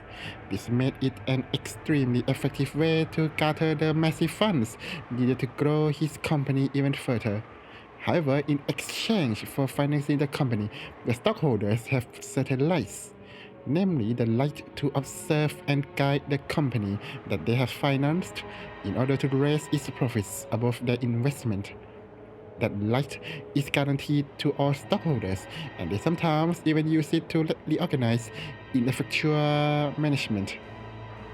It is the right to prevent the money they have spent financing the company from going to waste by watching the management of the company. Sorry about this. Why is the wind so loud?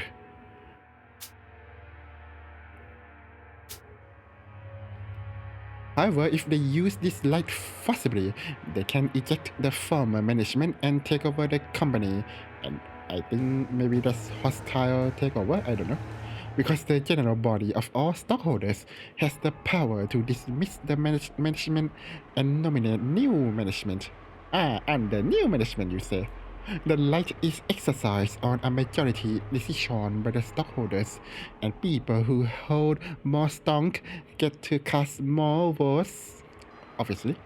In other words, if some people or group holds a majority of the stock, they can freely chase out the old management and make the president anyone they would like. If they want, it is even possible for them to make themselves president. Many companies, in order to prevent their stock from being bought up by malicious people and their position from being threatened, take some kind of defensive measures, such as having their own employees or people close to them buy a lot of stock certificates in order to prevent a hostile group from securing the majority. Yeah, like 51% at least, right? However, since Hideshi's company had only recently become stock listed, they hadn't had the time to strengthen those defensive measures. No, maybe Hideshi himself was so engrossed in the management of his company that he hadn't realized the dangers of being stock listed. Really? What? Come on. Really? Like, sure, Hideshi might not know, but Eva didn't know this? Come on. And, okay, fair enough. It's hard to say whether he should be viewed as a kind-hearted and skilled manager immersed in the management, or a foolish manager who had his feet swept out from under him. But in any case, there were people out there who would not let him get away with that naivety unscathed. They rapidly bought up Hideshi's company stock and instantly gained a significant amount of power.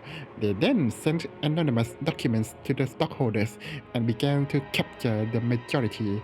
The documents read the current management continues to make pointless investments and is ignoring the needs of the stockholders. Sounds like a story of EA Games and Ubisoft. Okay. They has forced the current management to retire, cut the current wasted investments, and let this company be born again as one that gives more back to the stockholders. Activision, is that you? It is very difficult to make the actual state of a company's management known. They maliciously twisted the figures Hideshi had produced from a tiny amount of sleep and a constant concern for his company, and made him lose the trust of his stockholders. Their efforts had almost collected a majority of the stock in the company.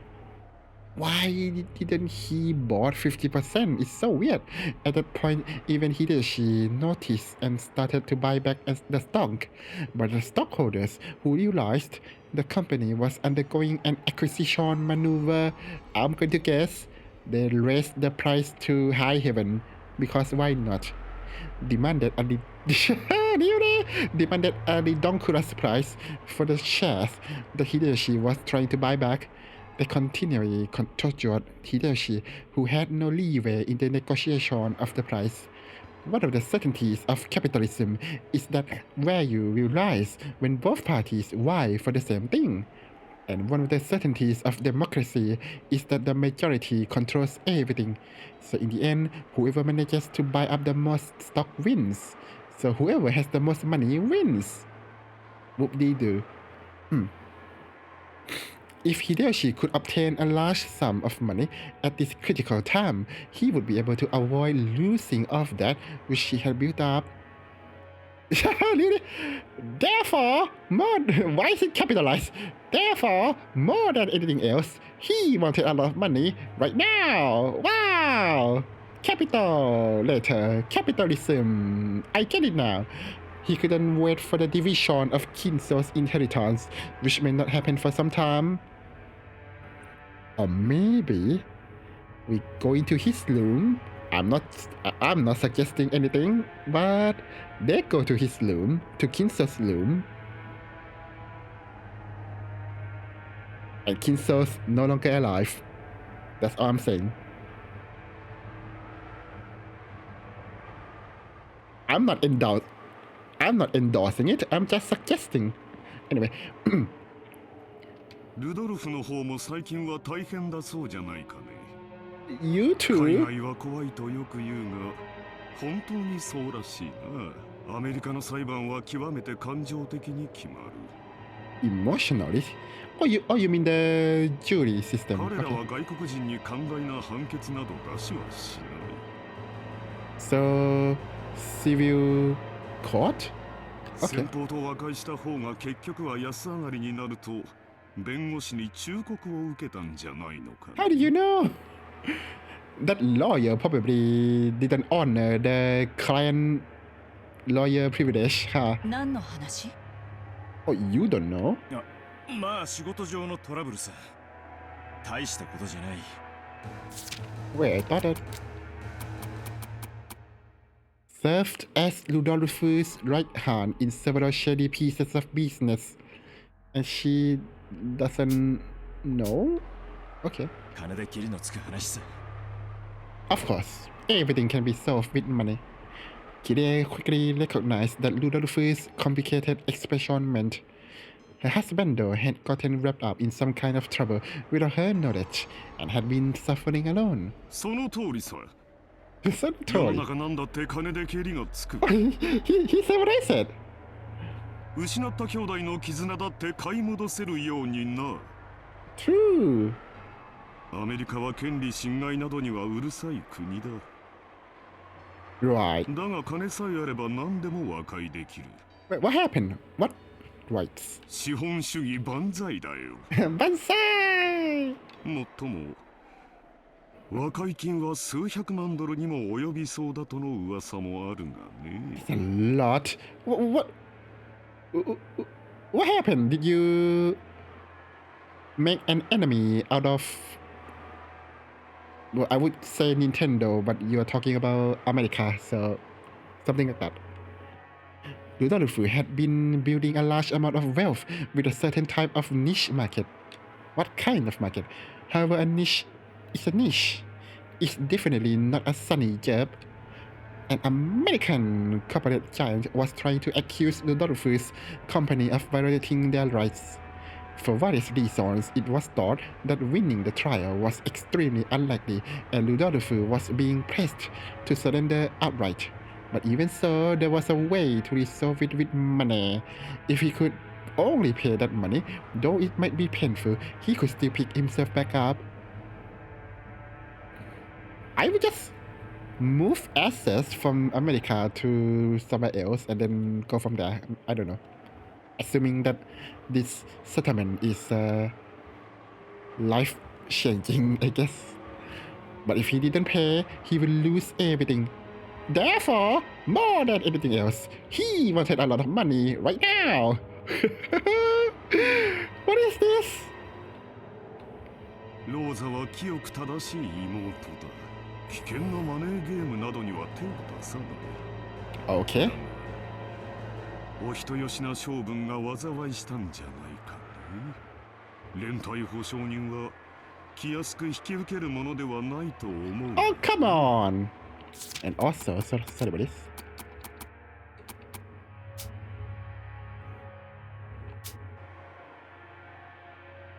Why would you do this, Losa? It was going so well.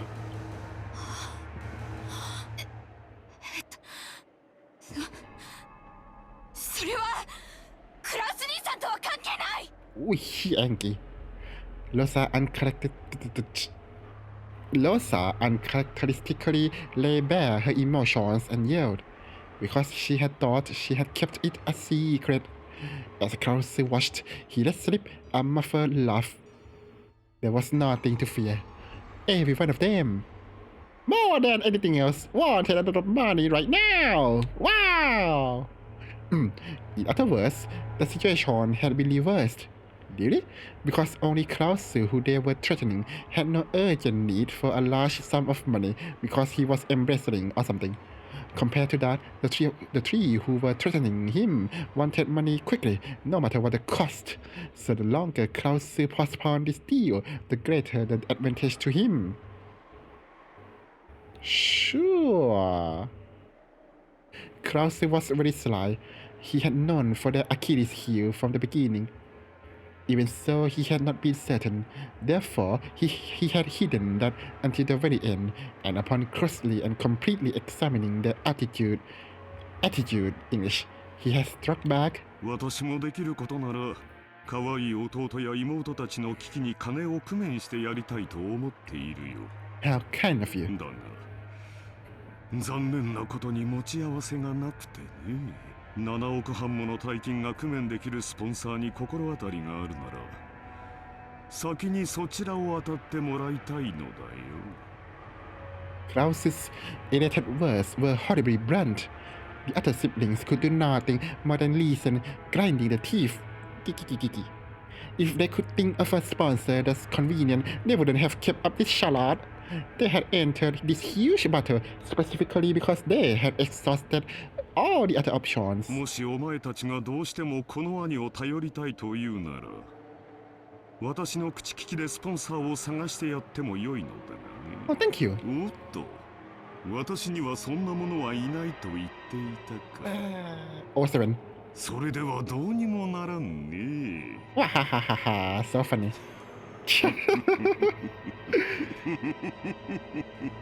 Evil laugh. Krause's low-growing laugh began to fill the parlor. The younger siblings, who had until now been driving their oldest brother into a corner, could do nothing more than grimace and grind their teeth. Ewa. 冗談じゃないわ。兄さんに借りなんか作れるもんですか。冗談じゃない。冗談じゃない。I really like seeing Eva frustrated. どう助けてくれるの？言ったではないか。私にできるのは他のスポンサーを探すだけだよ。もちろん利息を融通してもらえるようには最大限交渉するがね。So that you can borrow the interest. I'm not sure what that means. Is it mean for high interest or what?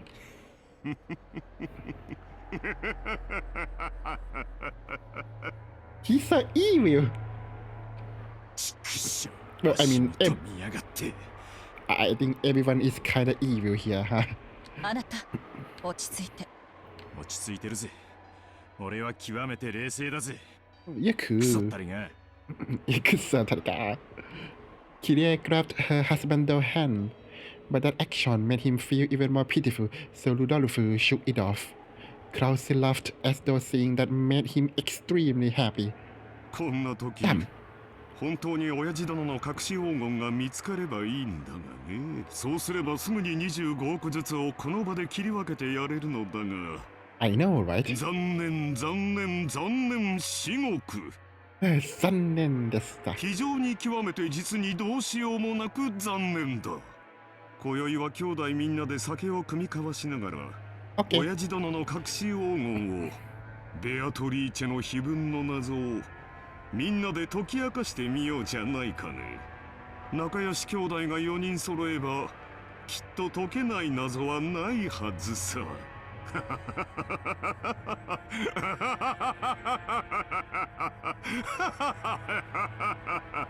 Okay, but what was his game plan here? So after Kinso croaked, then the inheritance thing has to happen right away. So is this really good for Kraus? I don't know. It's not like he's making counter offer.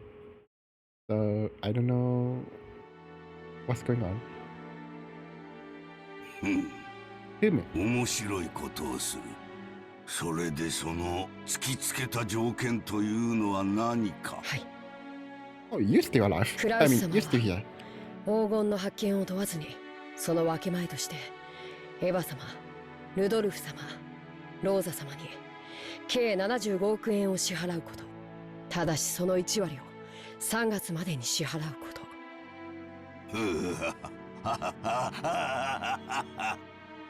Wait, Canon can go in there as well?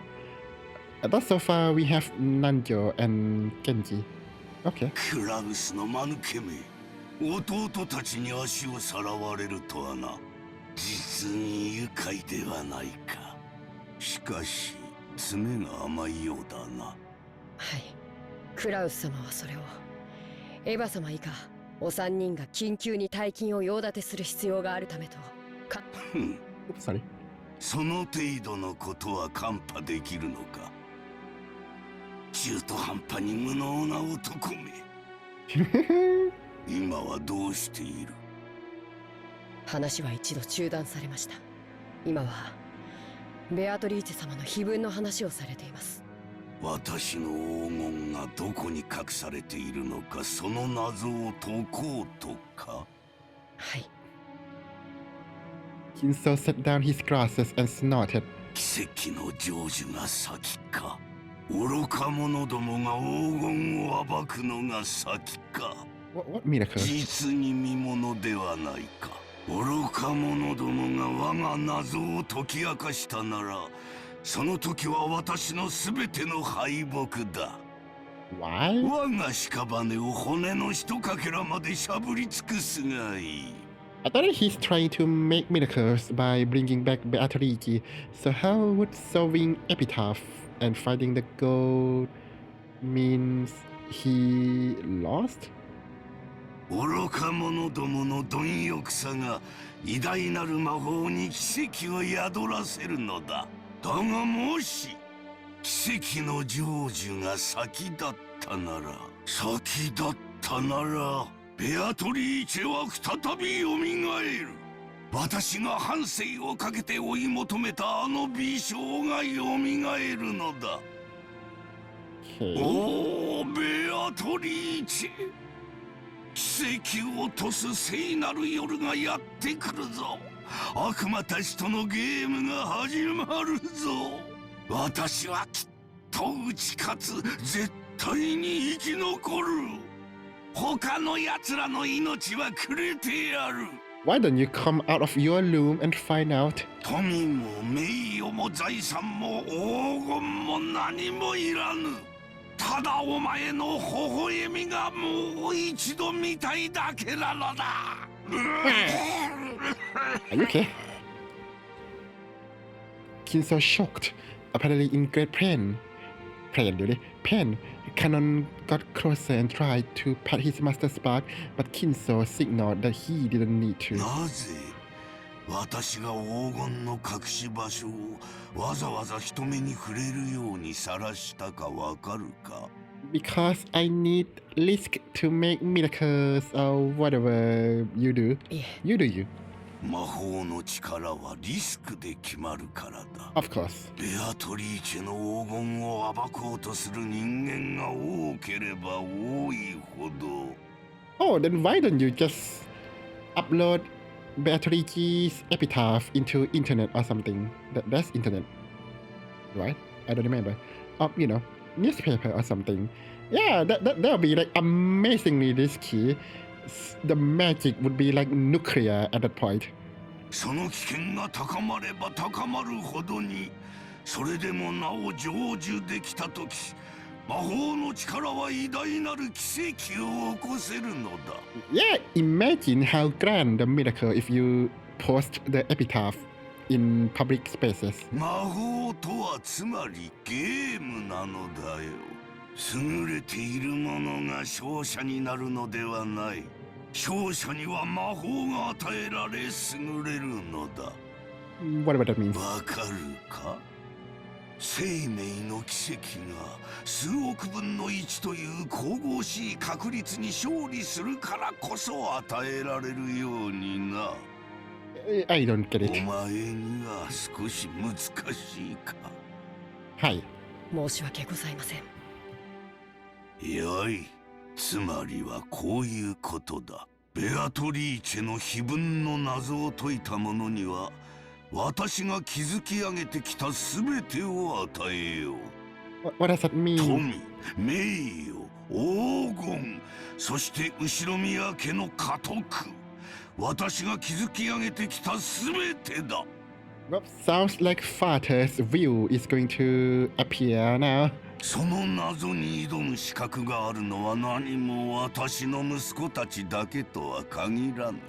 たとえお前であっても、その謎を解けたなら全てを得る資格があるのだ。はい。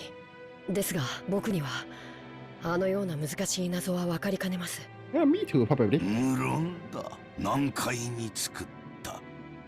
Maybe they'll ask you to integrate some mathematical function or something. だがお前も挑め。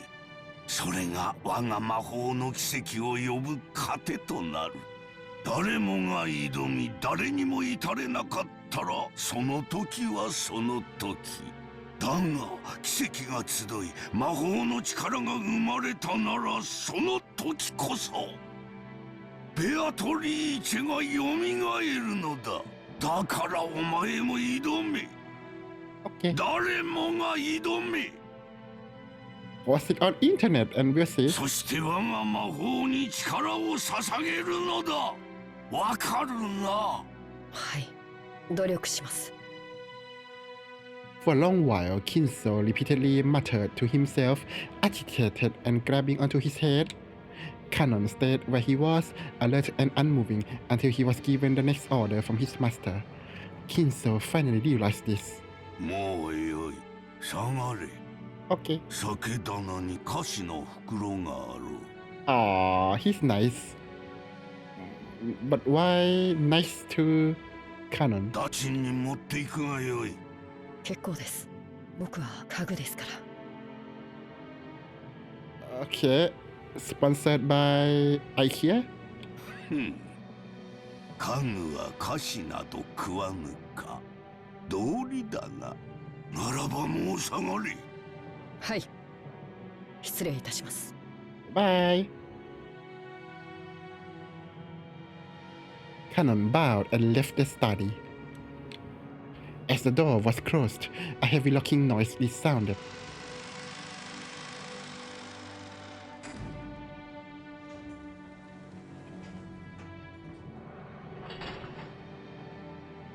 That's something. But that was not the sound of Canon locking the door. It was the door locking automatically. You have this, but no air conditioning. No one could enter without Kinso's permission, and once they left, they could not enter again. It was a mechanism that Kinso, unable to trust his blood relatives, had created to lock himself up in his own study and isolate himself from the outside world. The only ones he could trust now were not the sons who shared his blood, no daughters apparently, but those servants who called themselves furniture, the IKEA.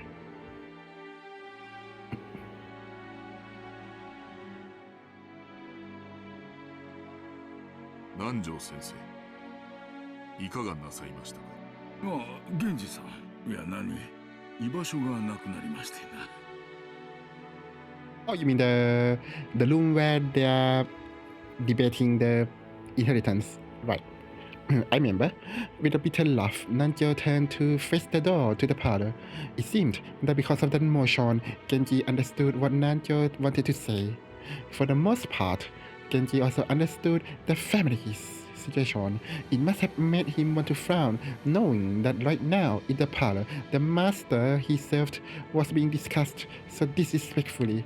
But it would have been very difficult to gather that from his indifferent expression. しかし、私には分かりませんな。どうして金蔵さんはこんな挑発的なものを書かれたのでしょう。Nanjo looked at the portrait of Beatrice. No, he actually directed his gaze beneath the portrait at the plate with the epitaph. 私には親方様のお考えを分かりかねます。深いお考えがあってのこととお察しします。金蔵さんのチェスは昔から随分と遠大な読みで布石を打たれるものでした。Maybe he's trying to make a image or something. 時には理解できない一手さえ、私ごとき凡庸では何を目論まれているのか皆目見当もつきませんな。私はこれを親方様の何かの遺言状ではないかと考えています。それを理解できた者に財産や家督をお譲りになられようということなのでしょう。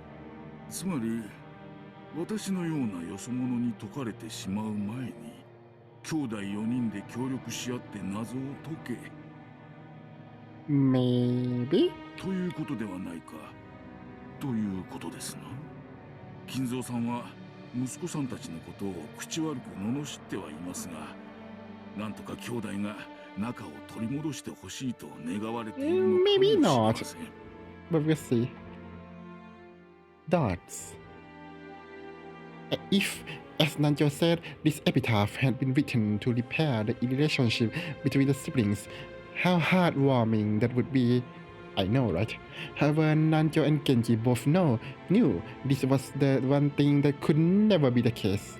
Here were the two who held the longest relationship with Kinzo, who more trusted than his blood relatives, and even they could not guess at Kinzo's true motive. 親方様は一族のものでなくとも謎に挑む資格があると常々おっしゃっています。南條先生はいかがですか。いやいや、この老いぼれには少々難解が過ぎますな。Why would he allow other people to solve it? If we discount magics, I don't know. What is he looking for? I don't know. 実は以前この碑文を手帳に記しましてな。夜な夜な寝る前に挑んでみたのですが実に難しい。お迎えが来るまでの間ゆっくり楽しむことができそうです。源氏さんこそいかがですか。私めは親方様にお仕えする家具に過ぎません。黄金も財産も私には不要なもの。 Why are you funny, guys? I don't understand. やれやれ、本当に謙虚な方です。だからこそ金蔵さんもあなたには心を許されるのでしょう。ならば光栄なことです。 As Nanjo lightly laughed in response, he once again looked at the epitaph. 懐かしき故郷を貫く鮎の川、黄金鏡を目指す者よ。これを下りて鍵を探せ。 What is that? That wish is written on the epitaph of the portrait of my beloved witch Beatrice is as follows. 懐かしき故郷を貫く鮎の川、黄金鏡を目指す者よ。これを下りて鍵を探せ。川を下ればやがて里あり。その里にて二人が口にし岸を探れ。Village? Sure. I thought it is on the island. そこに黄金鏡への鍵が眠る。鍵を手にせし者はいかに従いてを第一の番に鍵の選びし6人を生贄に捧げよ。You who read hand upon the key must journey as follows to the golden land. 第2の番に残されし者は寄り添う2人を引き裂け。第3の番に残されし者は誉れ高き我が名をたたえよ。What is this demonic cryptography? 第4の番に頭をえぐりて殺せ。Oh my. 第5の番に胸をえぐりて殺せ。第6の番に腹をえぐりて殺せ。第7の番に膝をえぐりて殺せ。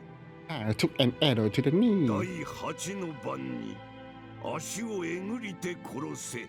That's a lot. 第9の番に魔女はよみがえり誰も生き残れはしない。第10の番に旅は終わり黄金の里に至るだろう。魔女は賢者をたたえ4つの宝を授けるだろう。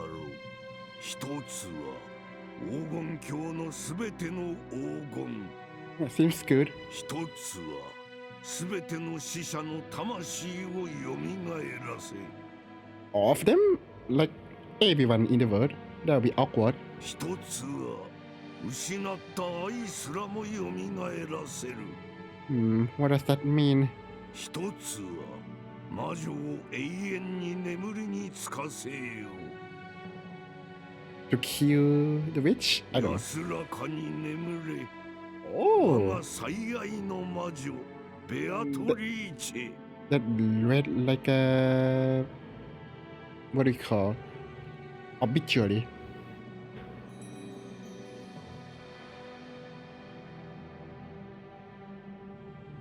Oh, that's beautiful.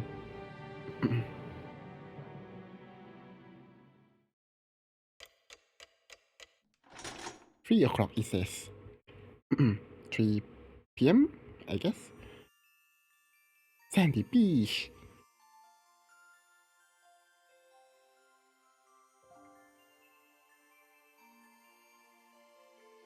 第10の番に旅は終わり。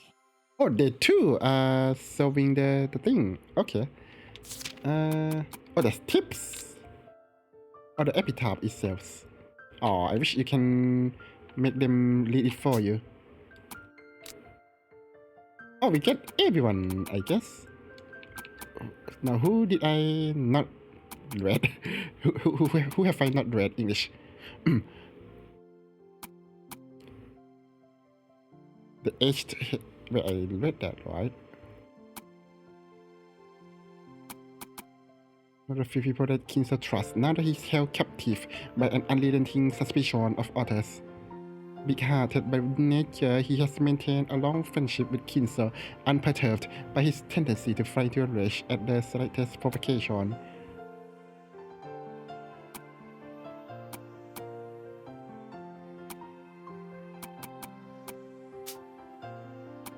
Okay, well, I had fun. I had much fun. But it's late now, and that was great. There's a chapter, I don't know what it's called, like a chapter separation, so I'll take that, thank you. So, let's see where we can go to. Oh, how appropriate. Let's go to Sherry. They are playing Dangang Lonpa, which is a mystery visual novel / game as well, so we'll have fun there. So let me get the message in and we'll go. So tomorrow we'll probably be playing continuing Tales of Destiny. So look forward to it for more JRPGs. I guess it's a Japanese month for my stream. Anyway, with that, let us end it here for today. So thank you very much for watching, and we'll be seeing you the next time. Please take care of yourselves, and goodbye.